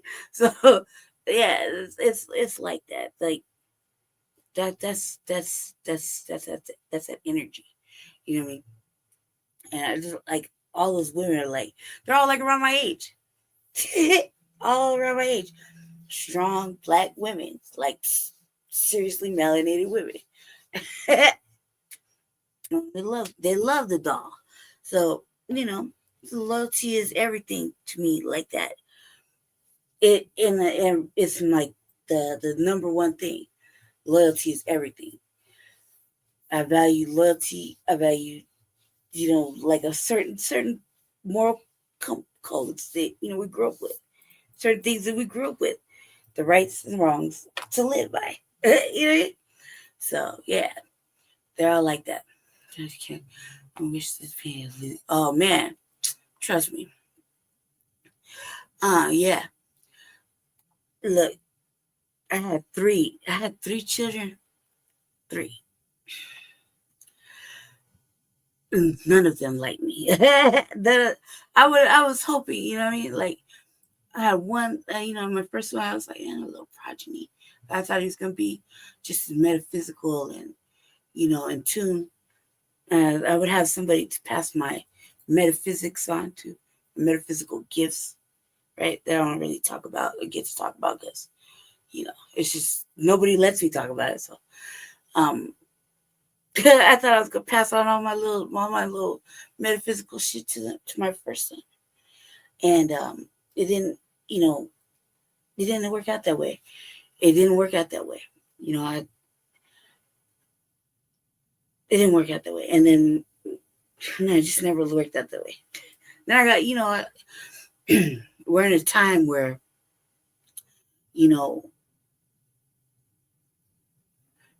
it's not unusual to have a gay child or 2. You know what I mean? I have 2. So it's not unusual for that to happen. However, this their way of thinking, that real emotional, like, you can't ask me shit, you can't talk to them, you can't dialogue with them, that real ugly pronoun shit. You know what I mean? That stuff that's really irritating. That right there caused a major separation, of things. And it wasn't even like that for me. Like, I don't like surprises. Like, you did. I just don't like surprises. I just don't like surprises. So, and now that I know, I just don't like surprises. Like, my son, my oldest son, I knew he was gonna be gay. Off top. I had a middle child, I knew he was gonna hopefully, you have the same monogamous heterosexual relationship for, like, I don't know, 10 years. Maybe you'll get married, but it's the same woman that lives right down the street, they grew up with, same girl. And I knew my little girl was gonna be like my villain, like kind of like gay, like I'm kind of managed gay though. And I didn't really at the time I was like, I didn't really I had 2 boys, and when I had her, I thought, like, shit, I get to have a little girl. Yeah, she looked like my mama, like not like me, but she looked like the villain. My mama doesn't look like me at all. Like, she don't look like me. She looks, like a regular European woman, white woman, right? Hair, everything, but that my little girl kind of just happened to catch that trait, so she don't look like me either. At least not with the dark features and whatnot, the hair and stuff. So I was like, well, look, I got put her little dresses and shit. No. That little girl wasn't having it. Little girl's a little boy. Had a little girl wearing Nikes. Yeah, real shit. Real shoes. Has a whole fun. I think her shoe game probably would upset most men. Seriously. Like, seriously. Tennis shoe game would definitely upset a man. It's so embarrassing. Not really. I'm just like, well, okay. You like it, I love it. Dude. And I think about, like, all right. Now, back then, I don't know. They took her, so they took her away. She got adopted into one of their families, and they poisoned my little tree, So my little tree is like Satan. Like, I would never let the devil touch me. That's like that. I feel like that about Caucasians. And she did some shit. It's like, ooh, I rebuke you, Satan. You know what I mean? And been right.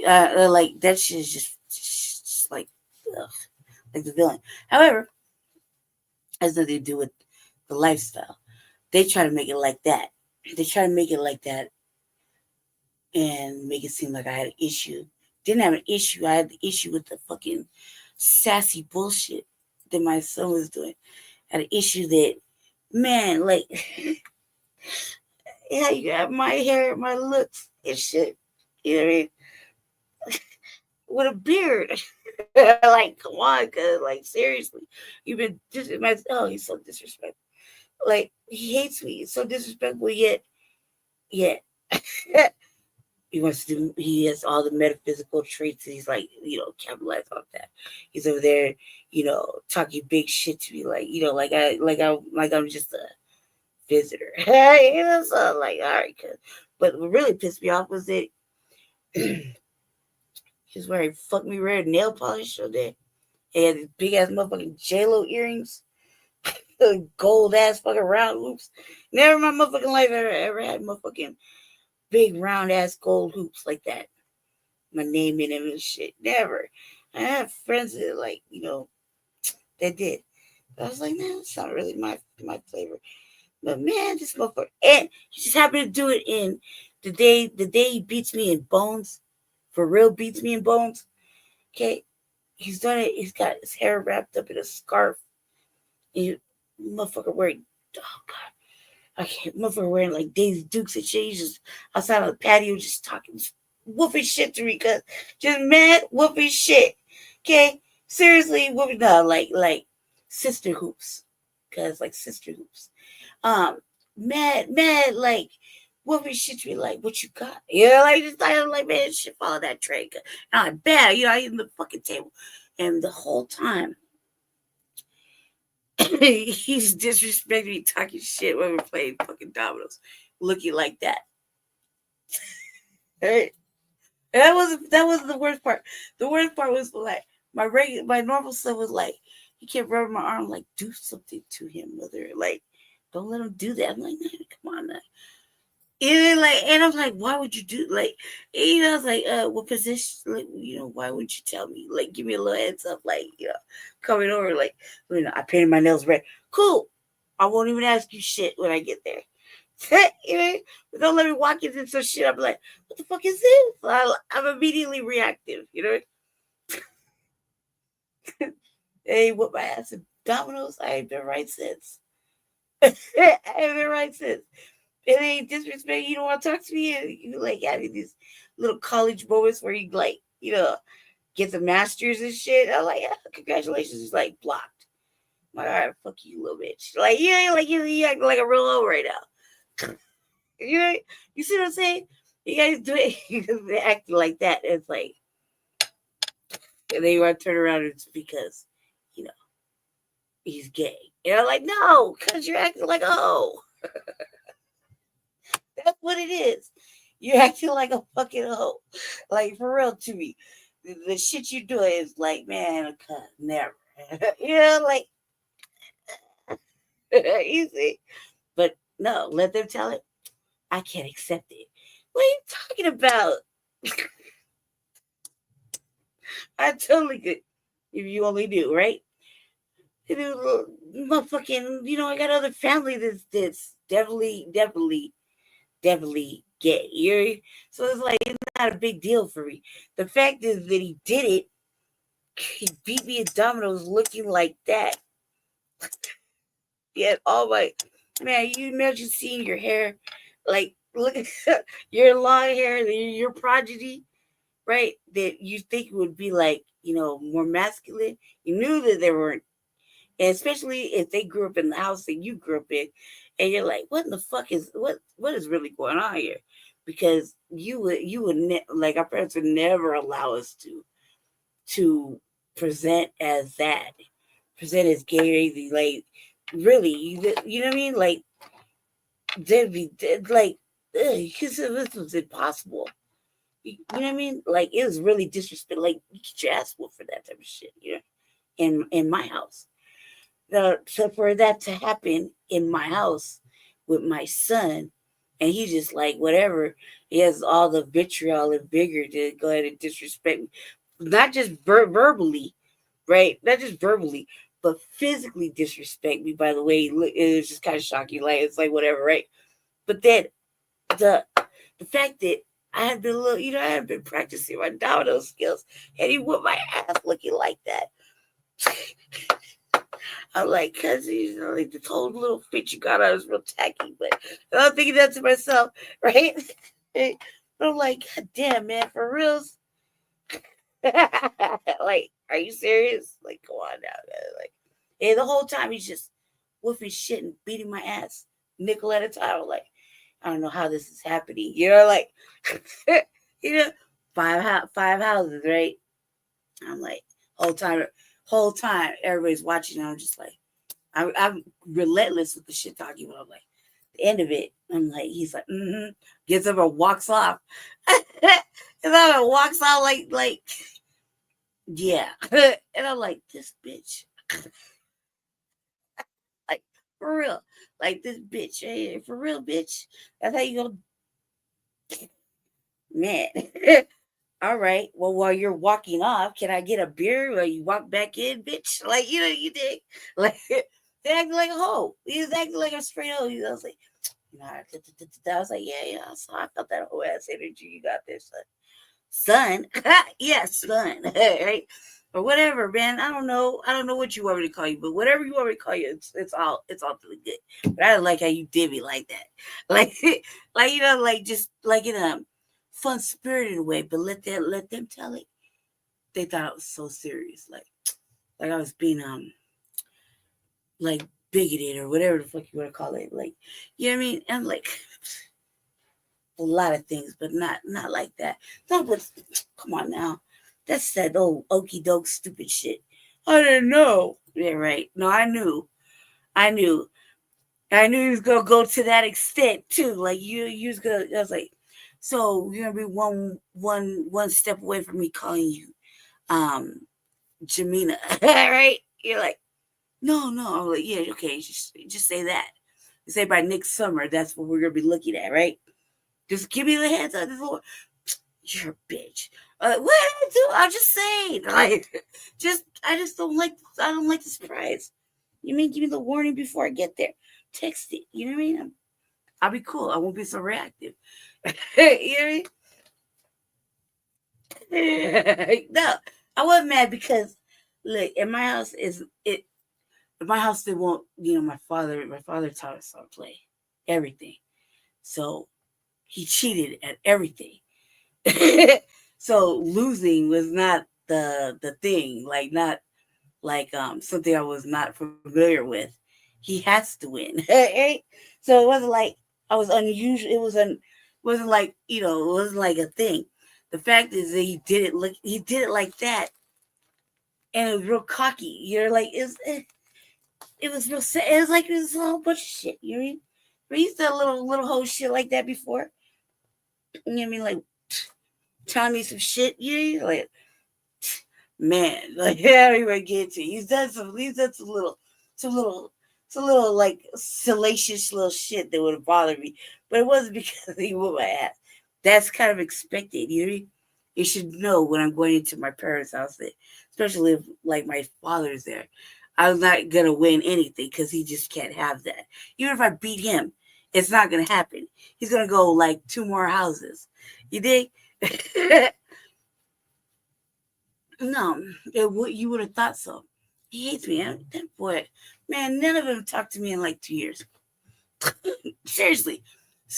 I tried though, cause one of my sisters was like, "You should," and I was like, "All right." And the last time though, you know, my daughter's just, I don't know what the fuck is going on there. It didn't help though that they stripped the Facebook and stuff.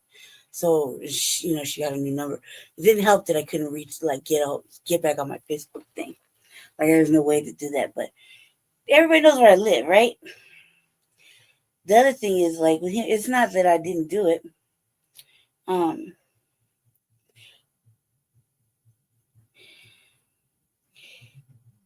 It's not that. It's just that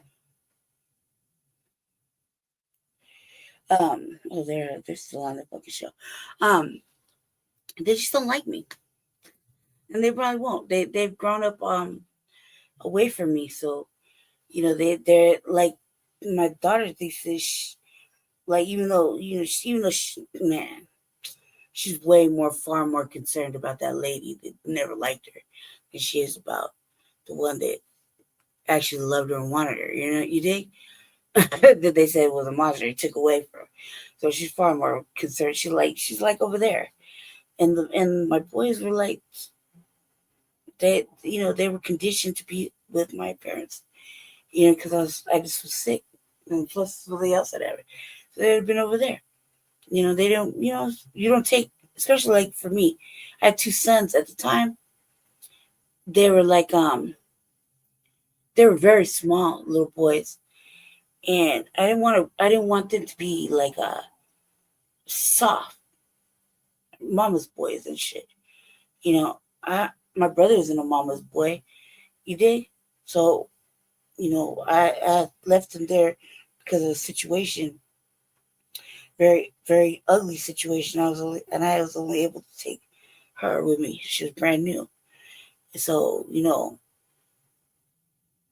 I thought that at the time, my father raised a man, which was my brother. So I felt like, I just leave them over there. At least I know that, all right, so what if he's gay? At least he'll be, ain't nobody trying to put him in no dress. You know what I mean? He's still acting like a little boy. He's only 4 years old. He's still, who cares? I already knew, you know what I mean? He's still going to be a boy. He's still going to grow up around, men. It doesn't matter what you choose. You're still going to have a man in your life, to lead you. It doesn't matter. It doesn't matter what you turn out, how you end up being. You're still going to have a father figure like issue. Like your grandpa's still going to take care of you. You dig? So it doesn't matter. It's as long as I'm not poisoning your masculinity as you grow up. You dig? Because that's the thing. I didn't want my sons to turn into be like mama's boys or be, I don't know, like that's really ugly. So I thought that was the right thing to do, and it ultimately was. They were gonna, it didn't matter. He was like that when he came out the womb, so it didn't matter when they went over there. They were for it too, so it didn't really matter. It didn't matter at all. I just wanted them to have the masculinity aspect of being a man. It doesn't matter if you're a gay man or not. Plenty of fucking straight gay men or gay men that are like regular masculine men.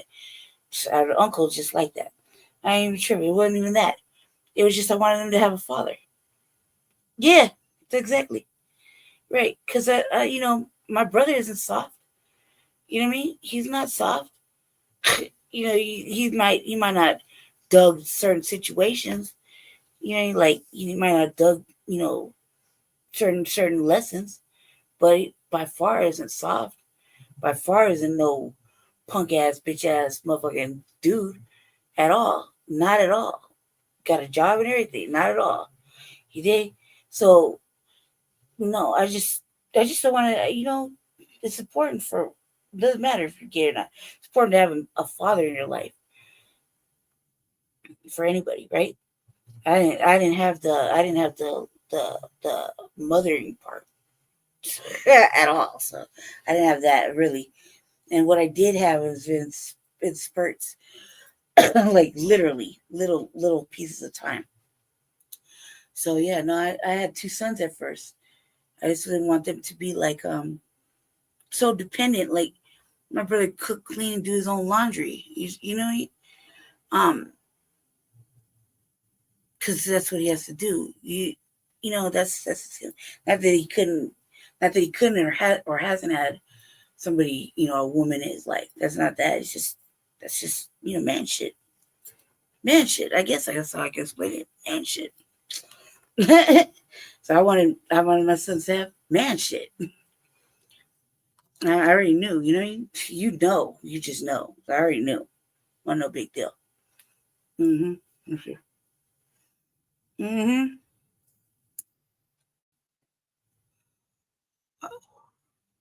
Yep. Exactly. Because then we start looking at them, especially if we're single mothers, start looking at them and treating them like they are dudes or some shit. You know what I mean? And that's kind of toxic. It's weird. I can't really explain it, but it's really weird. But we kind of start treating them like they're the only man in our lives. Right? You know, they're the only man that we can have in our lives. And it's like start putting this manipulative, toxic shit on them. And I've seen that in person, like where, you know, a mother could be very toxic like that to a young to her son, you know, guilt trips and whatever else, and you know, it's like real manipulative type shit.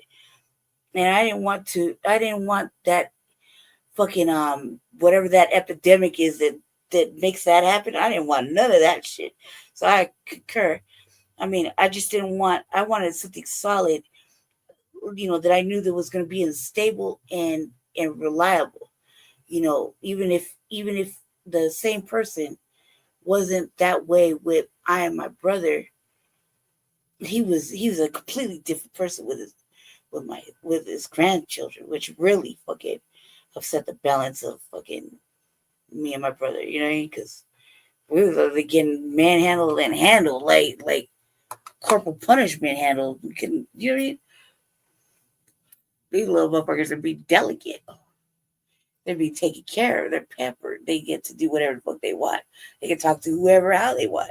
Whereas we had to, you know, ask just to go in the fucking refrigerator to get a glass of juice, if there was juice. You know? Everything was a fucking monitored situation.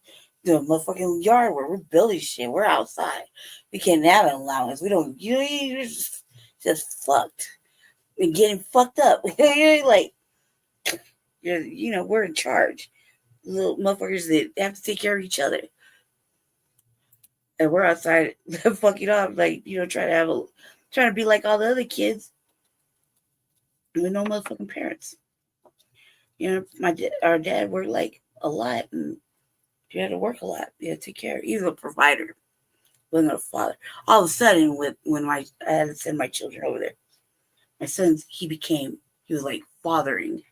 You know, he wasn't a father then. He was a provider and an ass whooper. You know what I mean? That's what he was. He's like, look, dinner's in there. You make sure your motherfucking brother eats. Make sure you eat. Take showers. Iron your clothes. Do your chores. Go to bed. You know? All right. And that we probably did it. All of that within like the last 45 minutes before we thought he was going to roll around the corner and bust us. And then fucking, you know, whoop on us for like an hour because we fucking broke something. I broke something or whatever. You think? Or whatever. It could have been whatever. You know? Plus, I guess apparently I don't take news well, so I've been acting up for a long time. I was bad. I was a bad girl. I didn't mean to. I was just bad. He was bad. We were bad. It's that way. So the ass whoopings were generously given. Generously given. Like frequently, without hesitation. Generously. Motherfuckers couldn't sit down half the week. Generously given. It's like motherfucking. I just thought he thought we was little motherfucking chore doers and, you know, that kind of shit. This motherfuckers is constantly fucking up religiously.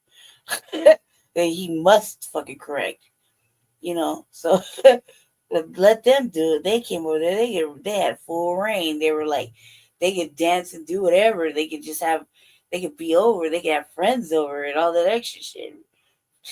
They brother could have friends, let alone anything. Like they could have birthday parties. They could have, you know, they could have all that shit. Do you think we didn't have any of that? No. We're lucky if we got any kind of celebrate. Hey, it's your birthday. All right. Yeah. So shit. One of us had to become a better thief than the other. One of us had to take care of the other one. Like I mentioned who it was, but it wasn't me. Yeah. And shit, a motherfucker don't like to be manhandled and fucking, you know, whatever. So as bad as I was, it's like, I'm out. You can't be doing all this. I'm running away. I have a little run away. I'm always gone. That's shit. white people have to turn me in every couple of days. Call the police and shit, take me back home. Seriously. Ass whooping just waiting to be had. So no, it's fucked up. I don't think that he even whooped them at all. Like he whooped us. I was ready to put it on mute and go ask my brother, because my brother would be like, "No, he sure didn't." Yeah, I just imagine that's what he's going to say. Because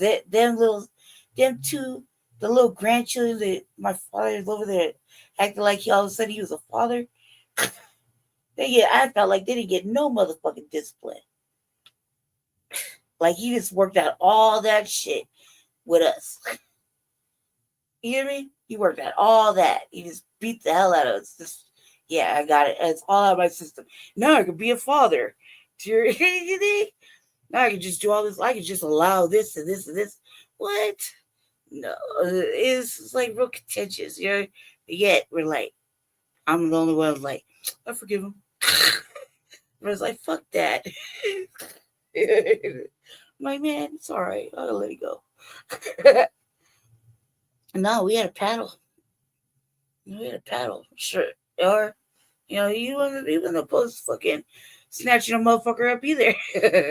Especially like when I left. Yeah, when I left.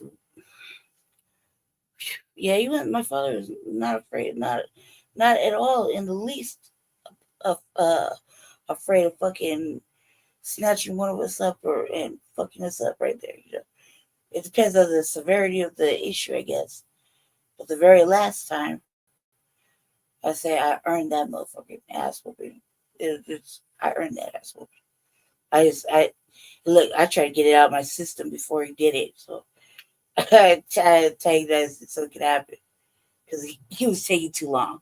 You see what I'm saying? He was taking too long to whoop my ass. Like, normally a regular kid would have been like, shit, he ain't did it by, we've been home now an hour and a half. We managed to put a sandwich in our stomach. He ain't gonna whoop us at all. No, not me. I was like, he gonna catch me slipping today. I can just imagine you could catch me coming out the bathroom so it start fucking me up. No, let's get this shit started right now. And I did. That was that. Yeah, because you catch me slipping or something, next it'd be like something else, So I was like, no, let me just go ahead and antagonize this little situation right here. In my mind, I just wanted to get the ass whooping over with, and it just went to a level that was way too far. And then motherfucker went in the system. But in my mind, I was just like, he's taking way too long to whoop this ass. Like, for real, like, you already know he had to come get me. He's already embarrassed. He's already upset. The police had to talk to me again. He caught me stealing. Woo. Oh my God. And I did the most before I left the house. Oh my God. Why hasn't he done it yet? He didn't do it in the car. He didn't do it when we walked in. You see what I'm saying? Shit, that woman always hit me one time, dude. And that one time was enough for me to she slapped the fuck out of me, dude. I tell you this, my cheek still hurts thinking about it.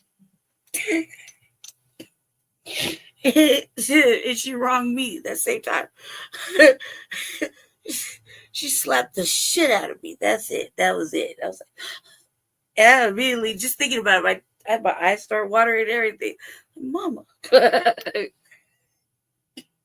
He will my ass like every other day. Sometimes more in one day. More in once in a day. You know what I mean? And I'm like, oh, at least he got that out of his system.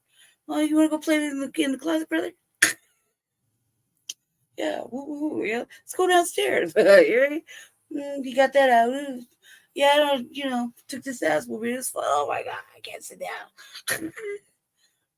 I guess I'll try to behave. You know what I mean? That day though, it felt like he was taking way too long. It had been like 2.5 hours, and to me that was just way too long because it wouldn't have lasted that long. Normally it's like he would have started saying some shit in the car, and then we'd have gotten one step or 2 steps in the house long enough to close the door, and it would have been over with. It would have been like that. And I'm like, you know, I've been taking that ass whooping for real. This was like, I felt like he was taking way too motherfucking long. Too long enough for me to get a fucking sandwich and a couple of bites of chips, and me and my I just couldn't do it. I was like, no, he's gonna catch me slipping. He's ironing his pants, getting ready to go to the second job. I know he's gonna catch me slipping somehow. Catch me going around the corner, or he's gonna wait till he gets off on the second job, and right before he thinks we're supposed to be sleeping, he'll get me up and just whoop my ass. There, no, can't have that. And it just went way too fucking left, and then it just carried on for days after that.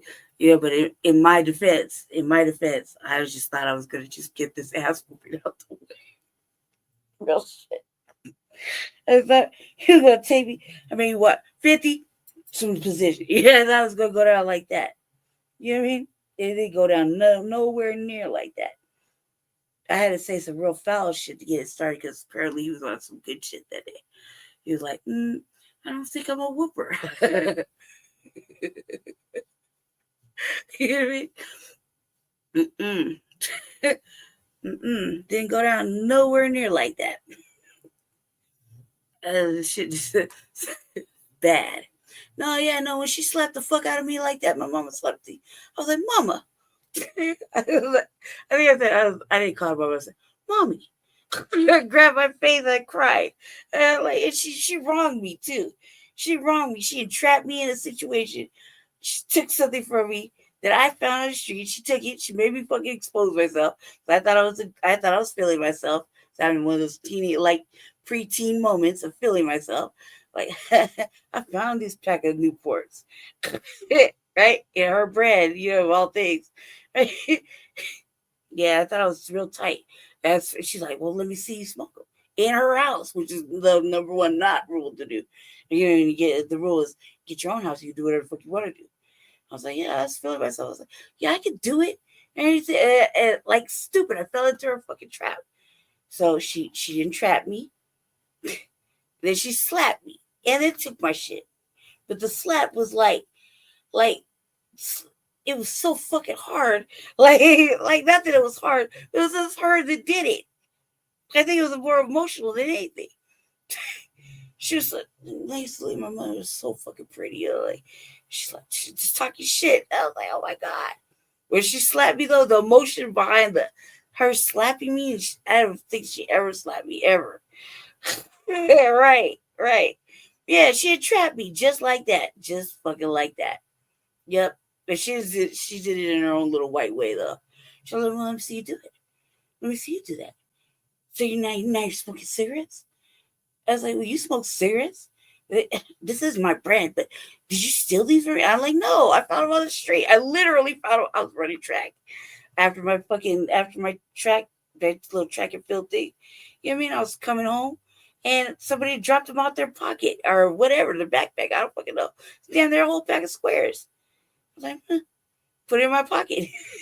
You know what I mean? One of the only things I had in my pocket. I thought I came back, I stuffed them in their closet, like in my little fold up clothes. I stuffed it in the middle of my clothes. I go to the bathroom, take a shower and stuff. Oh, probably going through my shit, like in my little closet. She found them. She's like, "What's this?" Just the entrapment, and me being so reactive, I was reacting to it. Been reacting like this ever since I was a little girl. Where'd you get them from? I found them. Yeah, sure. Yeah, right. These are probably mine. Probably got them out my purse. I didn't do that. Yes, you did. And her being, she looked so pretty to be mad. I was like, kind of thought it was funny. I started laughing, but like in my own little way. Because I don't do confrontation like really, really well. You know what I mean? Like if you really think about it. You confronted me. I'm real laughing in your motherfucking face. Like real shit. Like for real. Stupid, I guess. Yeah, like it's been like that. Yeah, I will start laughing immediately, right? Oh my God, you're stupid. It's really happening? You're serious? Okay. All right. You really all right, you sure? Like that. So I started laughing, and I think that even made it worse. Yeah, I thought I was feeling myself. I swear to God, I was feeling myself. And she slapped me. I looked at her and I was like, Mommy. Tears fell out of my eye. I wasn't right. I was like, what? Like you were thinking about right now, I rubbed my cheek. That shit was horrible.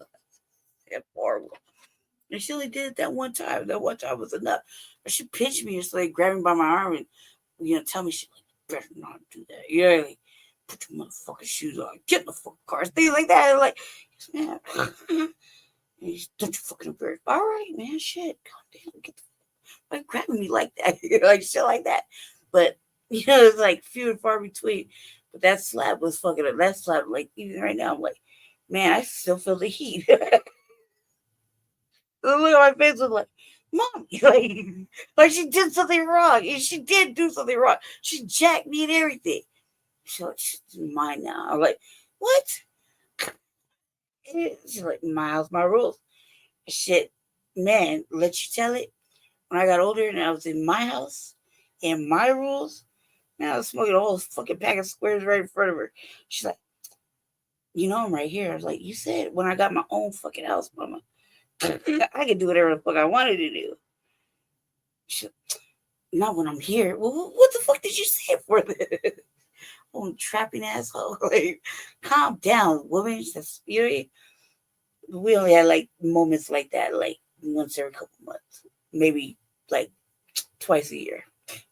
They're very far between. We can only stand each other for like 3 days. That lady's a Sagittarius. Also too, like I thought we was playing this little game my whole life. Like we just don't like each other. Yeah, like that's how we treat each other. We treat each other kind of fucked up. Our own little way. Be nice to each other for like 2-3 days, and that's about it, right? I thought it was like this is the way we've been behaving for like all my life. She after that, she told me, she said it's hurt her feelings I've hurt her feelings forever. And I was like, you serious?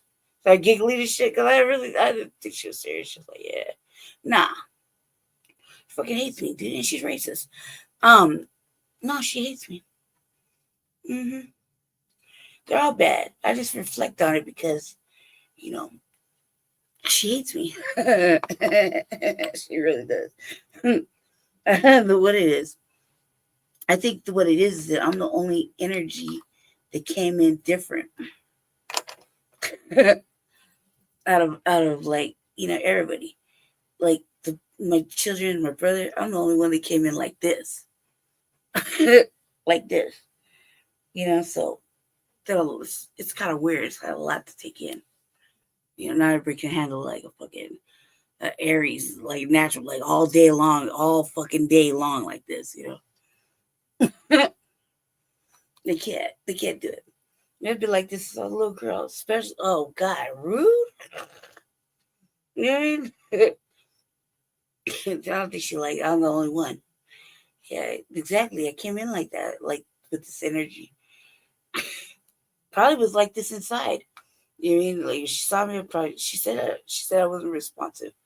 I was like, I don't know. She had some entertaining moments. I can't possibly believe I never liked her. She says I didn't. I kind of feel like I didn't. You know what I mean? We have these moments though. We have a couple little moments where like I think we'd be vibing for like I was thinking it's gonna work out. Like 2-3 days, and she wooed me into like thinking it's gonna work out, and we're gonna be like, I'm gonna actually see her as like how I want to see her. Kind of like mothery. Nah, that shit only lasts like 2-3 days. She'll be like, I'll be back. It was I'm going out for a pack of cigarettes and never comes back types. For real. She's like me. I'd be gone I'll be like, I'll be right back. I tell my brother I'll be right back. 8 hours later. You know what I mean? I was going to the store. 7 hours later. I was taking off. Naturally, just so I said, like, that runaway spirit is like alive and well. Alive and well in me, okay? Probably since I can remember. I was like, oh shit, I don't like this. Bye. I'm out. Real shit. Like I'm like, other times I can't do it. Yeah, just like you're way too reactive. Anyway, let me get this little thing going on right here. She'll have me talking and giggling all night. We can't do that. I mean, I can. I got time. We really can't. Let's see. Anyway, so old boy was a postal worker, right? And he went in for a sandwich, got a little altercation, alleged broad stabbing. So that's what it is. But there's not been a lot of media on this, right?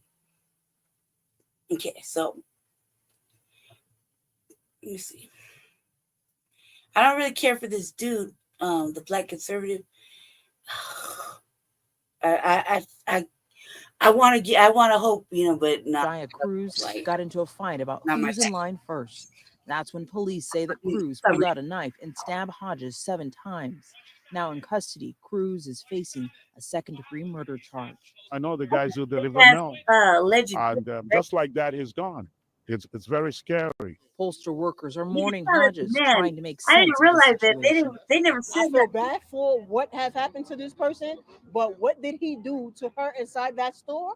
That's all that matters. Those who knew him as a boy, man, and now father say he was a devoted family man. I remember that he was a good brother, and we loved him. Know what I mean, he was one of the young guys from the community that did make some of the right choices. Know what I mean, trying to get his family up out the hood the right way, working. All right, guys. So we got to talk about a tragic story out of New York. And That's it seems true. as Like, if we are covering stories like this all too often due to the fact that these liberal cities are out of control really didn't do much. with crime and chaos. Because for whatever reason, the Democrat. Like, you got to think that if all those people are saying that this man is a good man, just want to, trying to move his family around, he got a job, you know what I mean? It's whatever. He's not really, like one of those people that cause conflict, and all those people are showing up to leave, little candles and whatnot. And they're all like, man, this is fucked up. And they all know him like that. They're like, man, then you got to think to yourself, what really happened? And why isn't it being, look, all these little places, they all got cameras. All these little places, they all know what's going on. Like, so I'm like, why don't we know more? This is what really bothered me, because I was like, man, okay, so boys are good, okay. And the way they presented it the first time was like, a girl did it. When you see that person walking out, you could kind of see that motherfucker got a print, and he's way too tall to be a girl. A natural girl. Man, there's some tall girls, but not like in that shade. Let's just be honest. Like, come on, be serious. Let's be serious. And that motherfucker ain't got no body structure like real feminine. He walking out like she walking out, whatever the fuck you want to say. I felt like that was a dude immediately. I know I'm a girl. So I'm not liberals gonna in hate these it. cities think it's a good idea to allow individuals with a history of violence that have proven to be dangerous to run around on the streets until they actually end up seriously hurting somebody, and in some cases, unfortunately, killing them. And that is what we have to talk about here today, involving a story dealing with a transgender woman by the name of Jaya Cruz, who ended up brutally stabbing an on-duty letter carrier, a worker for USPS, so a government worker, while he was on his lunch break getting some food at a Harlem deli. Now, the victim in this case is a father whose name is Ray Hodges, and he was just standing in line trying to get some lunch at a Harlem deli and got into an altercation with this individual, and this individual ended up losing their mind and stabbing him to death brutally. Okay, ended up spitting on him and stuff like that as well too. Now, the worst part about this story is not just the fact that a father lost his life, a law-abiding citizen, a man who is just doing what everyday Americans do, just go to work and try to make a decent living for his family. It's how the mainstream liberal media. I'm attuned to 3 different types of Reiki. Right, based on Reiki master teacher. Okay. And then in like 3 different versions. That's 1. 2. I'm a natural astral projectionist. since I was small. And then, you know, everything else is more psychic or more intuitive or whatever you want to call it. Back then they would have said crazy. So palmistry is actually my given talent, but there's all sorts of things that go with palmistry. Like I could tell a lot of things about a lot of different people. Especially like not, you know, no, this is natural. That's I'm gonna say proficient in the Ifa, proficient in hoodoo, voodoo, Santeria, motherfucking pretty much all the Wiccan pagan shit. You know, it's like to or no can just do it naturally. I don't really need much. I didn't need anything. Tarot is really like not really kind of something I would have done, but more or less I would use actual playing cards and stuff like that. I could read anything. There was something else. That was supposed to be my natural path, my actual path, but it just like didn't work out that way. For me to be able to do it because there's no one for me to really talk about any of that with. And I had to learn how to do it with ethics, all that shit, like every single modality you could think of when it comes to metaphysics, except for astrology and the Akashic records and I believe those are the only two. Yeah. Oh, numerology. That's what it was. I can't do at all. I can't do it at all. Like I'm just not. Those are the kind of things I just don't. I can't. I never studied those, and I don't want to. I don't want to. This is not something I was interested in. However, my son that hates me, my first son, who said he was never going to follow those paths, he actually does astrology and numerology. I just know what I know when I look at your hands. And the interesting part is that there's certain other things that I can do. I can read like the lines on anyone's head, like a brand new baby. Their lines in their hands and feet. You know what I mean? The rings in their eyes. I can tell you exactly how long times you've been here and not been here. Yeah. Remote viewing. All sorts of interesting things that I can do, that I naturally can do. The thing was that back then I have a metaphysical teacher. I still currently. She more or less has stopped teaching me things. But the best thing she taught me was that there was a book for it. So the things I could do, I didn't really know how to talk about. So she took me to a bookstore. She got me my first astral projection book. And she got me my first stuff. Like, so, you know, there's actual books to teach me how to articulate these things to like regular people. You know what I mean? Because I kind of like, I don't know, I kind of feel like I'm a little old fashioned maybe. I could just fix it. Yeah, like I just do it. You know, I don't really know I just know. You know, just come in. I just know. You know, just know. I can feel it. I just know. Let me just go throw some shit together. You feel me? I got this. I don't know why, but man, there's a book for everything. Even like right now, I'm doing a recap of studying, restudying my palmistry book, right? And blood pressure's so high that I can't fucking read the book. But yeah, listen, I'm restudying it. Because the nuances have changed. And I look, because your hand is your map.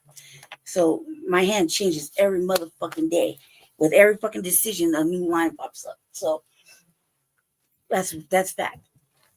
That's a fucking genuine fact. And I'm looking at my hand. I'm like, God damn, man, I said that and now look. You know what I mean? And I suppose with the power of manifestation. So, you got someone that's really proficient in manifestation. They pretty much make anything happen if they really want to. They just gotta be motivated to really want to. Not motivated. Like, at least for myself anyway. So yeah. And the things that I want to do, I pretty much make them like manifest them in my own little ways. And I'm pretty excited about that. It's just shy or whatever. I don't know. When people shame you about things like this, religiously, constantly, you just don't talk about it no more. So then you just put it away, and you want to tell everybody about it. No motherfuckers ain't hip. Now I'm looking online, motherfuckers just giving out readings and doing all this other shit, podcasts, throwing tarot cards, fucking, you see what I'm saying? Their whole fucking voodoo lessons and shit. I'm like, what? Back then it was more taboo. Now I'm like, seriously, you just got on YouTube and you just gonna tell me how to do this? Like, just like little situational shit. I'm like, what? Where's getting on there just like, in this month in Aquarius, like, I'm like, come on, cuz, like, for real, like, these are things I would have never fathomed, and now the people are just doing it, like, and I'm like kind of old fashioned, like really, really super, like really, really shy, like not shy, but like colorism is a real fucking thing, but not like that, but like relentless people fucking with me like daily. So it's like, I don't know if I really want to do that. And now that I want to, I don't want to, so it's like, maybe I'll do something else, but like, it's calling me, it's calling me. Oh, that too, like, manifesting. Dude, I'm like, motherfucking, you see them, what you call them, meditation things, like meditation, sleep, like hypnosis, sleep hypnosis, things like that I could do. These are things that like people go to school and learn. Easy. I would never have thought that was I would have never have thought that that's the way it was. Yeah. No. Let me see what I'm reading. I'll leave this one. They're allowed to act like that. Right. Yeah, no, all day long. No, it's relentless. Right? Like all day somebody's fucking with me. Like, like seriously, I can't go one motherfucking day without fighting with somebody. Yeah. Yep. I practice the old, like, especially with palmistry. Like, you might as well call me the best student of chiromancy, of Cairo, and like the whole shit. You mean I like actually read the old? I had to read the old text, okay? And even then, I was like, shh. That's what I used to tell you when you had mental illness and like homicidal tendencies and shit, like the classics.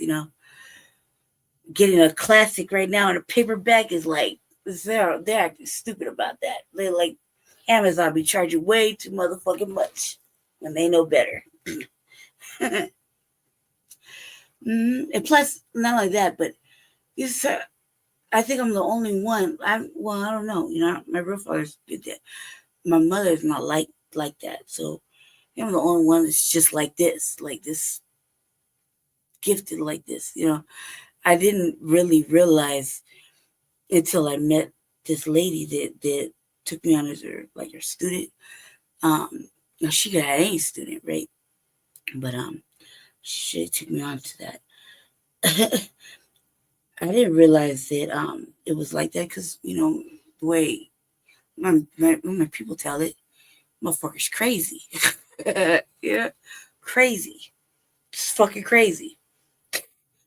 And back then, you would have thought that that's what the It's what they would have thought. You seen shit, you hear shit, yeah, that move for real, Yuri. Like, yeah, that you see that shadow. Yeah, Yuri.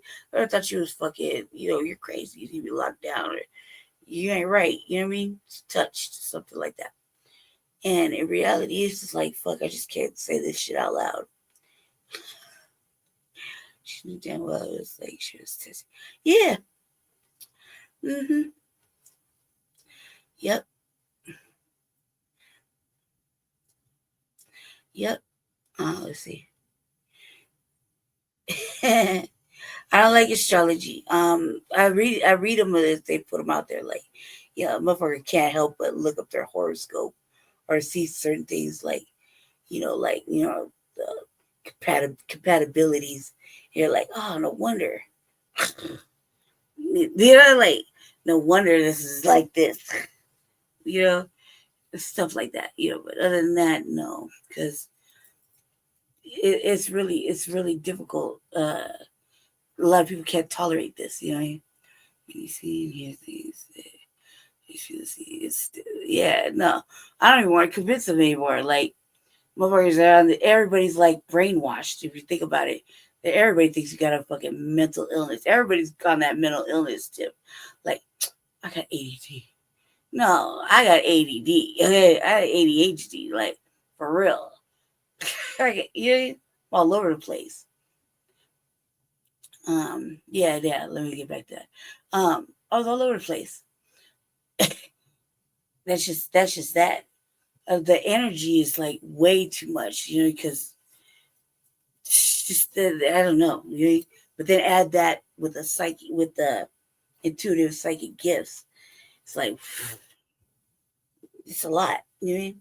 And it's really something I like to do. It's really something I like. It kind of makes me happy talking about it. But you can't do it though. You can't. Like, I can't really just get to. I really want to, and I stopped doing it because belligerent shaming and fucking with me in their own little ways. It's one thing about the colors of things. It's another thing to play on my intelligence.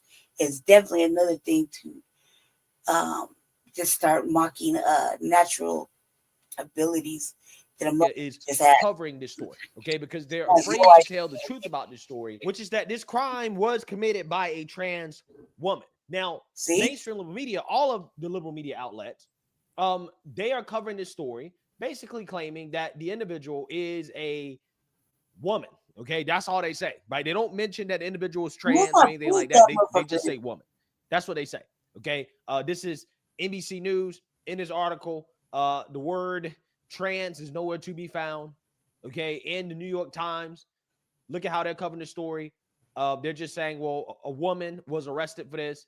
They don't mention at all that, again, this is a trans woman. Okay, so when you say that it's a woman, I think it's important to actually be accurate about the identity of the individual and to say that, yes, this was a trans woman that did this, right? Because saying that it was a woman implies that it was a biological woman, Right. and that's not entirely accurate. So let's actually read about this, because it's not just the mainstream liberal media that is failing in regards to. I saw that. I was like, look, that man is way too tall to be a regular girl in that shade. And that's a print. Yeah, that's a print. I wasn't really checking it out. I was just saying that that's a real, like, no body having ass, if that's a woman, that bitch is straight, like what Chewbacca called Miss 6 o'clock. You know what I mean? Telling the story accurately, okay, and properly identifying the suspect, the identity of the suspect. You also have the local media doing it as well. So let's get into it. The knife-wielding suspect accused of fatally stabbing a postal service worker in a New York City deli during an argument over who is next in line has a violent criminal history.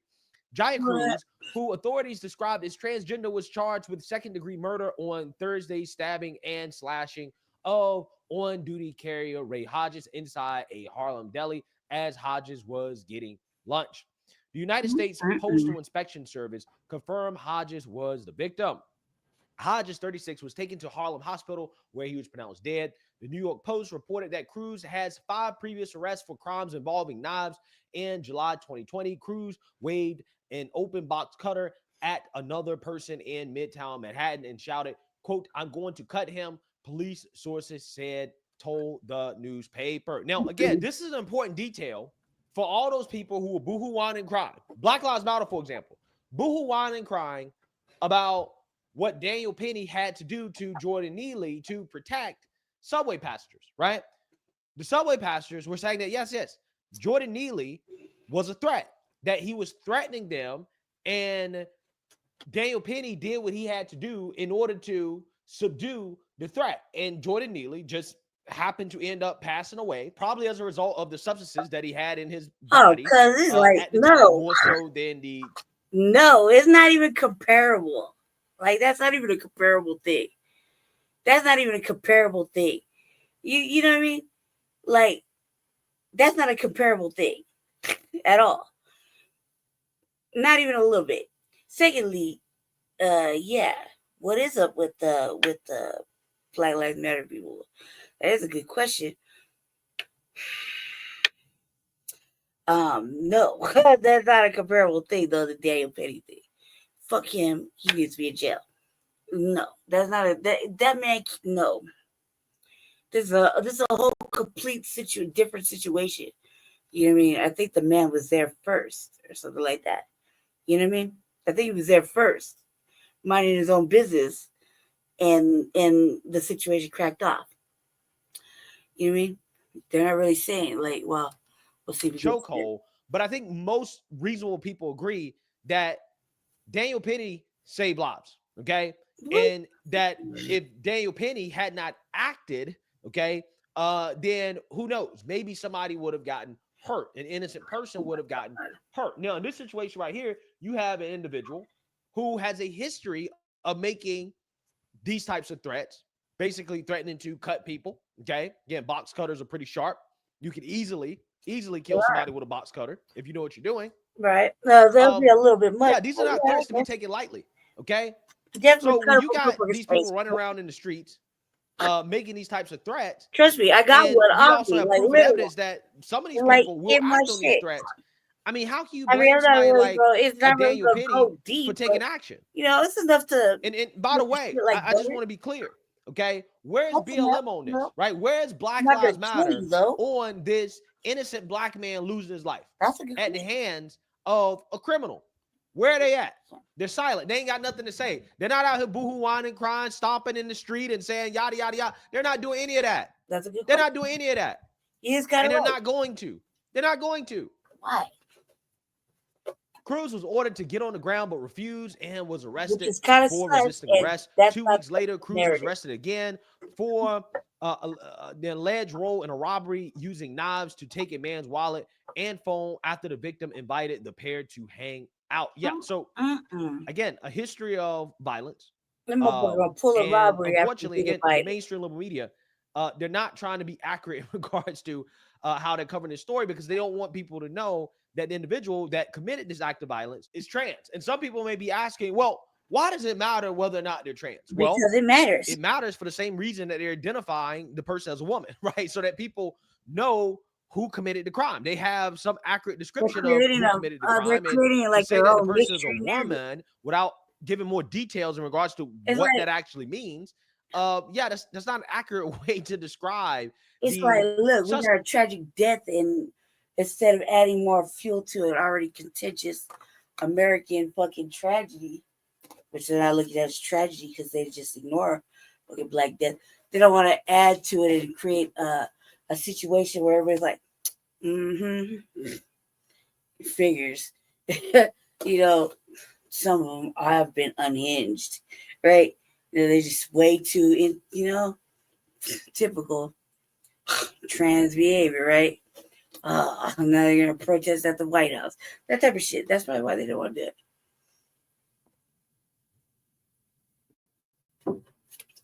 it. Alleged trans. It's one of those situations where that motherfucker got all his shit. He's just pretending to be trans because there's probably a benefit to it. Look at the way Cuz is walking out. You know what I mean? For real. I don't think Cuz in any way transforming into anything. Just figures if I wear a little extra tight shit, I got this little zesty shit on. It's like whatever. I can pretend. that's the thing, yeah. You know what I mean? Because this is $1 trillion industry that, you know, has been programmed for us to be like, oh my God, we have to be concerned. You know what I mean? When in reality, a lot of this shit is like, well, you know, they give housing to trans individuals. You know what I mean? They give you, you know, you do get some levels of incentives or passes or whatever you want to call it. You know, there's some levels of protections, things like that, you know, that you can have. Certain things that you can do when you go to jail. Like instead of you going into a man spot, you go to a special, I guess it's like a special circumstance type of like pod. You know, or there's other individuals like that. You know what I mean? So that you're not being targeted. There's little incentives, or what you call like incentives or protections. Whereas someone like me would be like, nah, man, that motherfucker dress out, cuz. You know, like motherfucker like me would be like, don't be acting weird now. You know, I could be, you know, if I see you in jail, you try to slide in on some other shit. I'm like, man, you better dress out and get on the man side. You know, you see what I'm saying? Because it's a game. It's like some are really serious and they're really living like women and been living like women, been maneuvering like women, been maneuvering like seriously been maneuvering like men. You know what I mean? And it's a real life situation. Then there's others that are just like pretending or on this little thing because there's a sort of incentive or a protection or a benefit or something like that. You can get in with, you can get certain things. Like, for example, in our area, they had a whole thing where they were like, yeah, we're doing this housing, but we're only doing this housing for, and or like, they'll give you, for example, this how happened in the same year. Like, we're going to do housing and or the universal basic income, right? Or basic income. But we're really like, you know, some of this is really going to go to women with children and you know, the trans community. And then all of a sudden you see like just an influx of very masculine, hardly trying fucking men saying that they live like women or that they're going through this. And, you know, with the way mental health allegedly is, it's like a pass. Like that, there's Johnny Depp. There's nobody really taking it seriously. You know, to say that, yeah, you really are in that dysmorphia thing, you know what I mean? You really living like this. That's just a way to, so motherfuckers like do anything to get anything, you know what I mean? Especially like after COVID. Anything and everything, like whatever it takes to get out of jail, to get a fucking place to live, to get on a certain types of assistance, to get certain types of disability, get certain types of protections. You know, throw shit in your face. You know, this is just weird, you know, behaviors. You know, and so like for real, like some things are just like a game. Not everybody, but for the most part. You know, this is like, look, if Cuz was really living like a woman, he wouldn't have a print. That's for what? That's for what? Okay. Now, again, we all know that if it was a white man, specifically what the wokes like to call a white cisgender man, that ended up killing a black person, something like that, we all know the first thing they say, well, white man, right, did it. The suspect is a white man. That's the first thing they say. But see, all of a sudden, though, when it comes to other individuals who have infinity stones of wokeness, yeah, they don't really want to give a description of the person at all, right? And in some cases, again, they will just mislead people. So let's actually watch this news clip from the local CBS news station in New York in their coverage of this. A Bronx family tonight mourning the death of a father who was fatally stabbed Thursday while ordering a deli sandwich. Loved ones say that it happened while he was on the job as a mail carrier. And they say that he took that job to get out of poverty, never thinking this would happen. John Diaz spoke with family members.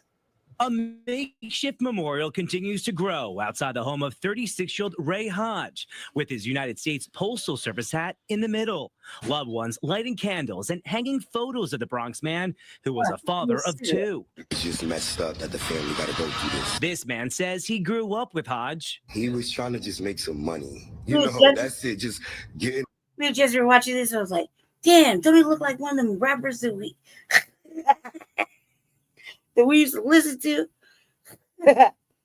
back when rap was conscious? Don't it kind of remind you of somebody? We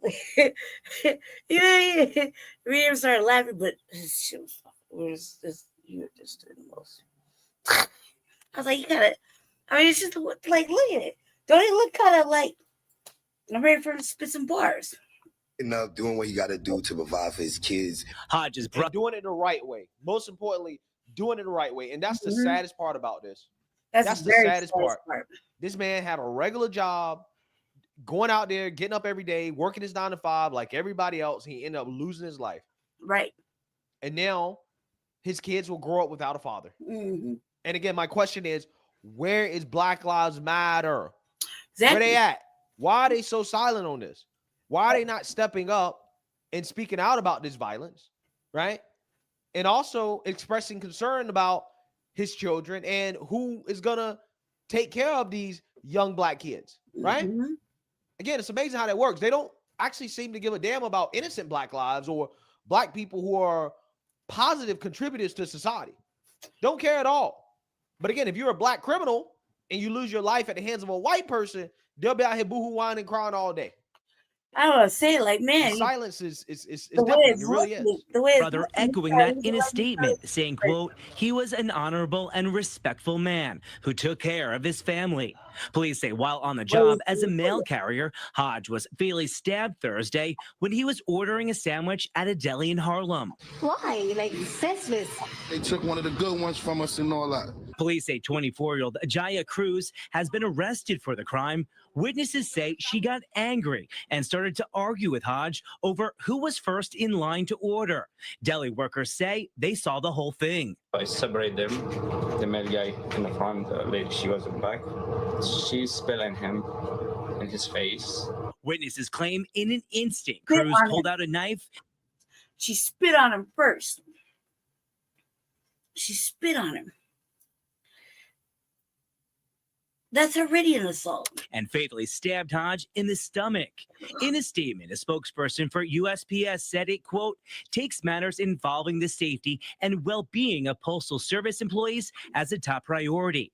Officials say Hodge worked as a mail carrier since the summer of 2022, based out of the Morningside Annex on West 125th Street. Loved ones say Hodge was just trying to make a living. To see him, go from one stage of life to the next to better himself was anything you could ask from a kid. Cruz has been charged with murder. Police say that a weapon was recovered here at the scene. For now, reporting here from Harlem, John Diaz, CBS News, New York. Now, workers say both the suspect and victim were regular customers who had no history of disputes in the past. Yeah, so you seen that, you heard that. Now, again, look at this individual, okay? This individual seems to be a good, I don't know, at least 6 feet. I mean, this guy, he could be pushing, I don't know, 6'2", 6'3", right? Just kind of comparing the height of this individual with this one and this woman right here. This guy might be 5'8", 5'9". Yeah, so this guy is pushing 6'3", 6'4". And the suspect, the murderer, is just as tall as this guy right here. But the media's running around talking about this is a woman. There's a right? man. If this is a woman, then this person should be in the WNBA, right? The WNBA should have pulled this person off the street a long time ago. Okay, I'm just saying, right? I'm just saying, considering how tall this individual is. I mean, But as you can see, or hear, even the local news outlets, they're not saying out loud that, hey, this is a transgender individual, okay, that this is a biological male. And again, it just kind of shows you how there's a cover up from the media in regards to just saying that, hey, like, this is the person that did it. Now, again, if the victim was trans, don't you think they would identify their victim as trans? Do you think that they would hide the identity of the trans person if the victim was trans, if this was the other way around? No, I don't think so. I think they will mention that, yeah, this was a transgender individual, and then they'll turn around and they'll use that as an example of the violence that happens against transgender individuals in this country. Yeah, I mean, we know we've heard about that basically for the last 3 to 4 years straight under the Democrats in the Biden administration. We have heard nonstop about the alleged hate and bigotry and violence that happens to transgender individuals in this country.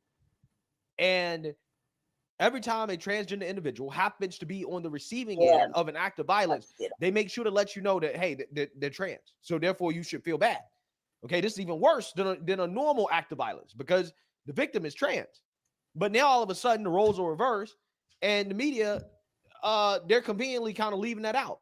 And I just don't think this is accurate reporting. Like, you gotta tell the truth, tell the American people the identity of this person, because this person did murder a federal employee, which means that they're going to face federal charges, more than likely. Okay, murder charges, which means they will do time in federal prisons. And although Biden made federal prisons woke by basically saying that, hey, you have to jail people based off their gender identity and stuff like that, the Trump administration back in 2017, 2018, when he got into office, he made the policy align with biological sex. So I can imagine when Trump gets back into office, he will do the same thing. Okay, he will make the policy align with biological sex when it comes to housing prisoners. So it's gonna be real awkward when this person ends up in the men's penitentiary, despite the media saying that, oh, well, this is a woman, right? And I guess a lot of people be scratching their head and be like, wait, I thought this was a woman, right? Like, I didn't know this individual was not actually a woman. This individual was trans. I'm just saying, like, it to me, I just find it to be it's just weird to me how they do this, how they always coordinate to hide things when it doesn't fit the narrative, right? Instead of just telling it the way that they would tell it if the situation was different. Again, if it did fit the narrative. Again, if it was what the wokes like to call a white cisgender man that did this, that's the first thing that you know. The first thing they say, white man stabs black U.S. postal worker. Is it racism? That's the first thing they say. And then Black Lives Matter, they be out here boohoo whining, right? That's what they do. That's exactly what they do. But in this situation right here, crickets, right? And they are going out of their way to make sure that you don't know the truth about the identity of this individual. And I just think that this is part of the reason why the media has become an absolute joke. So let me know what you guys think. Thoughts and prayers are with the family. Very sad and terrible situation. Yeah, that is very sad and tragic. Yeah, because this. What I don't like is that the motherfucking narrative was spun by the media like as something else. You know what I mean? And it was nothing like that. It was nothing like that. Fucking, the energy in the world is just fucking like, whoa. It really is bad. Let's see. This is the one I thought I was gonna play first. So I was gonna say level. But same thing. I started using custom hair care from Pros because I was starting to feel like I wasn't using the right products for my hair type. The before and afters speak for themselves. The NYPD arresting a man accused of at least 2 stabbings on the subway last week. Jamar Banks facing assault and weapons possession charges after he was accused of stabbing an MTA employee Thursday and another man on New Year's Day. We're now learning the suspect has been arrested, drum roll please, 87 times. Joining us now is the founder of the Guardian Angels, Curtis Sliwa. Curtis, you've been in. Okay, so I'm like, man, come on, because when I saw this, I was like, this is not a good look for us. And then it's like, God damn, 87 motherfucking times. This is really bad. Yeah, but this is like, when the Daniel Penny thing happened, and everybody was like, oh no, I was scared and shit. I'm like, come on, man, you live like this every day. Stop the cap. Not to mention, I don't know how many motherfucking movies I've seen where the fucking subway is just whoa, like just like the most dangerous, scariest place. Not to mention how many TikTok videos you see where motherfuckers are just doing all kind of extra shit on the subway. Rats, all kinds of extra shit is up there. So it's like, come on now. All of a sudden, this day everybody's scared when normally motherfuckers are just like, here, take a sandwich, shut up, shit. Here's $5. Here's $2. Here's $1. It's gonna be all right. You know, like, man, this life is hard. We're everywhere, brother. You know, come on now.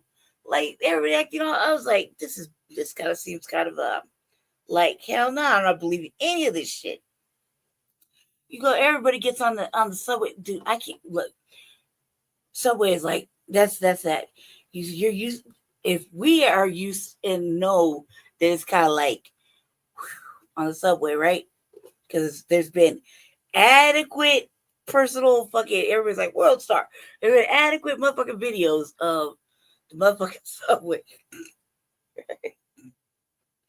So if we're conditioned to look at it like, man, it look like you better be on your Jesus season and straight on your pivot because it could be contentious. Right? We know that, and we're not even there. They can't even get away with those kind of comments. Right? If like 45% of the movies that we watch have had some subway interaction and it's been kind of dangerous, they can't get away with those kind of lies. Like, oh my God, he's spazzing out. It's like, I just had to take it in my hands. I had to protect. You had to protect the fucking people.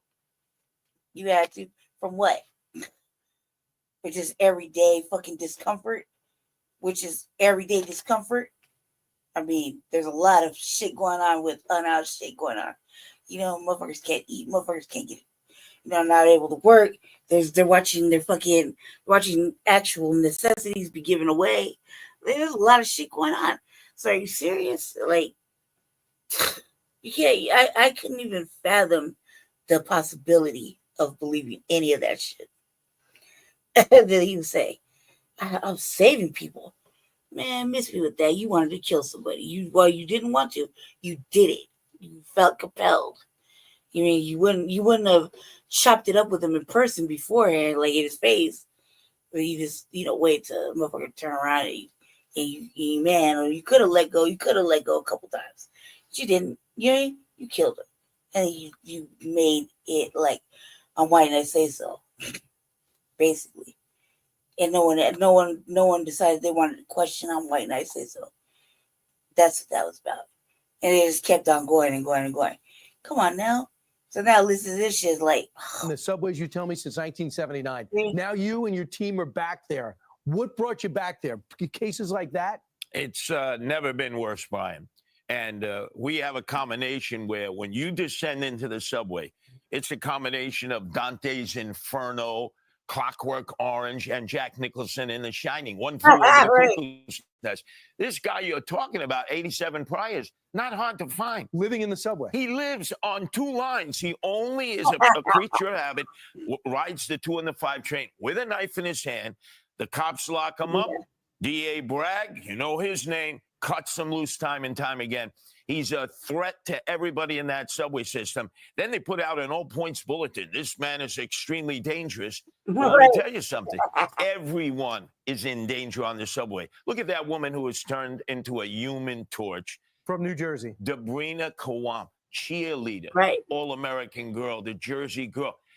See, when I'm dealing with the homeless and emotionally disturbed, which is what we guardian angels do, because they're the forgotten people. They're Americans. And migrants, they put up in hotels. Americans, they allow to sit in their squalor and ride round and round. We don't help them. And when we talk to them, we find out they're people just like you and me who just had a hard time, and now they're forced to live on the subway. And our officials, our governor and our mayor, do nothing. But not only that, they are bragging. Governor is cutting video showing how great it is on the subway, bragging that we have cameras in every subway. Good. Now we can video the assaults as they happen, the attacks and then as they take place. Right, and then do nothing. So the NYPD can't staff an academy like they used to. Couldn't cover up that we don't have enough cops on the subway. It's all related to the fact they're not backed up by the mayor, by the and the governor, because there's no qualified immunity. You're going to get sued if you put your hands on anyone. There's cameras everywhere trying to get you. Right? Imagine you're a cop, toughest job in America, in New York City, because you can't do anything. I'm very positive that's probably what happened. I'm always positive. Like, you know, so I was screaming like a straight hoe. I mean, like, if you could stab a brother, first of all, that's man. Turn around and stab a brother in the stomach over a motherfucking place in line of who was first to get a deli sandwich. You know, you're really going through some shit. Really, amazingly going through some really hard shit that you gotta act so fucking stupid. You can't just take fucking 2 minutes of patience. You know goddamn well you came in after that dude. You know goddamn well that person came in after that dude and just spazzed the fuck out like, you weren't here, motherfucker. Yeah, I bet you do try to turn around and was like, you know, gathering his napkins and little condiments and shit, filling up his little soda cup, and this motherfucker pop in and decided to spaz out. You know what I mean? Because he walked back to the counter to go get his sandwich. Five imaginary gentleman dollars says that's really how the shit went down. It's like, you guys always here for no, bitch. You could tell the motherfucker, you know, he like, he probably said, look, whatever. Some words were exchanged because obviously some words were exchanged because, that whole ass bitch ass motherfucking man pretending to be a girl spit on him. Spit on him. So, and then he probably was like, raise his voice like, you're lucky I'm on the job. And next thing you know, that's my bitch, that's whatever. Next thing you know, motherfucking that dude stabbed him in the stomach. And as soon as the police came through, don't man, this is a hate crime. Yeah, for sure. Totally. You know what I mean? I'm trans. You can't be handling me like that. Blah, blah, blah. I'm a woman. You just got, whatever dramatics, right? Yeah. And it's probably like, you see the man that was giving the to separate. We couldn't really speak that clear English. So he probably uses like a mom and pop little deli. You know what I mean? Probably don't got no real cameras there because they're not expecting no real drama to pop off. And normally if they go there regularly, they probably know the rules to take that shit outside. They probably got really stupid over like spazzing out over a sandwich. Like, really? It only is going to take like 6 more minutes. I mean, I've been hangry before, but not enough to stab him up. Definitely not enough to stab him up. And I don't even play about food if I actually want to eat. It takes a lot to build up to an appetite for me. So to actually want to eat, but nah. No. No. Nah, but, you hurry up and make this motherfucking sandwich with everything I fucking want and like, and fucking every motherfucking amount of condiments, and fucking toast it and put cheese on it. Right the fuck now, I'm gonna fucking stab the fuck out of you. Yeah, right. Yeah, right. And I'll take a drink cup. No. Never in my life. Why? Because I wasn't raised like that. I felt like it was a privilege when we got to eat. Real shit. It was a privilege if a motherfucker had a meal. You know what I mean? I got lucky. Hell no. No. I'll wait. I'll just wait. I know I'm fucking starting to get hungry and it's a little cranky, but I'll just wait. It's a privilege to have food. Really? I can be like, that mindset. It's a privilege to eat today. That kind of mindset. So, no. So like, it's kind of like, there's starving kids everywhere. It's a luxury. Nah, dude, no. And these people go in there all the time. Like, come on, man. That dude knew how long it was going to take to make a sandwich. So, there's really no excuse. And goddamn right you should be charged with murder. You know, throw the book at him, put him under the jail, and don't put him in with no ladies, because he's probably radioactive and could just be shooting up the club and shit somewhere. Oh, it's a man. You know what I mean? No, that motherfucker with the man. Real shit. None of that weird shit here. Like, yeah, you trans, yeah, sure. Yeah, go ahead and dress out. Yeah, go ahead and dress out. No, you're not getting no panties. I guess if you want to tell the boys that up there at the pod, you dig. Like, no. No special treatment here. You know what I mean? Like, you're faking the funk. Come on, cuz. No. Sorry, I can't be doing this confusion shit. It's confusing the paperwork. You see what I'm saying? It confuses the paperwork. Nope, can't do it. Right. Exactly. No, that motherfucker's ready to look. I don't want to run the track where I found I was like, yeah, because we're tidy whities, small package, but I saw it, it's there. You know what I mean? It's not like he was endowed, but it was enough to know that motherfucker was a man. That's a man. Yeah.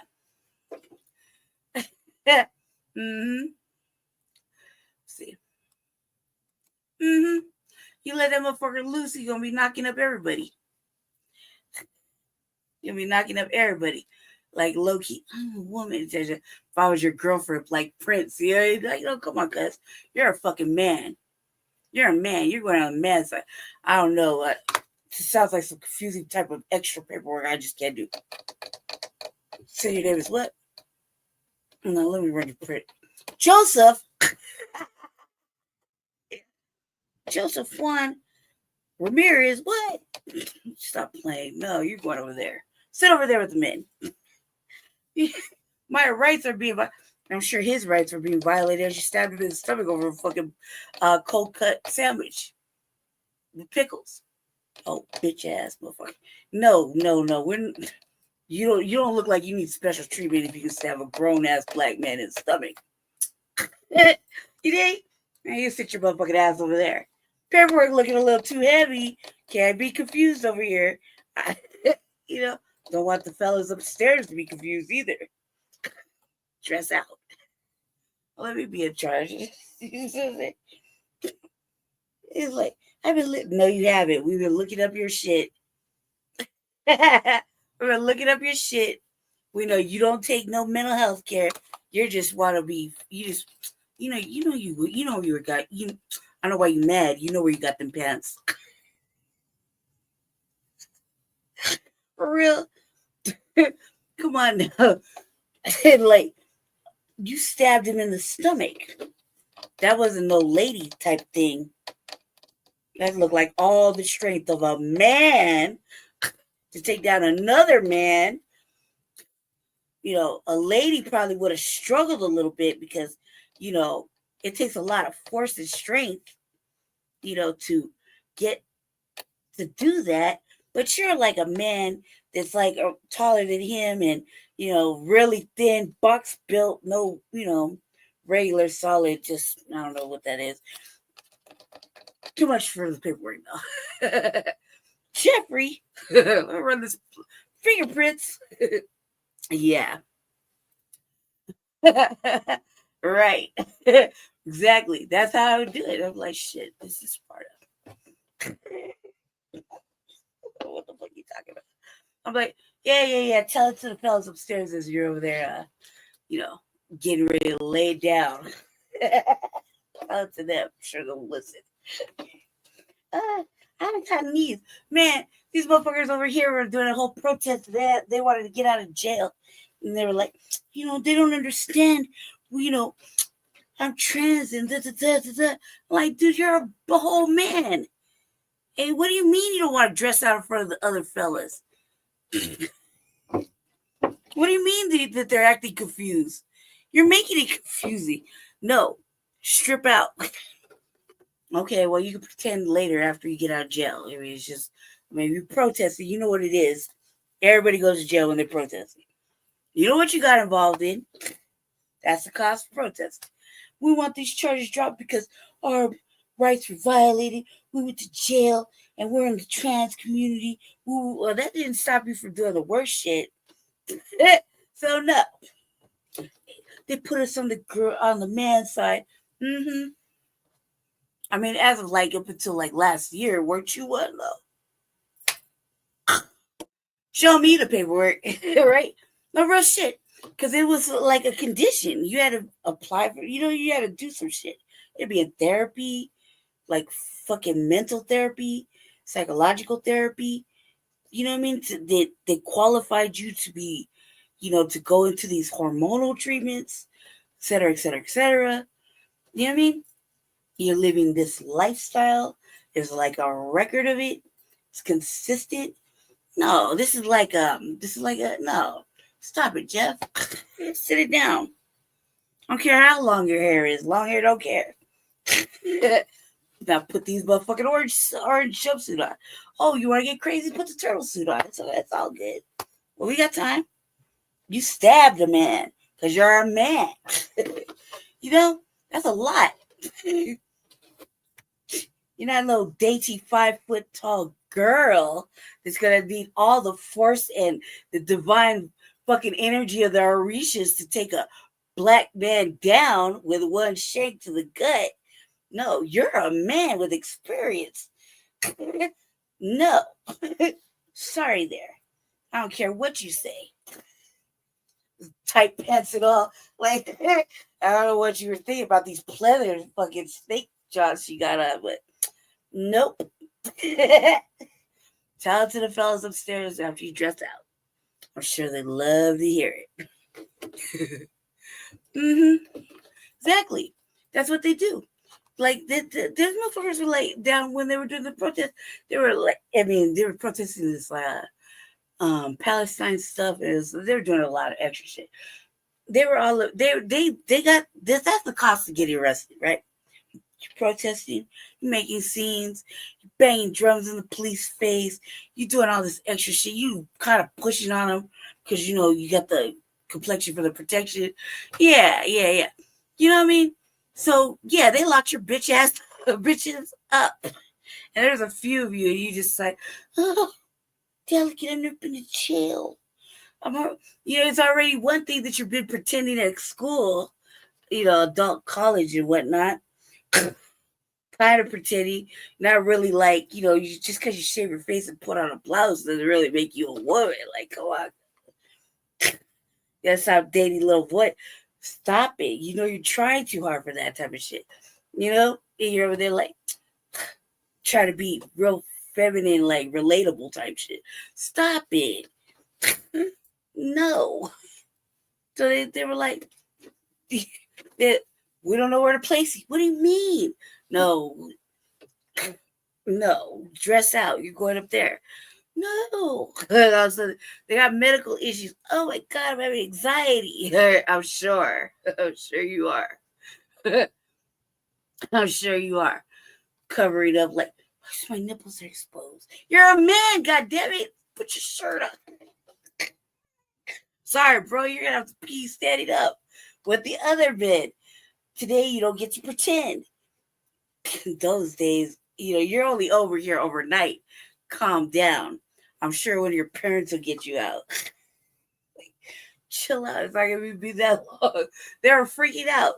They went on a whole tirade for like months trying to get the charges dropped over one night. I was like, God damn, man, you ain't built for protesting. Stop it, delicate flowers. And no, I was like a total asshole about it. No, hell no, you shouldn't get your fucking charges dropped. The city council. No, they shouldn't drop them charges. That's the cost for protesting. I mean, that is kind of like, that's your badge. You're supposed to wear it as a badge of honor. This is me taking this one. Yep. No, for real shit. It's like a thing. Not everybody, but there's people that actually are just pretending because it benefits them. Shit, the motherfucker be more lenient. You like there's pussified soft ass motherfucking judges be like, oh, I can't have this. I can't have this today. Go ahead and release him. You know what I mean? I can't be the judge that's putting away alleged trans individuals, or shoplifting or murder or anything. Just go ahead and release them. You know what I mean? Can't have that, man. All of a sudden they're gonna write an article. You know, it's gonna look like hate crime. And just now, not just they, hate crime with, and I'm contributing to it. Now I'm just perpetuating it. Yeah. So yeah, no, they get out of all kind of shit. All kind of shit. You know what I mean? No. And then I'd be like, I was raped. Or were you? Okay, well, you know what you were getting. Like, there's things that, like, it's like you can't pretend. Like, you don't do the crime unless you know you can do the time. Like, that's kind of things, like serious things. You know what I mean? So you don't want to be fucking around and do some kind of heinous shit like this person did, this man did to this other man, right? Because now you're going to prison for real. And then he can play knife games all night long with them. If he just wanted to do that, he should have just said that and did not kill nobody. You know what I mean? Like when they picked him up the first 5 times, he said, "Look, just take me in there. I got a habit. I just like to play knife games, I like to fight, like talk shit, and I like to stab fools. Prison it is. All right, my guy, let's go. Fuck that paperwork shit. We just gonna take you right there. There's a nice little pot, specially just for you. Oh, you look racist too? Fucking get up in there. You know what I mean? Real shit. Just say you like to stab motherfuckers and fight. You didn't have to kill nobody. You just phoned that in. I would have phoned it in. Come get me. Man, I'm just in the mood. Just be stabbing motherfuckers randomly. Okay. Let me just take you to a place where that actually is like definitely feasible. And motherfuckers do like to tussle, to stab you over anything. Yeah, that sounds like a fine place that you belong. Sounds like something you can get down with. Sounds like activities that are just fit for your, what do you call it? Your personality structure. You know what I mean? Get out, get ready. Shit. Get ready to get down. Fuck it. Why not? That's what you want. Who are we to stop your desires? Get up in the back. Oh, yeah. You gonna need these handcuffs. Yeah, you ain't stab me today, bro. Yeah. Go ahead and dress out. Kid gloves, push you in there. Good luck out there. Cold, cruel world in there. You know what I mean? Yeah, I don't know how you gonna pay for commissary. Figure it out, bro. You know what I mean? Yeah. Oh, you like to stab and fight. I like it rough. You know what I mean? Come on in. I don't even think he'd do any of that. I think he's gonna be like, that these will look like a challenge type of. You want to come take it? All right. You know what I mean? If you say so, the motherfucker should just say that. Then he wanted to just go to jail. You know what I mean? He ain't gonna make it that lifelong sentence. Just say, hey man, I need about 3 solid weeks of straight knife timing. You're like, shit, you got 3 whole days. Bet. Let me in. Just say that. All right, cool. We'll put you with some individuals that, will definitely give you that work you need. You need a challenge? All right, cool. You need a motherfucker that's going to whoop that ass. Kind of make you struggle for it. Like, that way you feel like you got all that motherfucking energy out. You know what I mean? All right. Just say that. Go ahead and pick you up. And you go ahead and lay down on the ground first. Just be ready when I come over. I'm going to turn all the lights out. Woo. That's you? All right, great. Come on, let's let him hog tie this little motherfucker. Use a spinner too. Let's put a bag over his head. Oops. He is it. Oh, oops. Well, You know what I mean? Fuck the paperwork. You can just get lost up in there. Have fun. No. You don't get to take your own shank. You gotta go. Look, it's survival of the fittest up in this bitch. Make your own. Figure it out. You're resourceful. And then leave. Turn around, walk off. I don't know. Just say that. That would have been it. That would have been cool. That would have been cool if you would have just phoned it in. Yeah. Oh well, yeah, yeah, of course. But I bet dude like it like that. He probably tell him to pull his hair. They might be like, look back at me, bitch. This thing you want to be treated like that. That could have been arranged easily. He didn't have to kill nobody. Like, I just need somebody to pull my hair and do the worst. And then I want to get crazy about it because I just couldn't handle it. Rape. And I just had to get physical. And then all of a sudden it got sharp and stabby. You know what I mean? Doesn't say that. That would have been easily arranged. This man could have been walking around still doing his little job and doing whatever goals he had. He didn't have to go down like that over. I bet you it went down just like I said. Cuz probably just turned around, walked over to the other side, got his little condiments and little shit together, probably getting a little drink. You know what I mean? Checking his little phone, decided to meander back to go pick up his sandwich, and that's where the shit goes out. Because the motherfucker just, that dude was looking a little hungry, but not really too hungry for stash, more like hungry for danger. So that's why he got picked up, and he should go. You find out instead of putting $1 billion back into your budget, which they took out when de Blasio was the mayor, and they were dancing the whore and the tarantella. They gave $5 billion to illegal aliens. $5 billion, and they gave nothing to the cops. So imagine you're a cop. Do you want to stay in New York City? You're being recruited from all over the country where they're offering you a much better pay scale. They treat you better, and they let you be a cop. We have flight, not just of people in New York City and New York State, but desperately needed cops. Put the cops back in the subway. You won't need guardian angels. And stop fare evasion. Because if you just let people come and go into the subway, you're going to have more of these problems. Just let me full circle. Congestion pricing, first time in America. By going into the middle of the city, you get charged $9. You go back and forth. That's pay coming out of your pocket.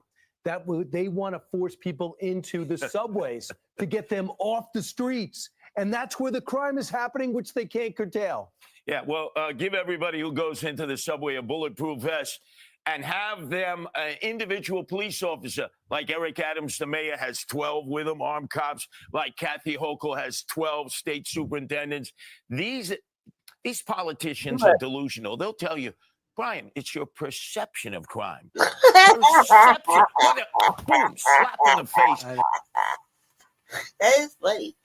But come on, man. Like, that motherfucker's been in the subway, in the subway, not on the top, but on the, living down there for forever. This is nothing new. Fare evasion. Flip point, wasn't the fucking, what you call it, before the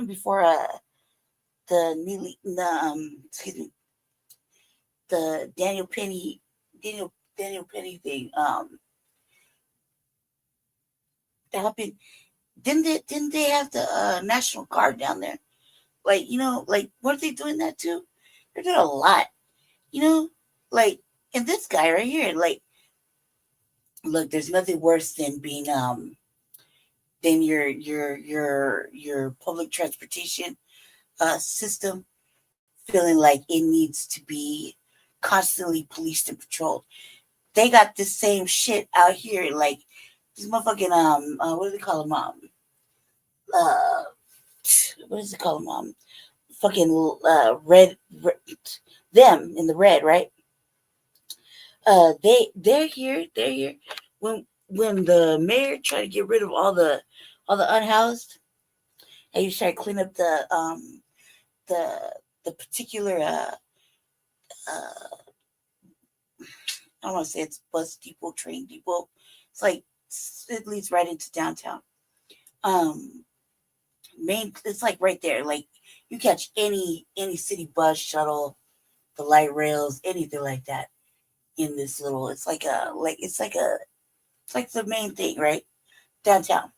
Like I don't know how to explain it. It's like a transportation, like right there, like the transportation hub. Little depot. Well, you got all the people that live downtown are in the surrounding area, like surrounding neighborhood of downtown, which would be like 5 Points, Park Hill, the East Side, shit like that. When they were around the house, homeless, cold, that's the place where you can go inside and sit there and wait for a bus or a train. And until people started like really messing it up, like when we got into like I would say fentanyl and like really I don't know, kind of shoved its way into over here, the unhoused try to stay warm and awake, because again, we live in a state or city that has a camping ban. And so, motherfuckers, that's the wrong thing to stay awake with. They wouldn't stay awake with that. But they would be, just try to stay warm and be getting high in the bathroom or whatever, falling asleep, shit like that. And then you got regular folk, using transportation, the public transportation, having to go through this particular hub. You know what I mean? So you got people coming in for business. The Greyhound, the bus too would stop there, and let off right there.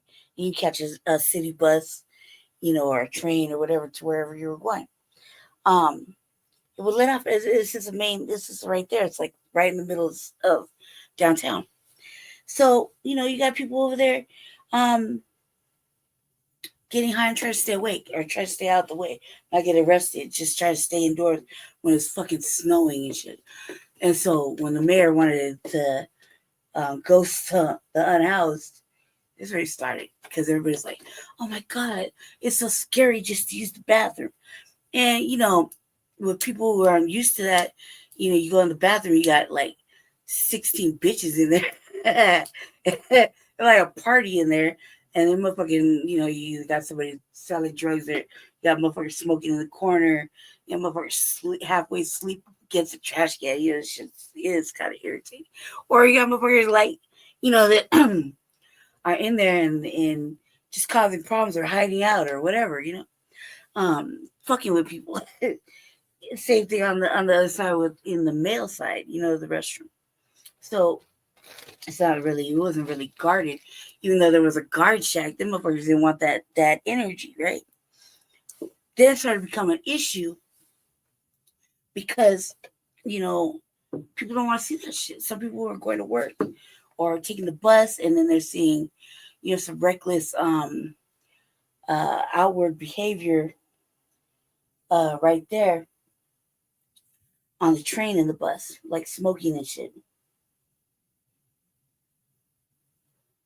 You know what I mean? Damn. So they're like, they don't want to see that. So they made a lot of complaints. The mayor wants to clean the fucking city up, so he destroys half of it to rebuild it, charge it, whatever. And all these people were just like, there was no answer where they went. People were just getting arrested. Oh, they had warrants, or they had this, they had that. But we knew they were unhoused. We knew that shit was happening. You know what I mean? So we were there to try to advocate for that shit. Granted, unless you're, like out there like that, regular people don't have no understanding of what's going on.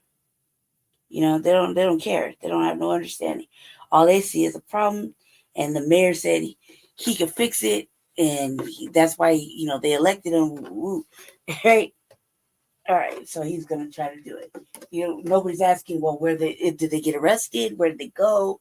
They're obviously not housed. These are regular citizens. At the same time, homeless immigrant influx. So it's definitely contentious.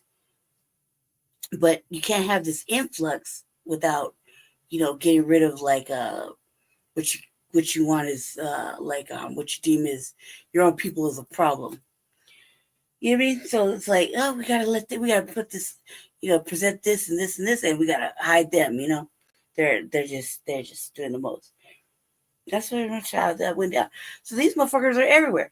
This dude right here, he's this like Salvation Army type shit.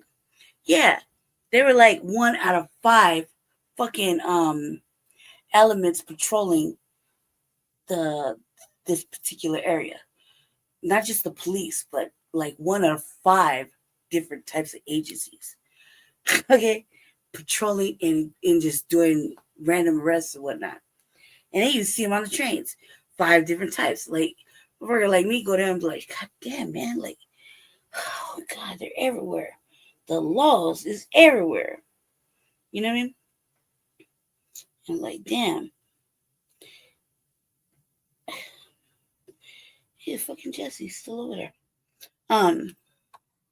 Yeah, so this is like a normal, but they were paying them. They were like, everybody who's got to take that subway and pay their taxes. So he's back in the subways. He's been there on and off when needed since 1979. This is worse than ever before. That is the law.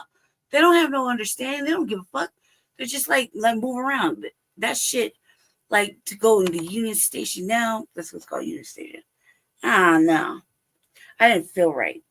We just went over there like during Kwanzaa, and I was like, this is so bad. Heavily patrolled. Let the news tell it.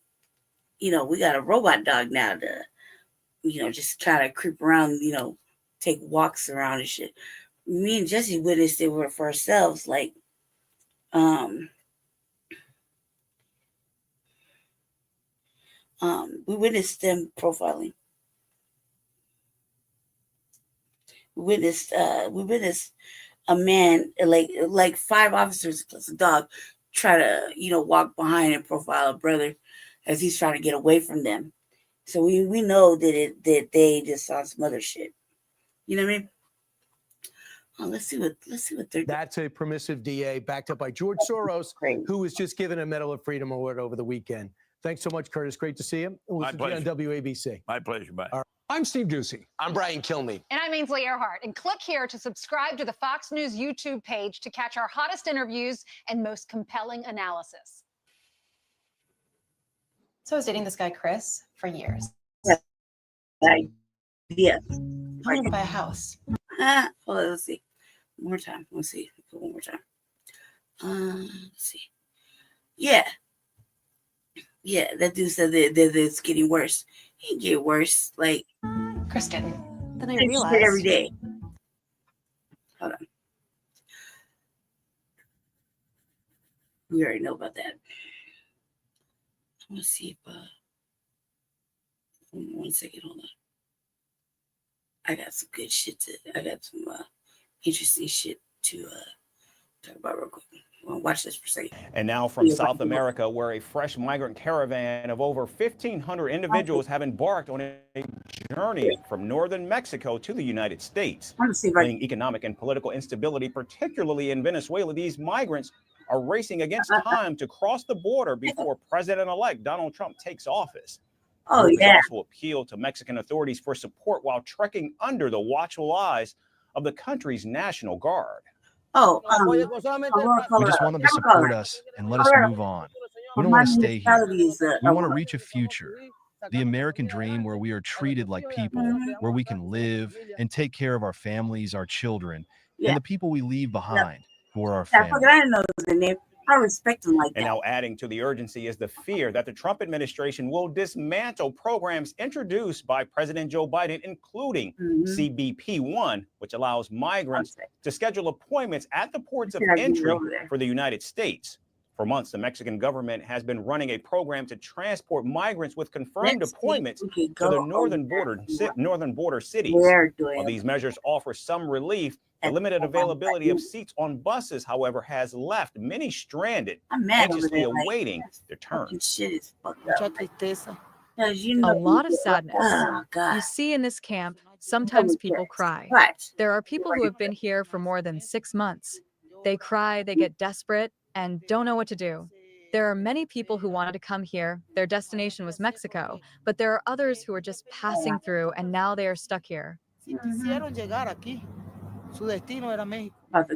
have to go do some amazing. Tensions have also been fueled by heightened immigration enforcement within Mexico, where authorities reportedly detained nearly 500,000 irregular migrants in the last 3 months of 2024. As you can see, there has been a very dramatic decrease, I would say, of 75% compared to exactly 1 year ago. We think it's a model that works, it can be improved, but has responded satisfactorily to this phenomenon that continues and will continue with us. And in reality, this famous strategy of the federal government up to now is to disperse the caravans in a truly dirty way, because they deceive the women and separate the children and take away the father. They take the mother and child to Merida. They return the father to Villahermosa or Tapachula, and it takes them 1 or 2 months to reunite at the southern border. Some wild shit happens to come out. Now, despite the challenges, migrants continue to push northward, motivated by the hope of securing legal entry before the window closes. Meanwhile, the Mexican government faces mounting pressure from both Donald Trump and human rights activists for the migrant crisis. With the caravan advancing and political shifts on the horizon, the fate of thousands hangs in the balance, leaving one pressing question: will they make it in time? I was like way before the normal Frontline Black news time. So way before, like hours before. So, it's like, I ain't hear none of that. So none of it. I'm like, damn, at least you think that somebody would try to do this little brainiac thing I'm about to do right now. You know what I mean? About to go mess with see what's cracking all this. Just give me a second. I got an idea. So give me 1 second. I just want to see what's going on over there, because you would think that someone would come looking for me. Like, hey, you gonna come back? No. You're like, hey, been way past, what is it, like, let's see, 10, 11, 12, shit, since 2 or 10. You would think, right? Let's find out. See what's going on. See if I can connect this. It's kind of like, whoa. So maybe we get over there. See. Let's see. Can you see it? I think you can see it. Yep, you can see it. All right. Let's see if I can do it. Let's see if he welcomes me in. Let's see. Like, you can't really hear the show, huh? Let's see. Is it running, playing? Yes. Hey, sister. Don't tell. Oh, man. No, you needed that, brother, to pass on to the next generations, Brother Che. When you meet somebody like that, public figures, man, at least ask them for the autograph. You know what I'm saying? Because, see, that there's an heirloom that you could pass on down for generational wealth. I did ask about it. It was work related. So, no. You asked him and he turned you down? Yeah, I was on the job. Oh, okay. All right. Okay, so you were prevented by circumstance. Yeah, I was working. Let's see. Okay, all righty. What kind of lies are being propagated over here? Well, yeah, I met him while campaigning for Osambo. Oh, man. And I'll never forget when Osambo was up there talking about change that we could believe in. Yeah. Yeah, hope and change. Hope and change. That we could believe in. All right, so last topic for Shabaka is reparations. All right, let's see what the professor's talking about. Or revenge. Okay. If you're not already subscribed to this YouTube channel, go ahead and hit the subscribe button now, along with the bell icon, so you can be notified whenever a new video is posted. And if you're already subscribed, check him out. You can see it, right? We're visiting and of course, the video a like. Social media. The white supremacists hate that. You have And now the Sunday address. Oh, I have the link. Yeah, it's 2025, and we're going to start the new year off right by rededicating ourselves to the proposition of putting ourselves first, getting comfortable with everyone else being uncomfortable. Let's see if I can do it. Pause that thought. Okay? Because that thought. Don't say that. That's Coming right back. And move this over here. Brother Chaz, we can't hear the professor, man. Think you might have interference. And notice how every time we try to make these presentations. Dr. John Henrik Clarke talked about exercising the essential selfishness of survival and how everybody else does it, and also even more dependent on you being beneath them. There is no slow and safe way for you to change that paradigm that's not going to make them feel threatened. Because that's what Black folks have been trying to do for 150 years. If only we can do this slow and steady, try to find a nice way to, there's no nice way to change a rotten system. That's what we've been trying to do, and it doesn't work. That's not going to make them feel threatened.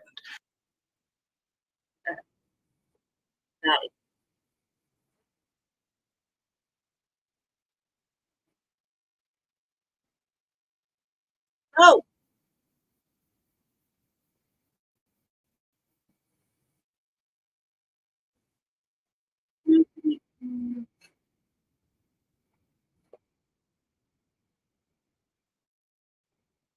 Yep.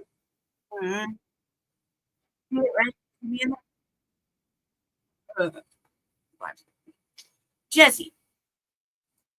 Oh. Yeah.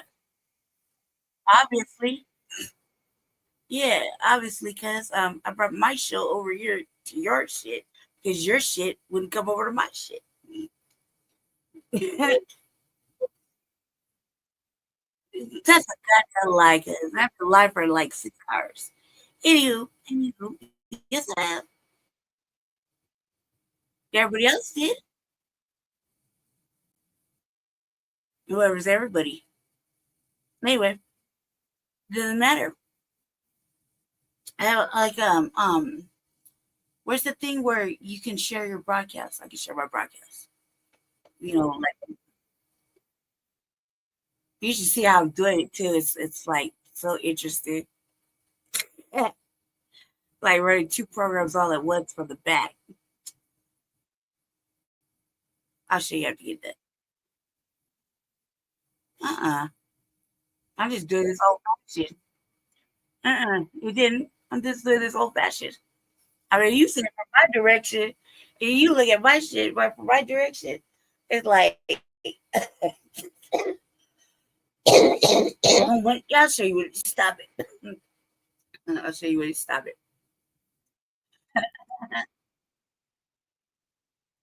Obviously.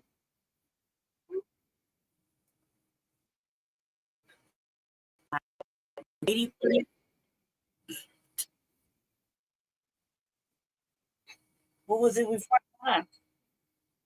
Oh shit! Well, let me bounce. I can't have that since I've been over here all by myself, except for like with one other little guest, one little visitor. You know, so can't have that. Let me just go ahead and leave. Can't have you just getting all kind of extra viewership. Are you just like tokenized?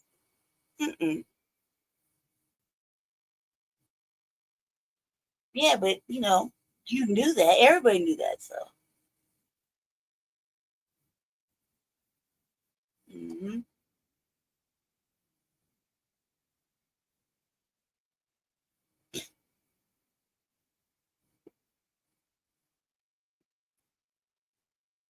I know what you're going over. I just came to visit.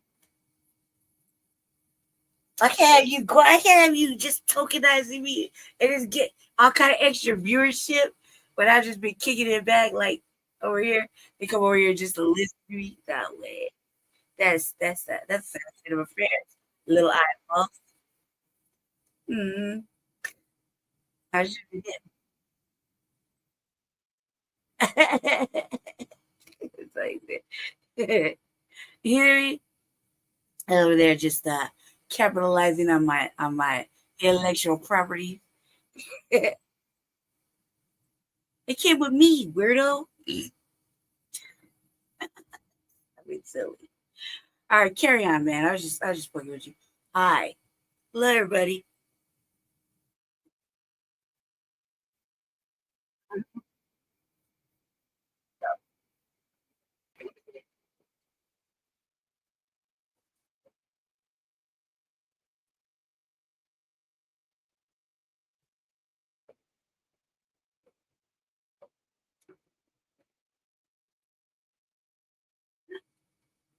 I'm out. See how that works? See how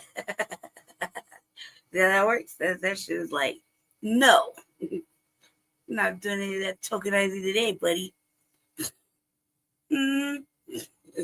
Not today. I really don't like that shit. And what was what happened? Nothing. And nothing happened. Okay. Back to what we were talking about. I don't know. I accidentally got kicked off, I guess. Shadow banning. Shadow banning. All right. So he showed about the Mexicans. Okay, cool. Let's talk about this real fast. And then I'll be done. Let's see. Is I'm pretty sure yeah, pretty sure Martha. Wrap it up, come up, wrap it like, God damn, Brittany. Let's see. Look at this. Let me see. I gotta clear my lips real quick. I'm tough. I'm like, people can just say whatever. Like, people like, oh, yeah, shit, yeah.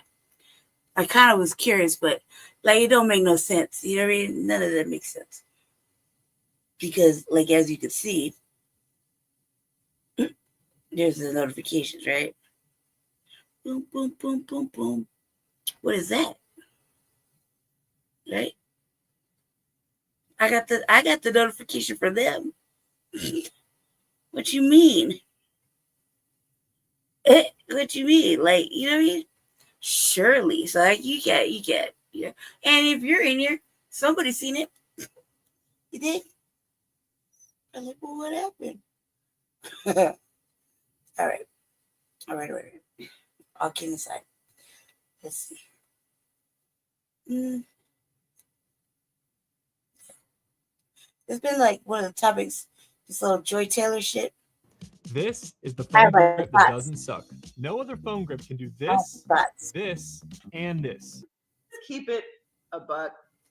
If they're fine enough, if they're funny enough, or if their financial status is what you want, fine, funny, in money, you're throwing all boundaries, standards.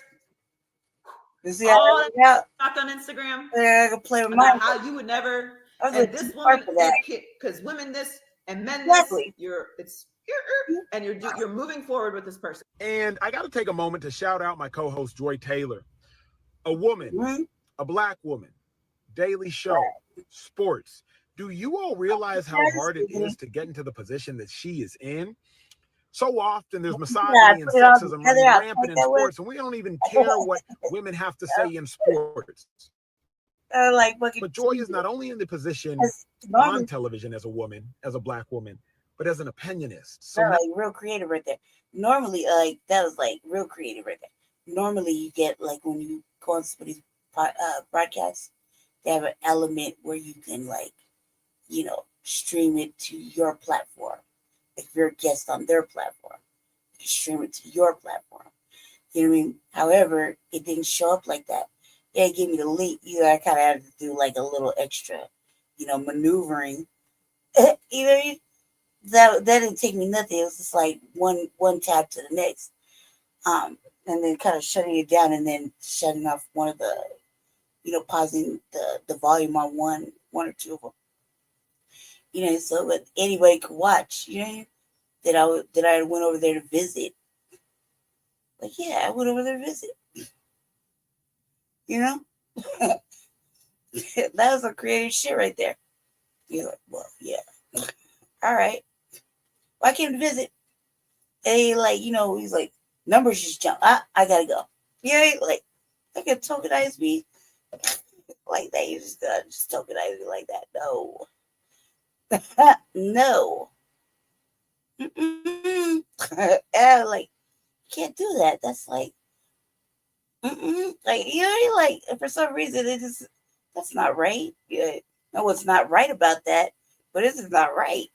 Like, well, I guess, you know, no, they can't with people. Like, I like that. But I was like, oh, so they just waiting until I showed up. The motherfucking numbers just bounce up like that. That's crazy. Nah, y'all gotta go by. Yeah, you just kidding. You know what I mean? Like, when I look at my shit, it's like 2 viewers, 3 viewers, if that.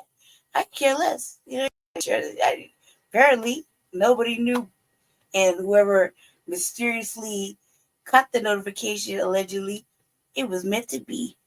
You know, you dig? You dig? And like, how could he not know? You know what I mean? I think I told him when he started. He said, showtime. I said, I'm live. Yeah, 10 o'clock. So, you know what I mean? Come on now. 6 hours. We've been talking about everything. Anything. Everything. All of it.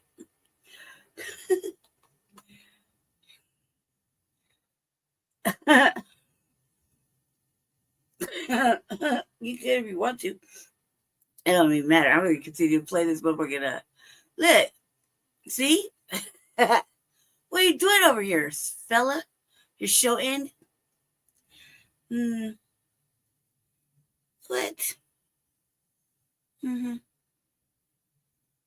What?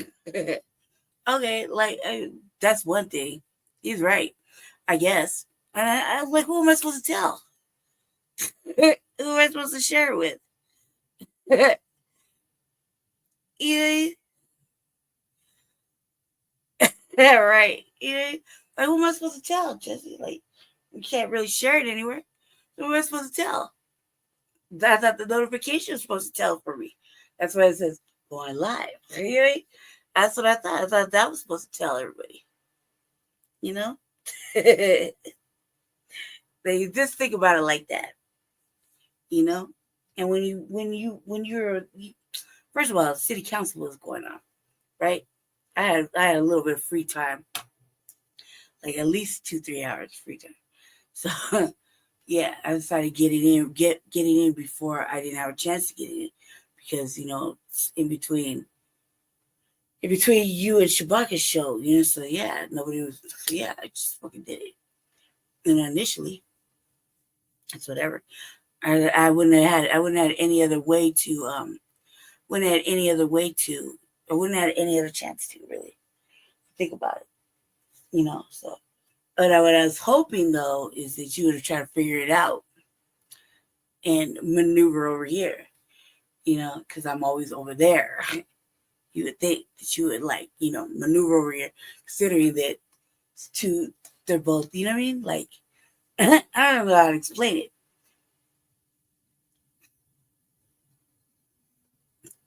How long has he been like? How long have you been like 3 hours or something? I don't know. Is your shit done? Nope, your shit's still going. Wait, let me see. Let me see.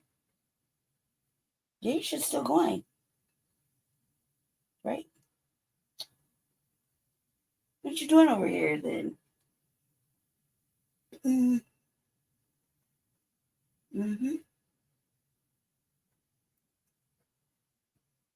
Oh yeah, you're still over here. He just came over here to defend himself. Oh, that's all good. See? Well, that's how you know. There's really no excuse. You know. And besides, you've been trolling me all day, so then you would know. There's really no excuse. Moving along. Your shit's still live, so I just came to visit. I was like, well, let's just see. Because I was like, I would have just tried to merge them together. You know what I mean?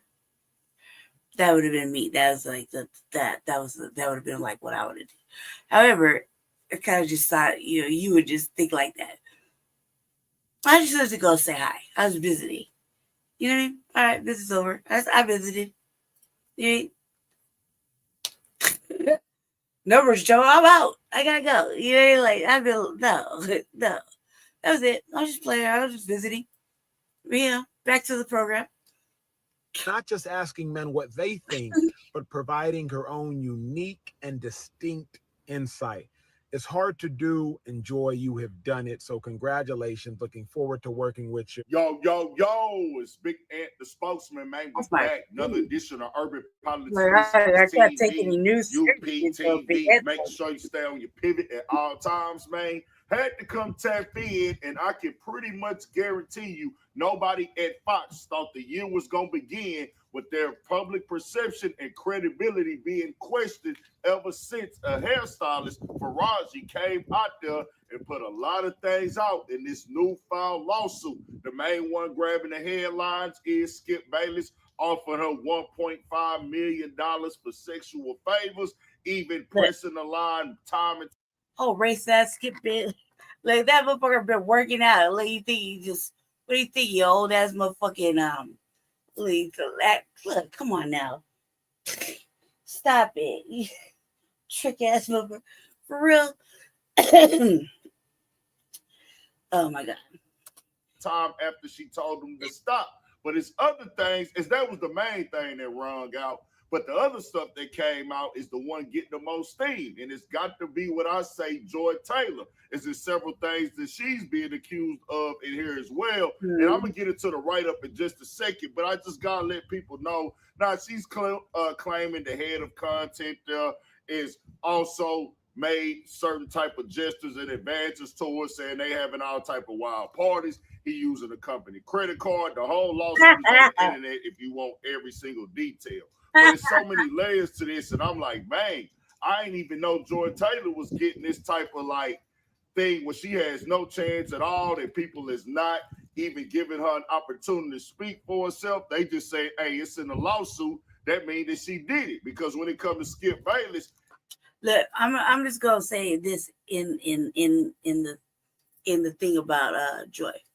Look, I don't know, it's not really a new situation, but you know, if you look at like the weather ladies, any type of news journalists, they make them, they got them on a, you know, they have a certain type of attractiveness about them, you know, the way they dress, how fit they are, you know, that they're always in dresses, you know what I mean?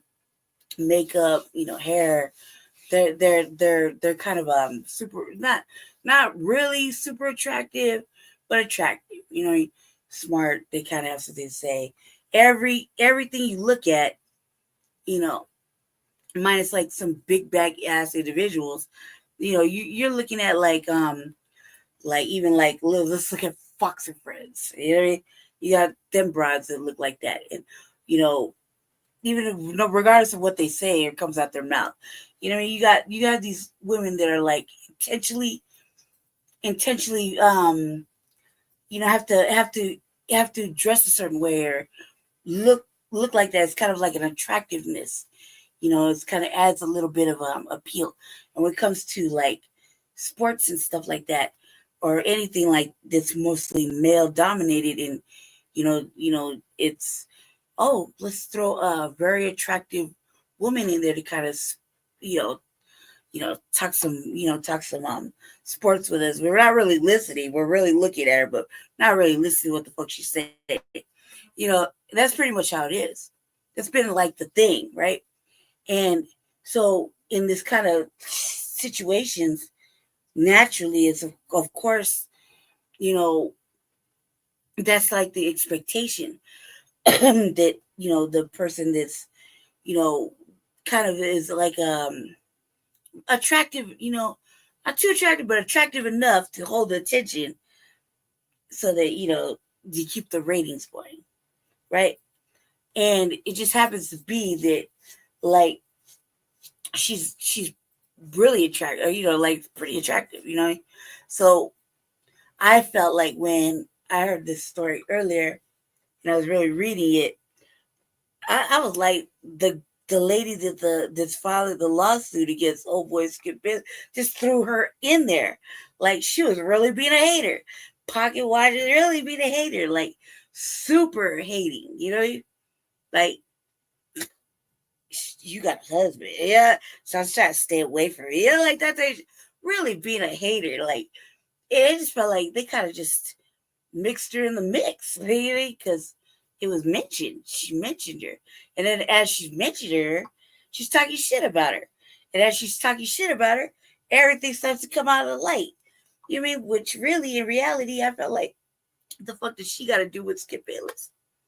Other than, you know, she's doing sports or commenting about whatever the fuck she's commenting about. Everybody see the 1.5 million. Some people having fun with it. They joking with it. They being entertained by it. And they like, oh, that nigga Skip a nasty nigga, freaky nigga. Okay, I'll do a couple little jokes out there myself even. But I for sure, just keep it in 1,000.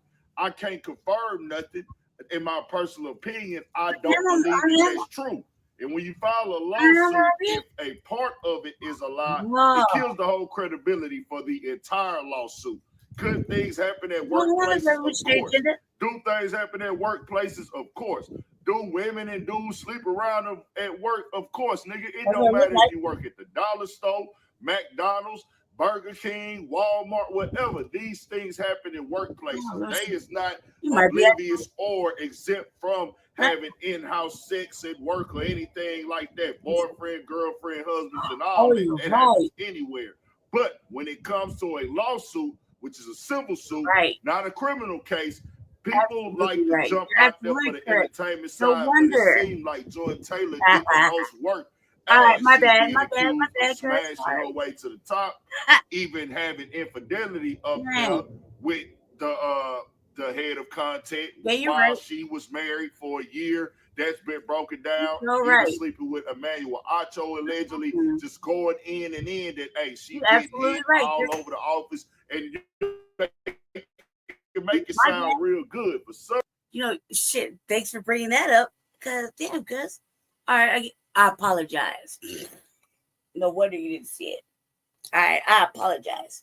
No real shit. That good looking out. I didn't. Oh God, man. You know what? I had put that show together like a few nights back, and I just decided to go live. Yeah, you're right. Absolutely right. I apologize. My fault. My bad. My bad. Guilt tribute. My bad. I'm sorry. You're right. Absolutely right. That's like the first time I ever did that. Shh. I can't. Oh God, I don't even have a real reason for it either. Ha! I don't even have a real reason. Nope, you're right. You're right. I apologize. My fault. My bad. Sorry. I'm sorry. Yeah, no, real shit. You were absolutely correct. I did do that did do that. That's terrible. I think that I don't even have a reason for it really. I just think that, you know, because I can't really see, you know what I mean? And just all like, shit, that's my face right there. Go right there. Copy. Yeah, you're like, yeah. Yep, totally did that shit. You're absolutely right. Anyway, I apologize. I apologize. You're right. Absolutely. I fucking didn't know I did that. I don't even know how to get it up there, so I'll have to figure that out too. I had no idea. I don't even know how to upload it to that actual channel. I thought I did, man. All right, well, you know. Oops. Yeah. Exactly. That's what I'm saying. Exactly. That's what I'm saying. It's like a necessary thing.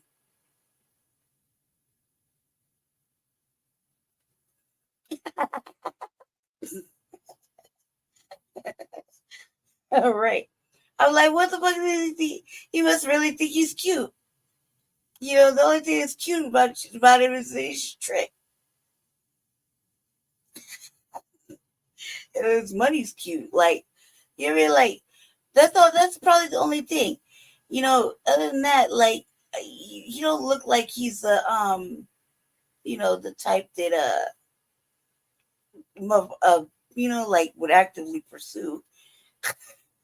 He's like oh God, you're touching me tight. Like, I can't believe it. Like that kind of type. Like, oh God. Oh well, shit. It's paying the bills.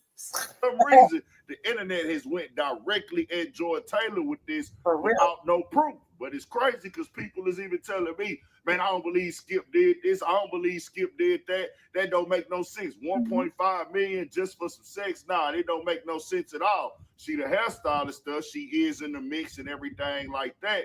So with that, people is not taking her word for it, but they are saying this is their opinions.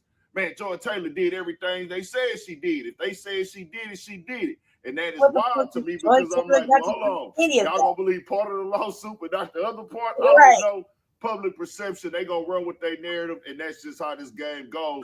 As a piece of the write-up says this. Taylor is also accused of workplace bullying by Farazi for mocking her accent and ability to speak English. Farazi also accused Bayless of offering $1.5 million for sex, which she denied in a 42-page document. She also names Dixon and Fox Corporation in the action, which includes claims of sexual battery, negligent supervision, retaliation, and other hostile workplace issues.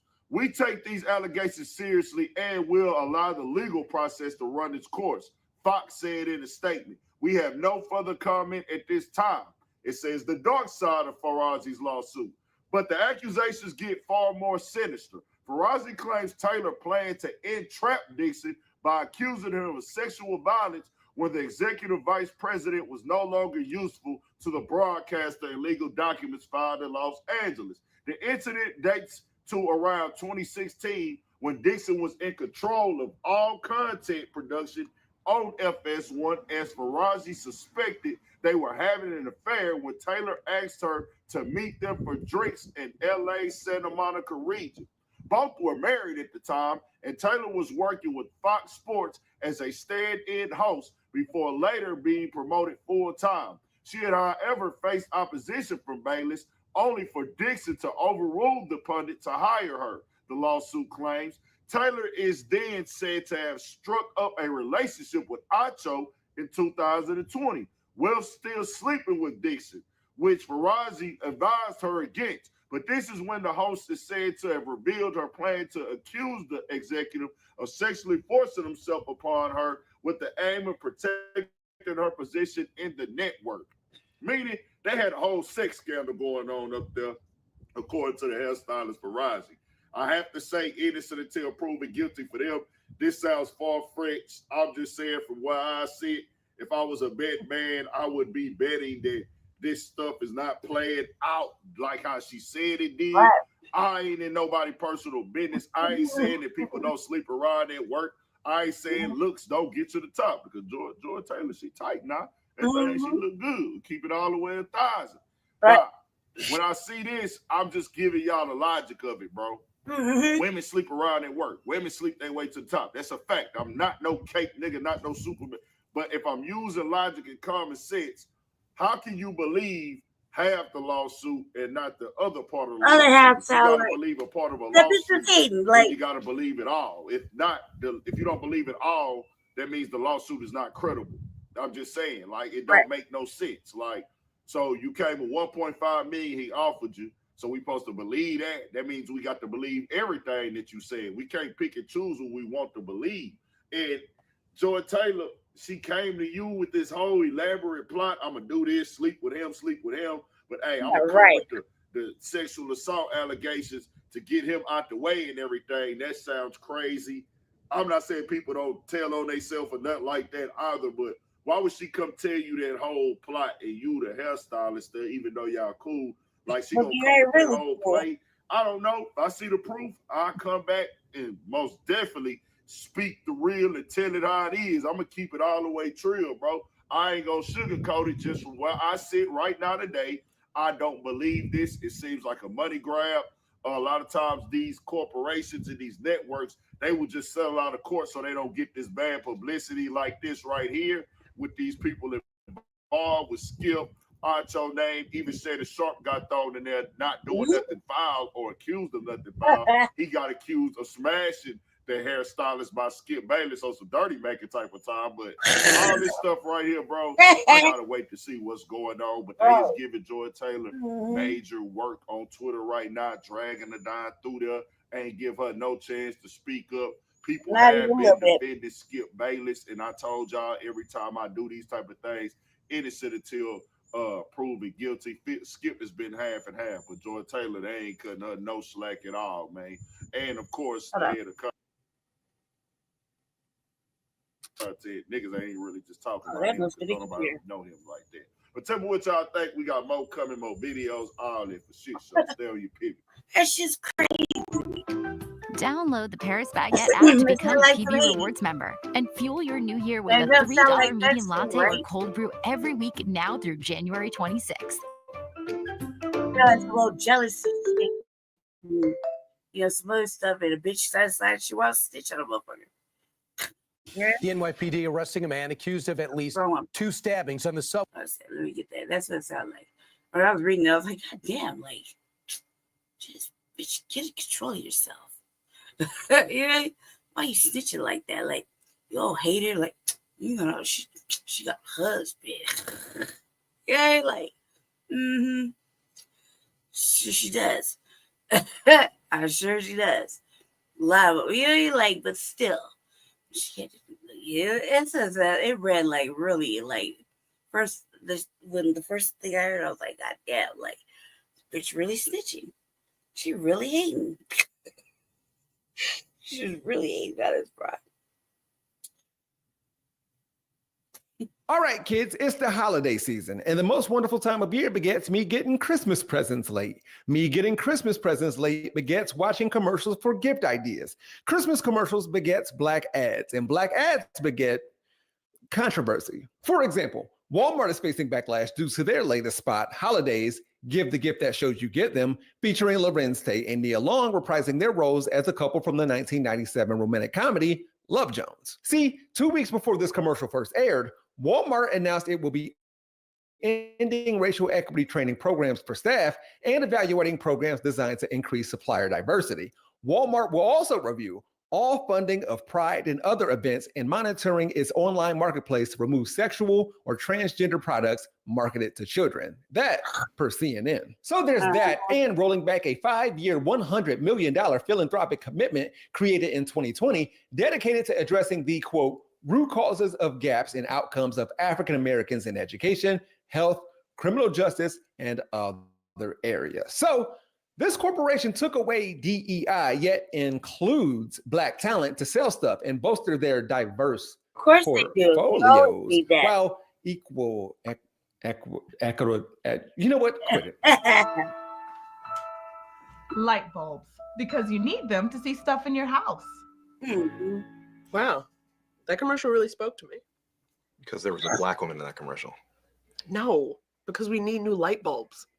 Today, we're going to talk about black commercials, or better yet, commercials used to target black people. This is going to be a brief history post-1970s because everything that happened prior to that was dehumanizing. However, for the last 6 decades, according to The Atlantic, the goal was twofold for corporations: to keep up with the times and to broaden their potential consumer base, which might be why, as you're about to see, so many black ads seem inauthentic.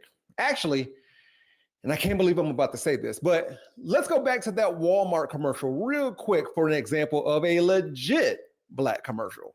It was produced by a media agency called Publicis, and again, it stars Nia Long. It's more about a service, Walmart Plus, than any product, really, when you consider that the record player and the Isley Brothers album being played are callbacks to the movie Love Jones. Then there's Nia Long, plus it's revealed that Darius and Nina not only ended up together, but they have a daughter. Oh, also there's Nia Long and Nia Long. Nostalgia. Hitting me all in my elder millennial feels. Yet media agencies seem to still be under the impression that the best way to get my attention is having some celebrity sing and dance and jive talk to get me to move. Just because I'm black. This is Rufus Thompson with a brand new dance. I'm talking about the bullseye. Flip flop liquor, bullseye. Y'all ready? Here we go. Raise your right leg, then you put it down. Move your left leg forward and your body too. Do what comes natural when the bull's after you. Now you move your head from side to side. Get slit small liquor and do the bullseye.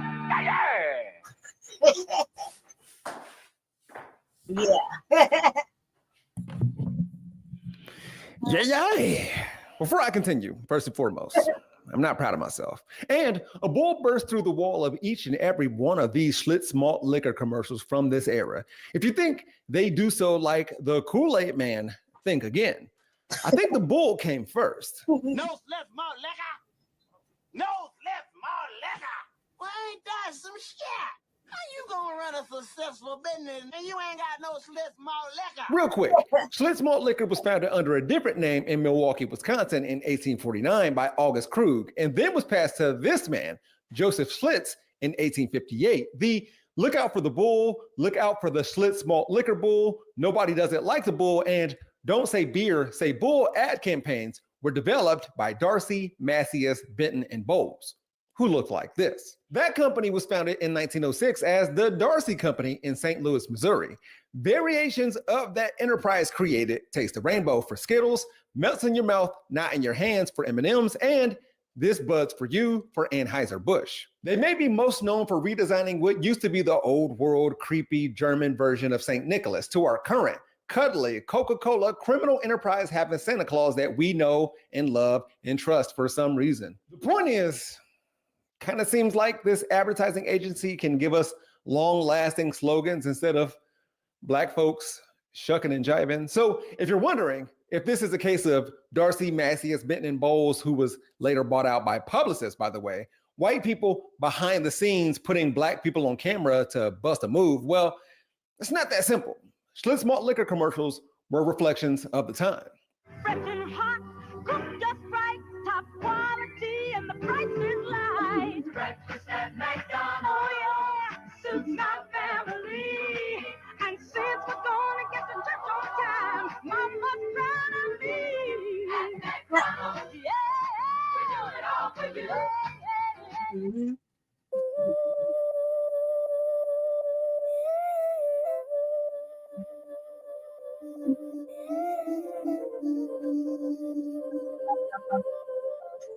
Just laughing.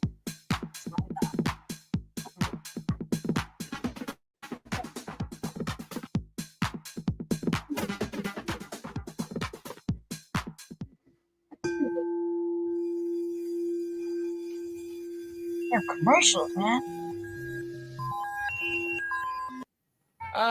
The black nuclear family, the choir, the no way in hell are we going to McDonald's before church. That was one of the first commercials targeted at black people by McDonald's. It hit TVs all over the country in 1978. Ad campaigns like this one were also made in print. Do your dinner timing at McDonald's. When you're looking for a place to have dinner, check out McDonald's. You don't have to get dressed up, there's no tipping, and the kids love it. You can relax and get down with good food that won't keep you waiting. Dinner timing or any timing. Going out is easy at McDonald's. We ain't got enough disposable income to tip people, so McDonald's is encouraging us to avoid wait staff.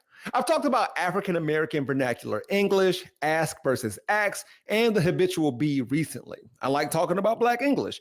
And did you notice how McDonald's was sure to hit Black folks with what's known as G-dropping? Then there's this, Maurice and his lady getting down with some cheeseburgers. Can you dig where they're coming from? I know I can, Jack.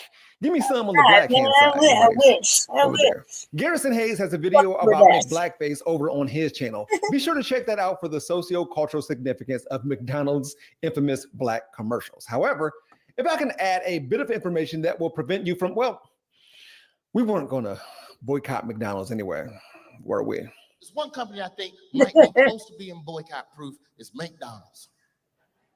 McDonald's is delicious. I'm sorry. I know some of y'all got money now. You eat hummus, so you got bread, whatever. But don't act like McDonald's wasn't the sustenance of your childhood, you ungrateful asshole. These 3 ads were created by a black man, Tom Burrell. Tom Burrell was born in 1939 and raised on the south side of Chicago. He was one of the first black people in the entire city of Chicago to work in the advertising agency field. In 1961, when he got his first job, it was in the mailroom at Wade Advertising, where he wore a suit to work every single day because his strategy was to look and comport himself as if he didn't belong in the mailroom. Burrell is a legend. He created Burrell McBain Advertising in 1971, and a successful campaign for him was with Marlboro, where he cut off the "Come to where the flavor is" slogan and made it simply "Where the flavor is," attaching pictures of brothers doing their everyday thing. That led to this commercial that he did for Coca-Cola in 1978 that you may recognize. It's called Coke is Life, and its ingredients include black teens on a stoop in Chicago singing doo-wop, which attracts more black people because we can't seem to avoid singing for some reason. Anyways, it's during the day, maybe when they should be in school or working. Is it the weekend or summer? Hard to tell. Somebody somewhere give these kids discipline and something to do. Perhaps you know the cousin of this commercial better. It came 12 years later. Hey, isn't that Calvin? I haven't seen him for a while. Wonder where he's heading. I heard he got a job. Is that right? Well, it's about time he got himself together. Now that you mention it, there is something different about him. Calvin's got a job, so there's not much of a reason for him to rob anybody. Thanks, McDonald's. There were 3 of these commercials. I chose the tame one because, my word. Again, brought to us by Burrell Communications with Tom at the helm, who sees himself somewhat of a cultural anthropologist. I had to convince clients to understand that black people are not dark-skinned white people, Burrell explained. Sometimes when you start talking to people about race and differences, implied in that is some kind of subordination. So I had to convince them that you can be different and equal, and that there are cultural differences that should be part of advertising aimed at a black cultural group such as music. When I say that Tom Burrell may have taught Coke and McDonald's and other mega corporations how to target advertising towards black people, I'm not blaming him for stereotypes. The most insidious black inferiority-laden ones were already there. I am noting that other ads from the 70s, 80s, and 90s didn't read "Jimmy knows they good" when talking about cheeseburgers, or "the big meal. It's a great deal for dinner." AH at the end instead of ER. Y'all know me by now. I have no problems with black English. I do have a problem with thinking some ads appeal to black people and others don't. And maybe this is just my point of view. I mean, I would want a cheeseburger based on what I see from Timmy here, but would white people want one based on what's going down with Maurice and his lady? If we wanted to, we could make a through line from the McDonald's breakfast commercial in 1978 to the G-dropping and "Girl, I wonder how Mickey D's makes such a great tasting salad." What now? To Calvin and this. Nice song, but you're still not getting any of my crispy, juicy nuggets. Girl, you gotta take these clues, don't be stingy. I want to sing that to Nia Long. A few weeks ago, it was reported that Byron Allen's $10 billion suit against McDonald's is heading to court. The lawsuit alleges that McDonald's violated federal and California civil rights laws by deeming Allen's networks ineligible for the vast majority of its advertising dollars. According to the New York Post, Allen accused McDonald's of relegating his Entertainment Studios Networks Incorporated and Weather Group LLC, which owns the Weather Channel, to an African-American tier with a separate black-focused ad agency and much smaller ad budget, depriving them of tens of millions of dollars of annual revenue. And what Entertainment Studios called blatant and pernicious discrimination. How the tables have turned. And it's not just a McDonald's thing or primarily a McDonald's thing. I mean, they may be the worst at it. And while the history of white supremacy and minstrelsy and anti-blackness in media is ever present, don't forget, black people wore blackface. They didn't intend to be racist, but they had to do what they had to do. The backlash growing so big, PepsiCo just pulled the 60-second spot saying, "We apologize for this video and take full responsibility." The ad was directed by Tyler, the Creator, an African-American rapper, producer, and comedian.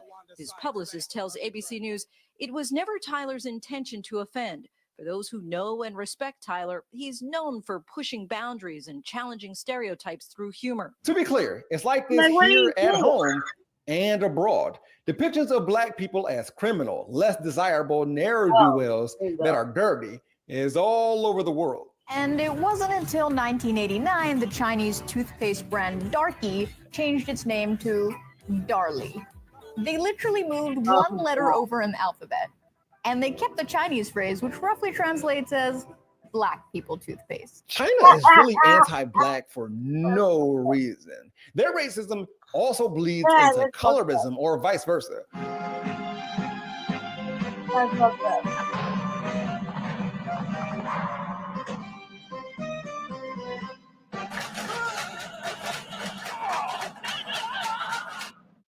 I'm Greg. I'm Gabby. We're the founders of Magic Spoon. We grew up loving cereal, but realized we were eating empty carbs and sugar. So we invented our own, with more protein, less carbs, and none of the junk. Find us at magicspoon.com or a store near you.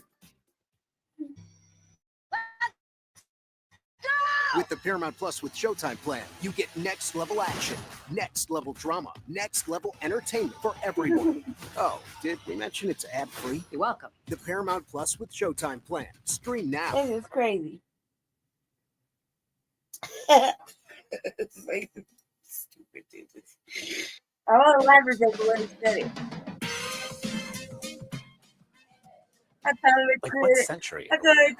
Bringing this back to Christmas, remember that Peloton commercial from 2019 where an already skinny woman was given a Peloton stationary bike by her husband and the internet took it as sexism? When in reality, social media was telling on itself because they were admitting that working out to them meant weight loss, not building muscle or cardio, which could have been the case for this fictional couple, but we don't know their backstory. Without context, we don't know if the wife/mom asked for this bike. So people filled in the empty space with the history of men, white men in particular, desiring thinness out of women. I admit, it would have been better if the fictional husband would have worked out with her. And you should know that the actor who played the husband/dad got his real life white skinny girlfriend a Peloton, by the way. I'm kind of losing the plot. The point of all of this is perspective and perception. I question if Tom Burrell did what he had to do in order to stay in the industry. And when I first saw that Rufus Thomas Schlitz malt liquor commercial, You ain't keeping it around. I kind of thought what this commenter said, this is how they saw us. No matter if a bull is bursting through the walls, just keep on singing and dancing.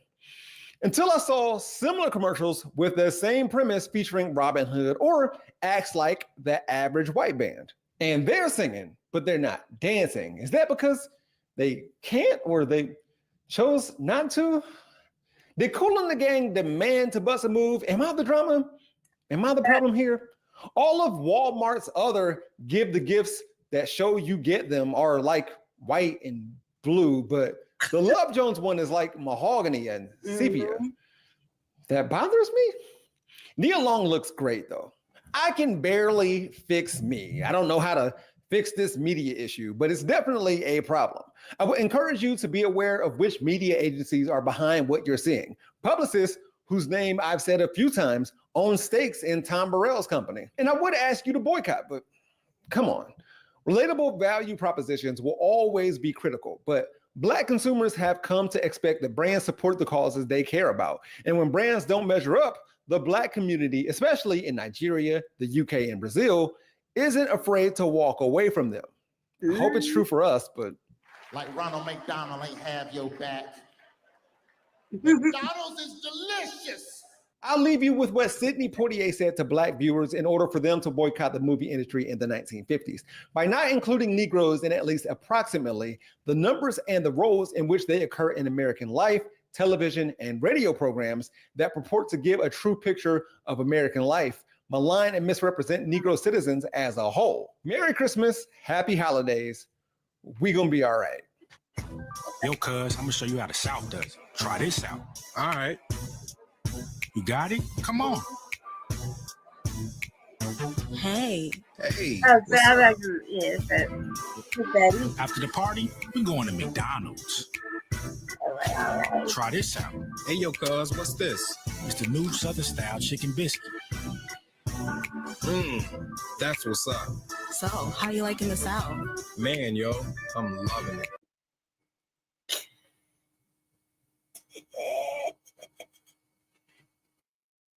All right. Oh, let me see. Let me make sure I got it. I don't skip anything before I got to that. I think that's my last one. What's up? We've been giving him that work. Let me make sure. Let's see. Let me make sure. We have been giving him that work for real. Like, it's been ridiculous. All right. Let's see. All right, yeah. So we've been basically boycotting motherfucking Fat Joe. Fuck him. You know what I mean? All shit he had to say.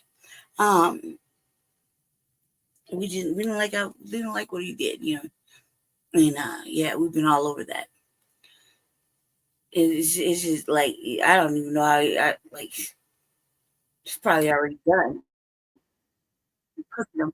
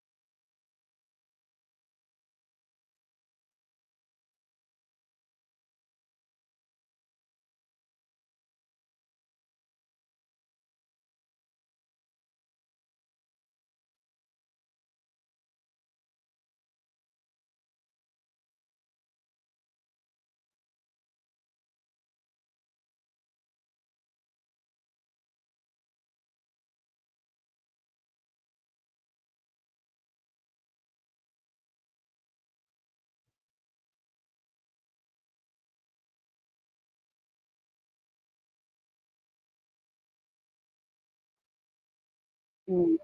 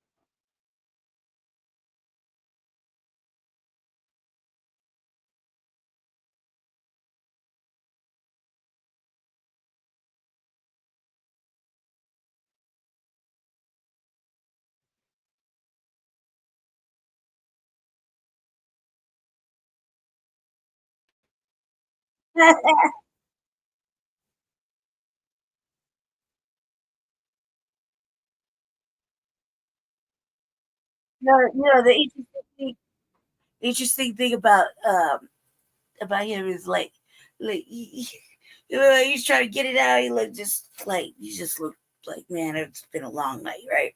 Okay, cool, whatever. Right? But at least he had the wherewithal to apologize for that and try to keep it, you know, like, not that you get a pass, but I'm like, goddamn. You know what I mean? Like, he's like, yep, You know what I mean? It's like, goddamn, at least, like, I'm working on it. Right? So, man, it's like you can't even really be mad. At least he caught himself. You know what I mean? And kind of caught himself. He did it still, but it's not. I think it's just, man, you know, like, what can you really say when you know that that's kind of how it is? You know what I mean? There. And that shit spread over to everywhere. You know?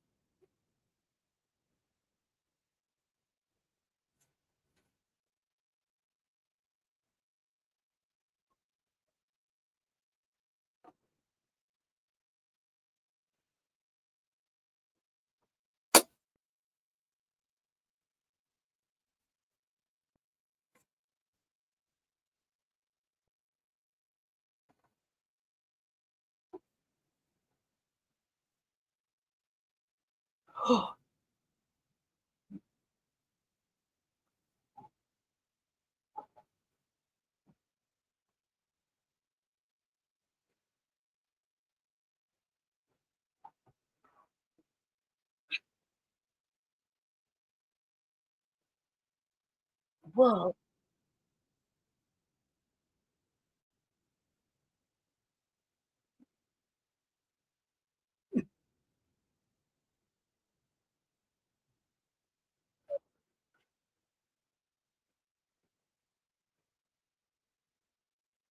Mm-mm.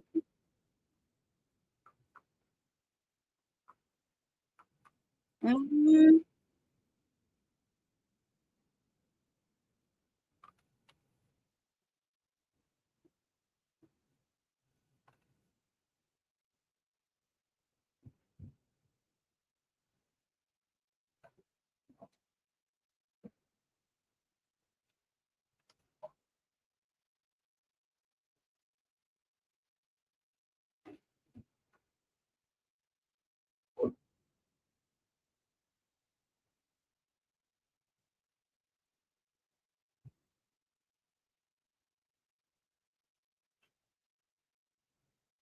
Mm-hmm.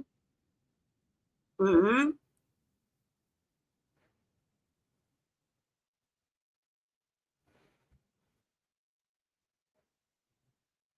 Oh my God. Oh my God. Oh my God. Oh, that's horrible.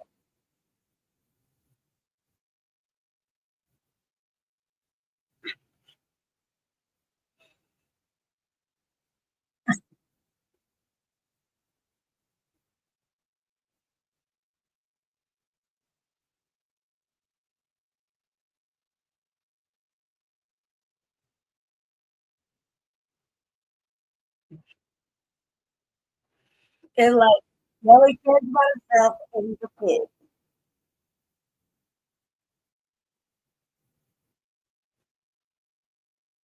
He don't give a fuck about his company, all he cares about is his buddy.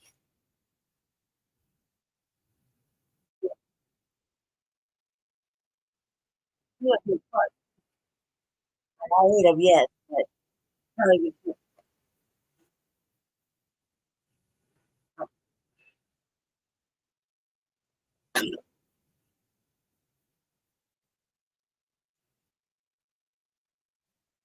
He's like, that's how he pushed one.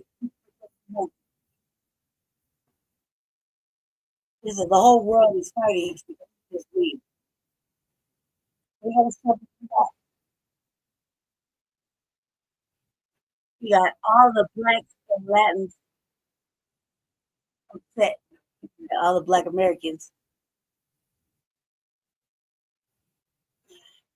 The foundation. He said, say what at the bottom. They clearly got nothing to do with it.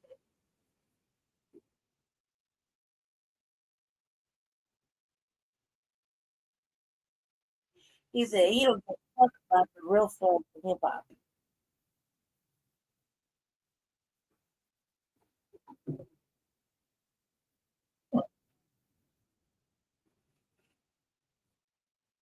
He don't give a fuck. Mm-hmm. He said, he said Cockapoo Mountain. Mm-hmm. Had that whole white over.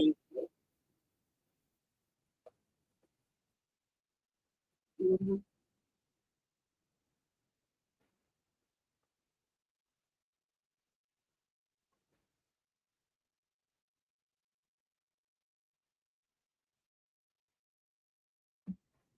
Mm-hmm.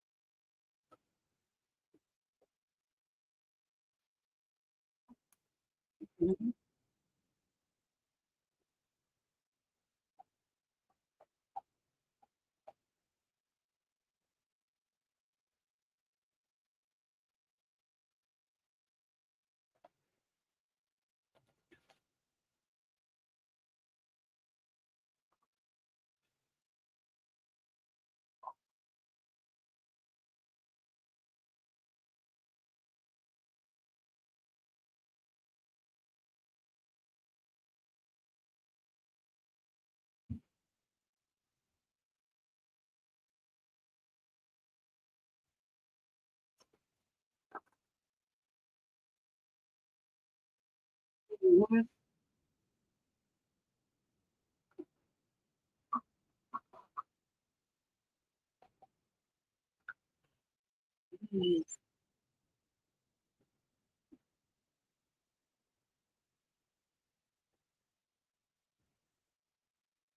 Mm-hmm. With the victim. Mm-hmm.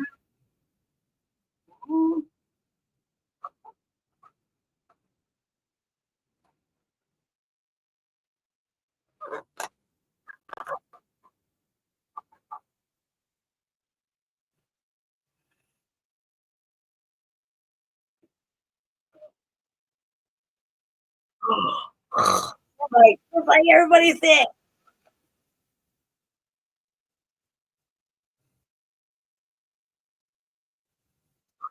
Mm-hmm.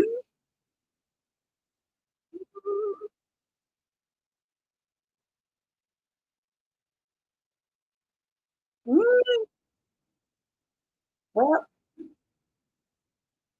it wasn't like, we didn't know that that's what.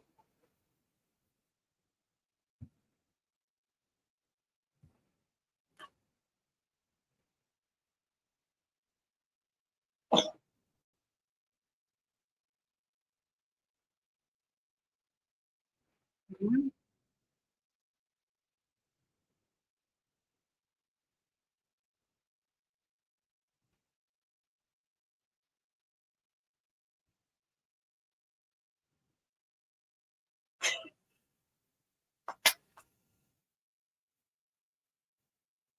And it's like what's really bad. You know what's really sad about this is that, dude, we wait a long. They hold that shit in for a long time, like a really long time. You know what I mean? Like a really long time to just start just like, look, I'm done. Like I gotta say it. I gotta get it off my chest. Like that's a long time for him to be holding that in. You know what I mean? For him to be holding all of that in. Like, even though everybody knows that, you know what I mean? Everybody knows that that's really, you know, how how they move. You know what I mean? The fact that it's like, God, man, like, you serious? You know, like, we knew, you know, we knew.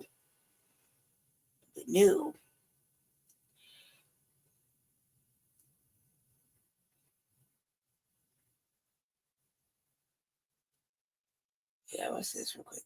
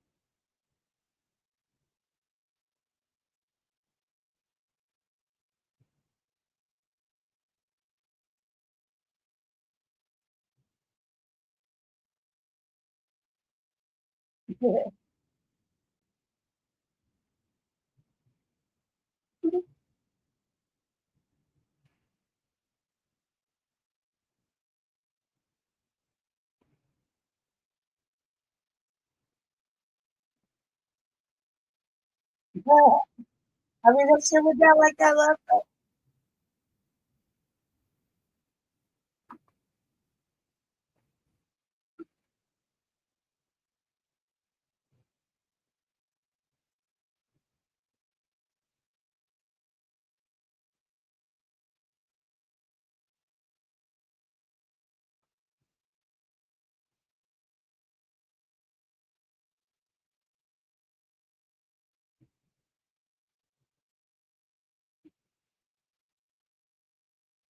Mm-hmm.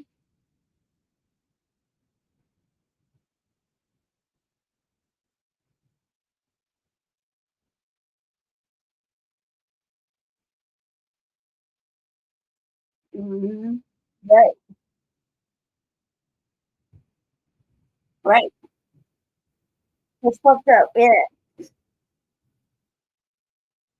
Yeah.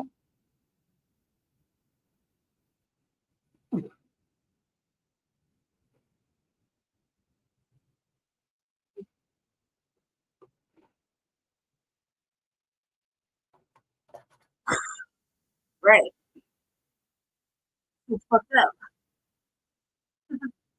Oh, this is horrible. That shit's fucked up. Mm-hmm.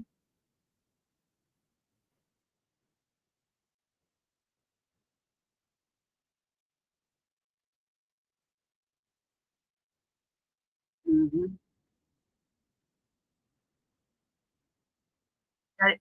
Okay.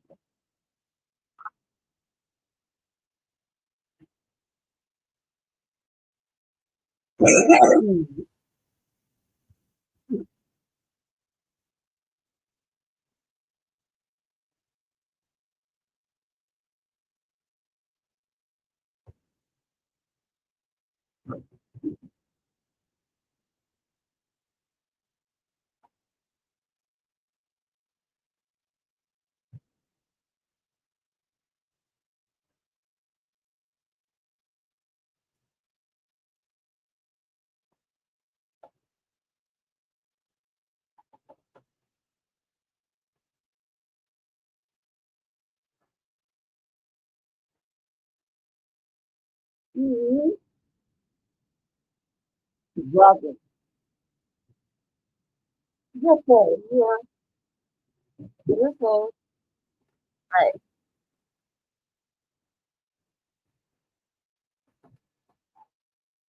Mm-hmm.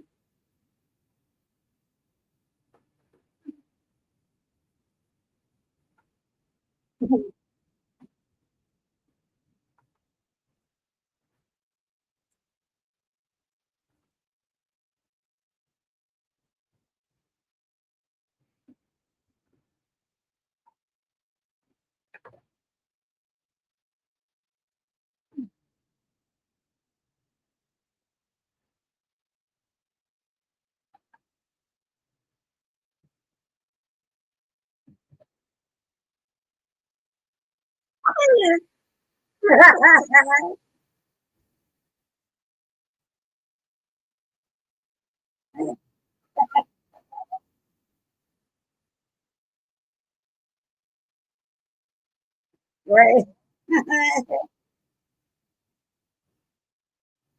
Mm-hmm.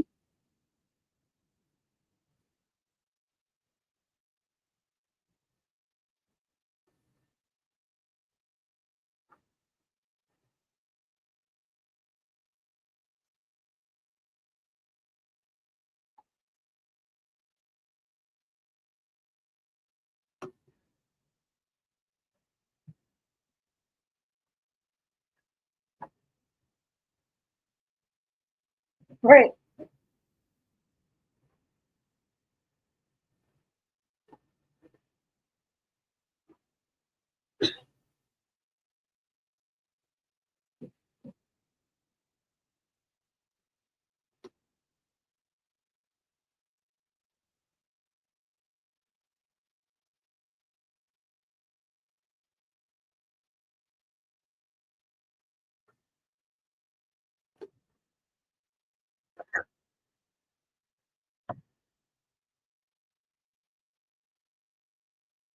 Yeah. Huh.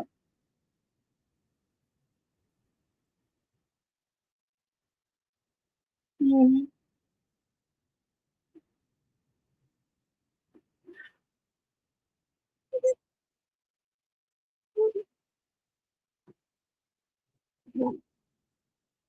You say your kids would let me laugh.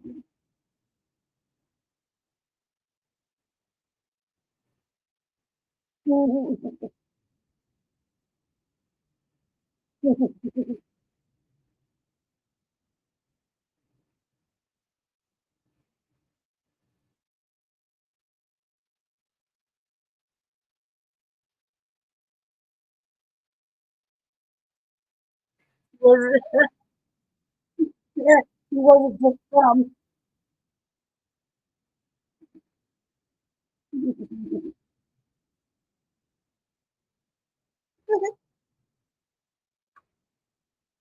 Right.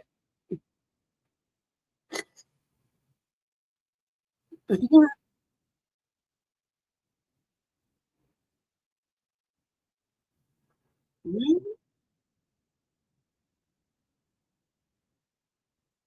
Right.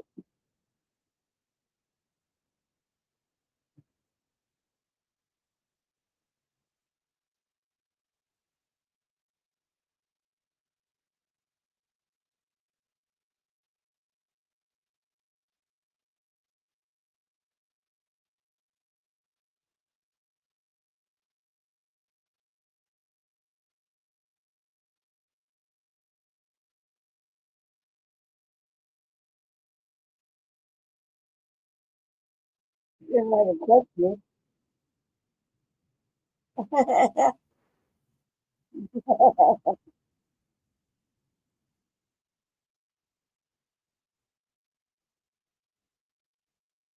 Right.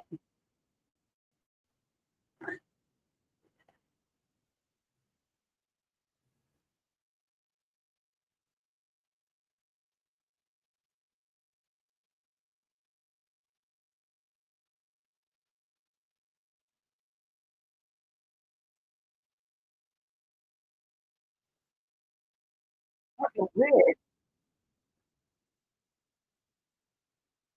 the fuck is going on right here? See his T-shirt. Oh, a whole bunch of questionable shit.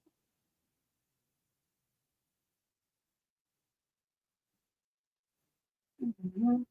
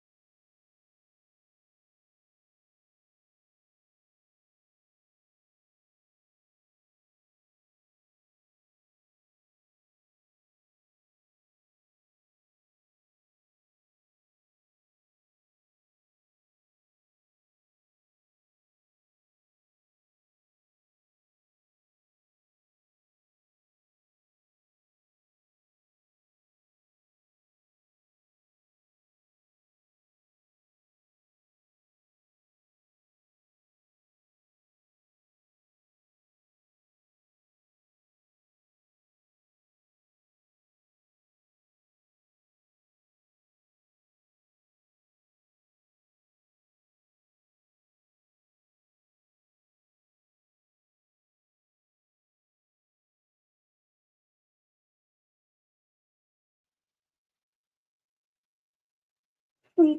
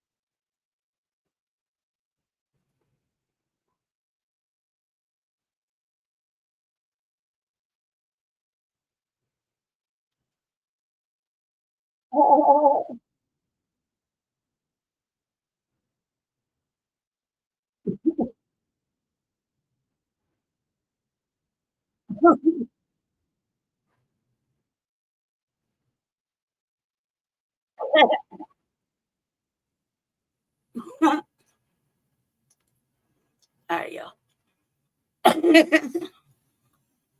No, man. Okay. So that was fun.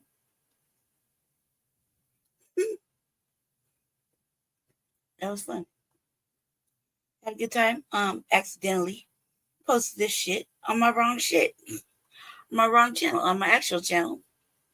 Well, at least the seduction thing, on this channel by accident.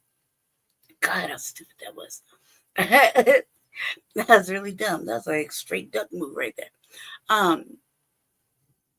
Man.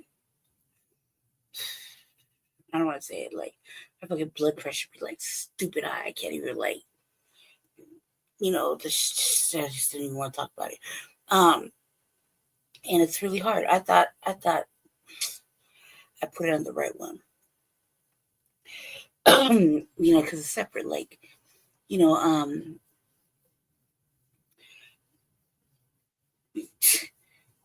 as this is like the channel, or this is like the channel or the name or whatever I go to, to be in different spaces. You know what I mean?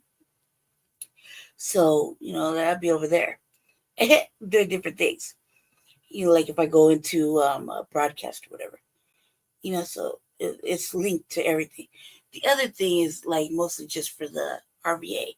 And I swear, like I thought I actually put it there on the RVA, but I didn't. And man, I was like, I had to apologize to Jesse.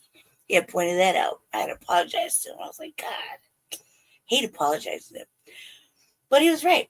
I actually did do that duck shit right there. That was a real duck move. Never have I done that before.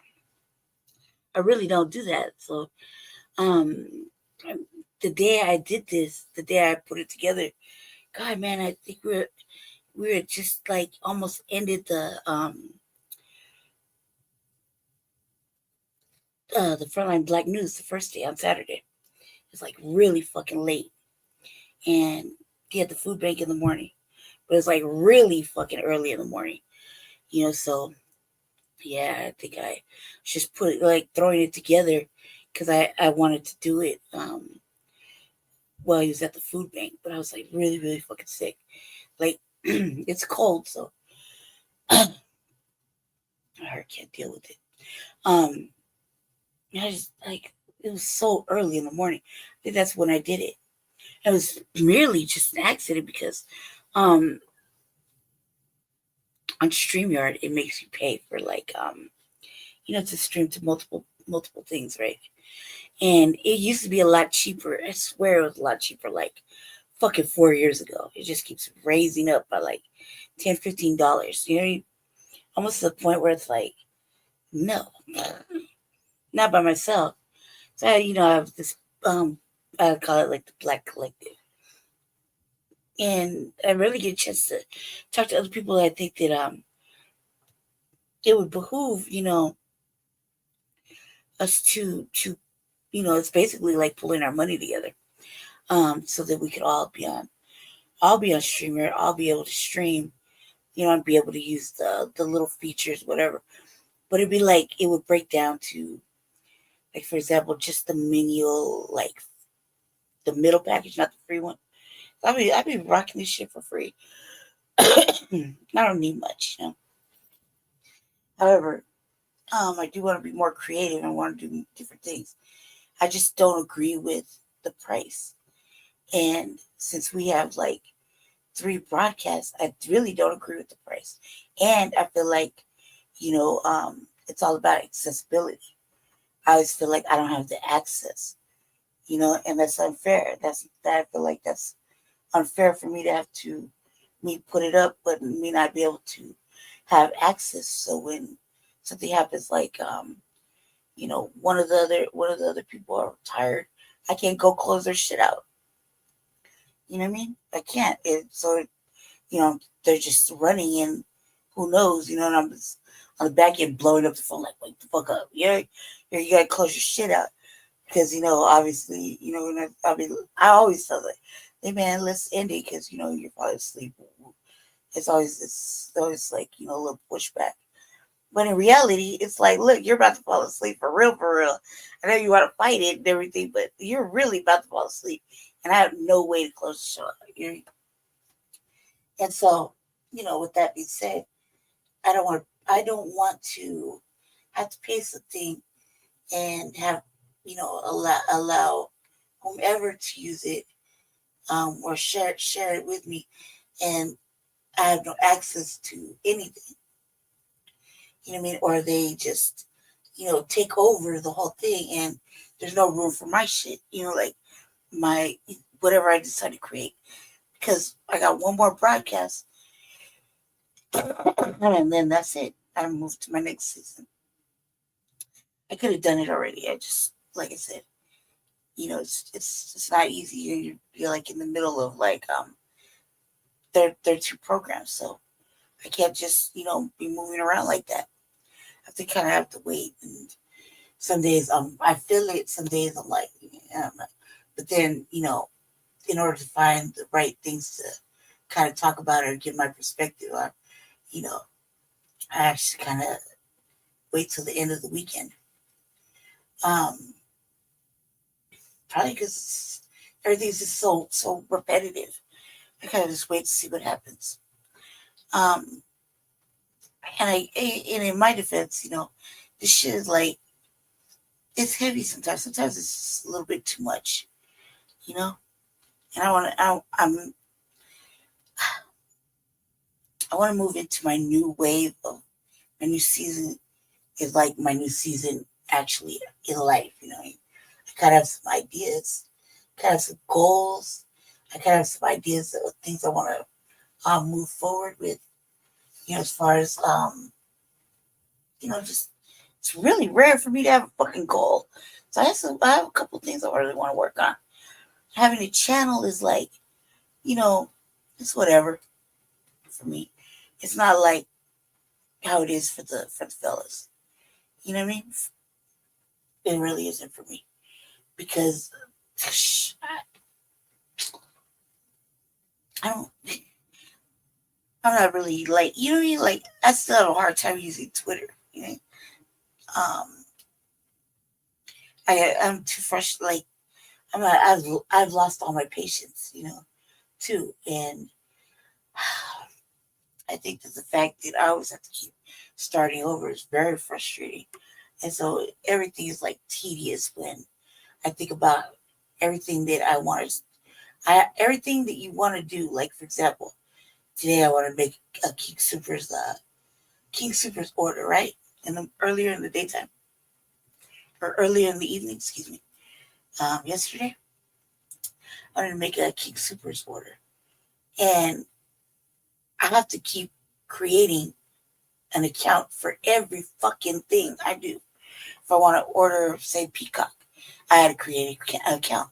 I want to use Hulu, I have to create a fucking account. Anything. It's like, God. Checking my finances, multiple accounts. You know what I mean? Emails. I have to have one or two.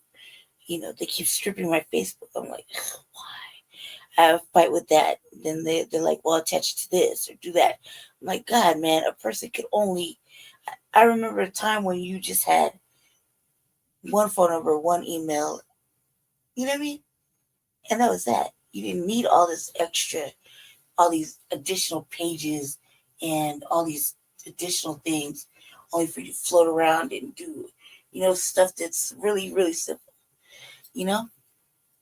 So it's kind of tedious. And for me, it's like, I'm over it.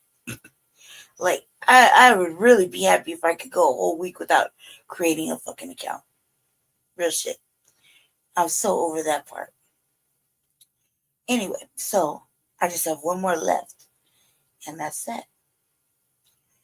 I just have one more, and then I move into my next, which would be like kind of a paced out for about, roughly another 2-3 weeks, because I'm going to be working with our friend